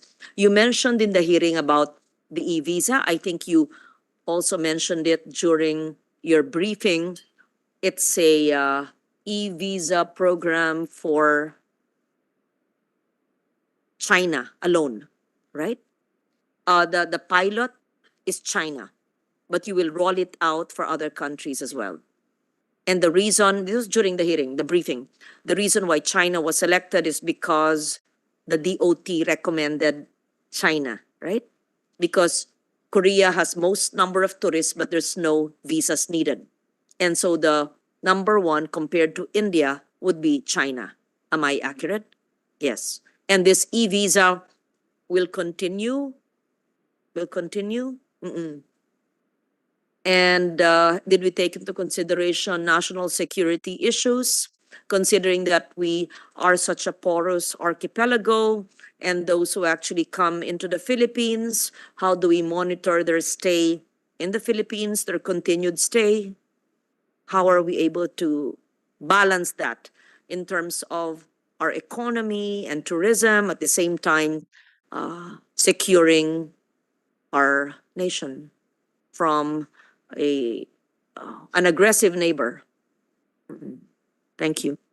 Thank you, Madam Chair. Yes, on that point, in fact, that's why we made a soft launching precisely to monitor how it develops, taking into account the various considerations that you have mentioned. Should see, do we, yes, we need their tourists, but do their tourists really spend in the Philippines? We're not sure. Perhaps in your meetings with DOT, they can show us, and maybe during the DOT hearings, we can ask them, right? Senator Joel, how much did the Chinese tourists bring into the Philippines at any one time? And to encourage them through the e-visa, does it really, when you weigh it and balance it in terms of the sensitivities these days because of their bullying presence in our region, we see. And then after China, where do we open the e-visas? Well, I think we have to see how it works with China. That's why We we see start first. much. Then we would probably go to the next biggest tourism country, Which would is be India, according India. to DOT. But we'd like to see first how this works in some cities in China. But we also see the spending power of these people. Madam Chair, we're guided mainly by the DOT DOT. plan. It's really DOT. Yeah. So we're merely You're just implementer in the we're post. following that, yeah, implementing it, but we are guided by their plans and programs. Your building, was that discussed earlier? You already have the building in your NEP, right? Oh, so there's no problem about that. And you're moving out. You've moved out. Not yet. We are now undergoing early procurement activities. We already got a multi-year contractual authority from the DBM. Okay. Thank you. And I assume that would not entail a annual multi-year GAA amendment, because once you start funding the building and it's already funded in the present year's NEP, it will be carried on in next year's budget, the GAA, that will be multi-year in your NEP. We don't have to amend the budget for such a big amount because obviously that's multi-year, right? That's correct, ma'am. Since it's now in the MICA, it will be included in the Tier 1 Tier in the 1. coming years. Thank you. Yes. Okay. Kayo na mag-usap ng DBM doon, siguradong meron yon. Now, there were just provisions that were deleted. Are there deleted special provisions? I don't know. My staff gave me this. Like education allowance for dependents of officers in foreign service posts. The amount of 50M was appropriated for this. This was present in the present year's GAA, but not in the NEP. What is this education allowance for dependents of officers and employees in foreign service posts? Ma'am, it's not anymore included in the special provisions because the DBM and the DFA came up with a joint circular to implement this. So there's no more need to put this in. There's no need, No need. but it's provided It's for. provided, ma'am. It's Okay, in our very clear. budget. How about the quarters privileges? The head of office and other personnel of DFA Mindanao deployed from home office. It's long. Are you familiar with this quarters privileges? It's in the present GAA, not in the NEP. Ma'am, Payment of rental of quarters. Ma'am, it's not anymore in the DFA special provisions, but we will follow what is in the general provisions of the GAA. Wala na ho sa aming special provision, so we'll just follow what's in the general There is a provision. general provision which addresses these needs Yes, of the ma'am. quarters Yes, ma'am. privileges. Yes, ma'am. Okay, very clear. And the legal assistance fund, you still have that, right? Still have the legal assistance fund, 200 million. Why does it say here that the legal assistance fund shall be used to provide legal assistance to overseas Filipinos in instances with the assistance of the Office of DMW? The DFA is authorized to use a legal assistance fund. According to my staff, unless they're wrong, this was deleted in the special provision? Impossible. The legal assistance fund cannot be deleted, right? Impossible. It says here, the legal assistance shall be made available for the time. This whole provision on the legal assistance fund was deleted? No, it's not deleted, right? Ma'am, is deleted with respect to the special provisions, but the amount for this is already in the budget, ma'am. In the NEP. In the NEP, ma'am. It's Okay. included there. So the exclusion of this special provision, what is its impact on the budget in the NEP? Ma'am, there's no impact because it's already part of the line What's the item. difference of this year's GAA with this special provision and this deleted provision in the NEP? It just speaks about the legal assistance fund. So I'm wondering. So in short, there is a legal assistance fund. Yes, it's included, ma'am, in our NEP. Okay, so I would just ask my staff who put this and said that there is no legal assistance fund. It was a deleted special provision. I'm wondering, so you assure me that it is not deleted? Ma'am, is not deleted. What's deleted is amount just the is not provision that deleted. describes the legal assistance fund. There's a description in the NEP. Yeah, okay, I put a question But the mark amount, here. ma'am, is still there, 200 million. And it says legal assistance fund. Yes, ma'am. Okay. Thank you. So this may be wrong or misunderstood. Tax refund of foreign service posts.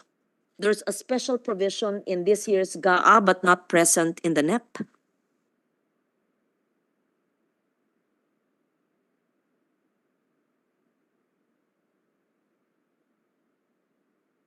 Ma'am, it's not in the NEP, but we request inclusion of this special provision so that the secretary will have the authority to use the proceeds of the tax refund, like what I mentioned earlier on the question of Senator Tolentino.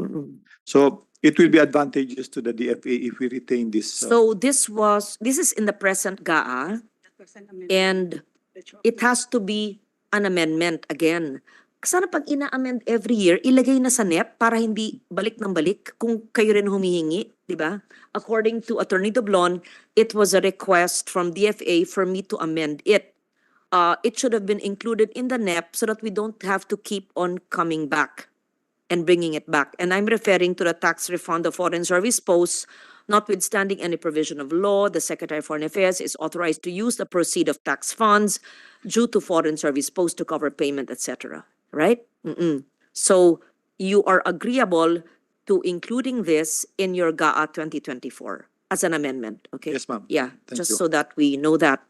How about the support to climate change negotiations? It is an amendment, but again, not in the NEP.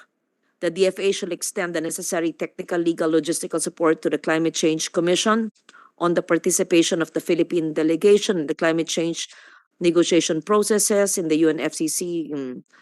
Yeah. Support, diba? Ilagay lang natin. Sana yung mga sang-ayon naman kayo, those amendments that we put every year can be included already in the NEP so that we don't keep on putting it back. What if we forget? And what if we're no longer here, diba? Sayang. Yeah.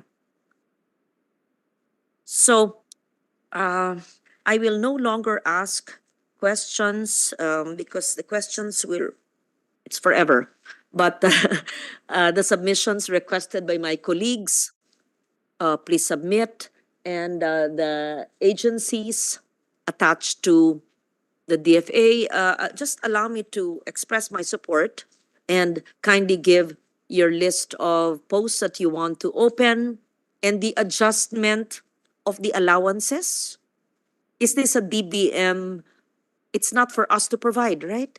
How is that? The adjustment has been 10 years ago, I am told, of allowances of those who serve abroad. And it should be adjusted by now. If I may, we are now undergoing the review. It's a joint review by the DBM and the DFA. We have submitted our proposal to DBM. And if they approve that, we'll have a joint memorandum for the president for the issuance of an executive order. And if it's approved during the middle of the year, we may tap our savings or from the lump sum miscellaneous personal fund benefits and fund source, ma'am. And in the coming years, it will be included in the tier one. Yes, ma'am. Tier one fund. Thank you. There are very important issues that I failed to ask because all of you are here. Ilang oras na tayo nag-uusap dito. And I wish I could ask each and every one because everything's so important, but there's no time. Yes. I Secretary. think I just saw ASEAN. We will be chairing the ASEAN in 2026. We will be the ASEAN chairman. So Last time you were chair? 2017.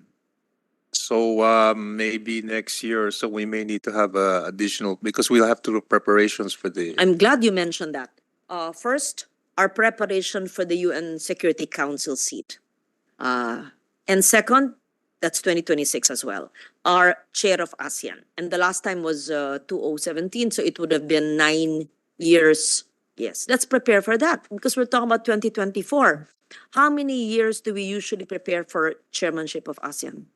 Well, the sooner you prepare, the better because 2 Based years. on our 2017 hosting. Probably 2 years at least. Because as chairman, we will have to not only worry about logistics, but we have to start preparing our themes and the issues that we will focus on. So I would say at least 2 years. Yes. Can you just walk us through very briefly what are the expectations by of the host country, the chair, and what are the activities leading to the ASEAN event itself, pre, during, and post? Well, I will have to need a little bit of time to put them in detail, but essentially we will have to work out first the general theme and objectives of what our priorities will be. We have to hold a number of preparatory meetings before. The year before, we'll already be working with our colleagues. And then on the year itself, we will have to be hosting senior officials meetings, ministerial meetings, and then 2 summits. And it's not only the ASEAN 9 or 10, but we also have the dialogue partners and which will be up to about 15. And we have a summit also, the East Asia Summit, which will involve about 27 countries. So it'll be a huge event. So we're chair of ASEAN. Yeah. We're also chair of the East Asia Summit. Yes. Is that part of being chair of ASEAN? That's part of being chair of ASEAN. You said 2 summits. That's Yes. the East Asia Summit. One is the ASEAN Summit, just the 10 ASEAN countries. Yes. Then the other one is the ASEAN Summit with our dialogue partners, and then an East Asia Summit. Our dialogue partners would include the How US, many do we have? About 10? Well, roughly 10. US, Canada, EU, EU. Korea, UK, It would be Japan. EU and individual countries also, or just EU? Just EU. But now, since UK left EU, Yes. UK is So our it would newest. be EU and UK. And UK. Then So we have just who are that? 15 you said. So US, roughly Canada, US, Canada, UK, UK, Japan, Australia, Japan, Korea, New Zealand, New Zealand. Australia, Russia, China. 11. Yeah. Or heads of state The some would be or ministers. heads of state. We have both. We have a ministerial meeting, and then Yeah. we'll have a heads of state, heads of government meeting. Yeah. Okay. So it's quite a big Yes. production. Kindly give us, just if you've not prepared for it yet, who's the office in charge? Our ASEAN office will be handling the details. Have you started planning for it? Have you We're had meetings? we're beginning to because we were just nominated a month ago by ASEAN. They endorsed But our. it's not rotating? Well, it's That's my normal rotating. plan. The only reason is Myanmar backed out. We should actually be 2027, Mm. but Myanmar wrote us saying they cannot chair. Okay. So if we could fill in, Maganda then we tayo. were at the last month at the summit. They endorsed the Philippine hosting in 2026. It's good. It's very good. Okay.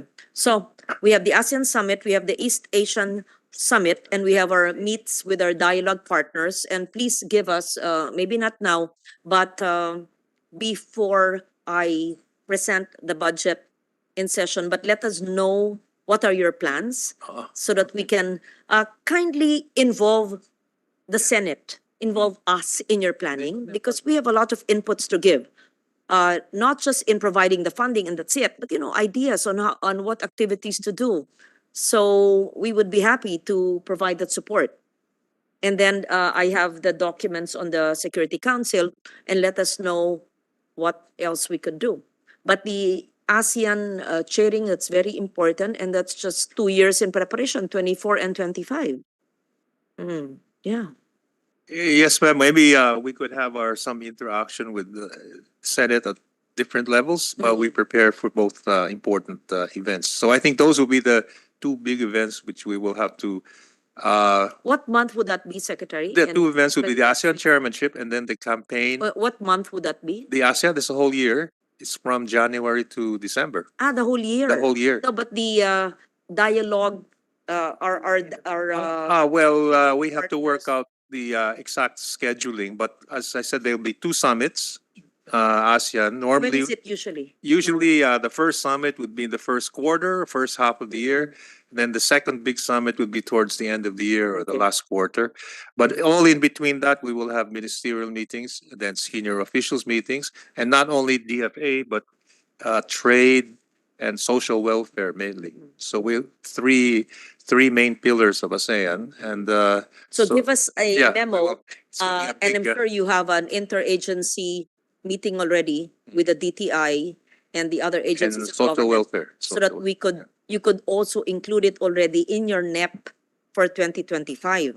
Does that mean that you have adjustment for your GAA 2024 budget? I don't know how much to provide you because you only mentioned it now. Yeah. So do you need support in 24 or not yet? In 25 na lang. Maybe by 25. 25. By 25. So give us the plans na rin. Okay, Give us and just sure. rough Sure. thing, Okay. whatever you have. Okay, I'm glad you mentioned that. Thank you for that. What others should I know to be able to help? Wala na. Okay na. Sige. Yeah, I know you've food there, you've catering. Thank you so much. So having said that, we will await your plans for our chairing of ASEAN in 26. And I have the UN Security Council. It's very important. We must clinch the seat. And we want to increase our presence in other countries, give us the priority list, not just the presence of embassies and consulates, but also the presence of the Philippine Studies Program. Central Rizal is NCCA or DFA? NCCA na, no? But it's still located, Central Rizals are still located in the DFA premises, but the funding and the management is NCCA, right? Ganun pa rin. Okay, so we just ask NCCA, or could we ask the DFA to give us just a snapshot of the list of central results in your premises and how it looks? Kasi nandiyan naman yung mga tao nyo, kasi kung NCCA pupunta rin sa inyo eh. Could you please? Just a central result report. Do we have it in all embassies and consulates? Hindi. Bilang lang natin. Ilan? That's under ASEC Arvin. Could you put it on record? How many, please? Thank you, ma'am. We only have 37 Centros Rizal all over the world. Unless a NCCA has given us a report. No, wala pa. So we ask it from DFA na lang because they have it in their presence. Okay. So thank you very much, Secretary. Thank you to the DFA family.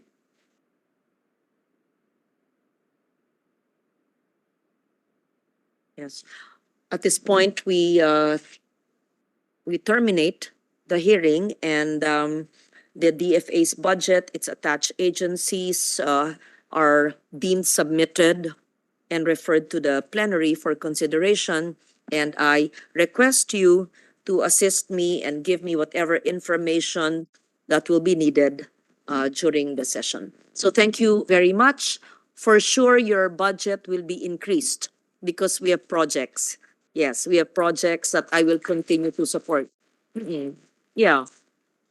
Yeah, especially the Frankfurt Book Fair. That's also very important. That's part of cultural diplomacy.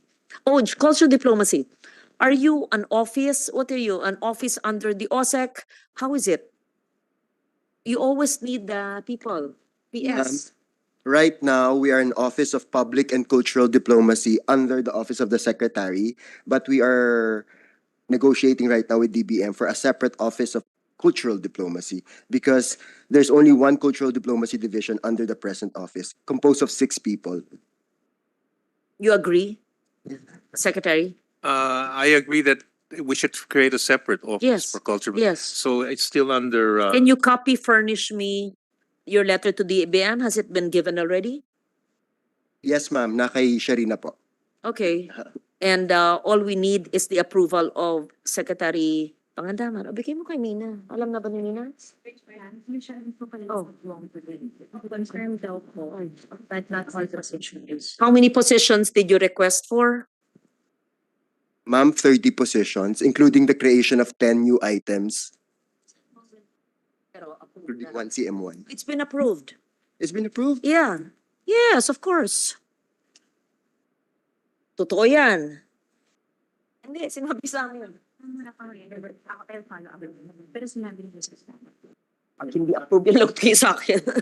Approve, basta approve yan. Yes.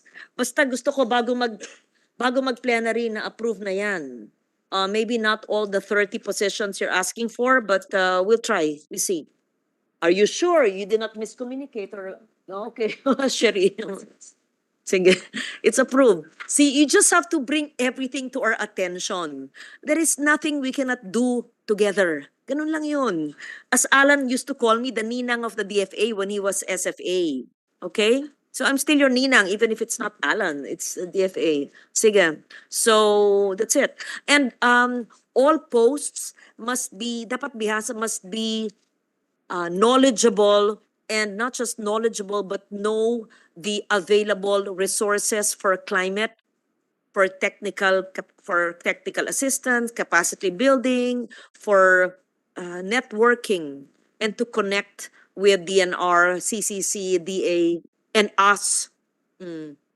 So what are the not just government institutions, but NGOs who can help LGUs here? Climate engaged posts. That's very important. I think the time of Secretary Romulo pala, sinabi ko na rin yun. Ang tagal na nun eh. Yes, yes. Okay? Sige. Thank you. Thank you very much. Okay, Secretary. Salamat.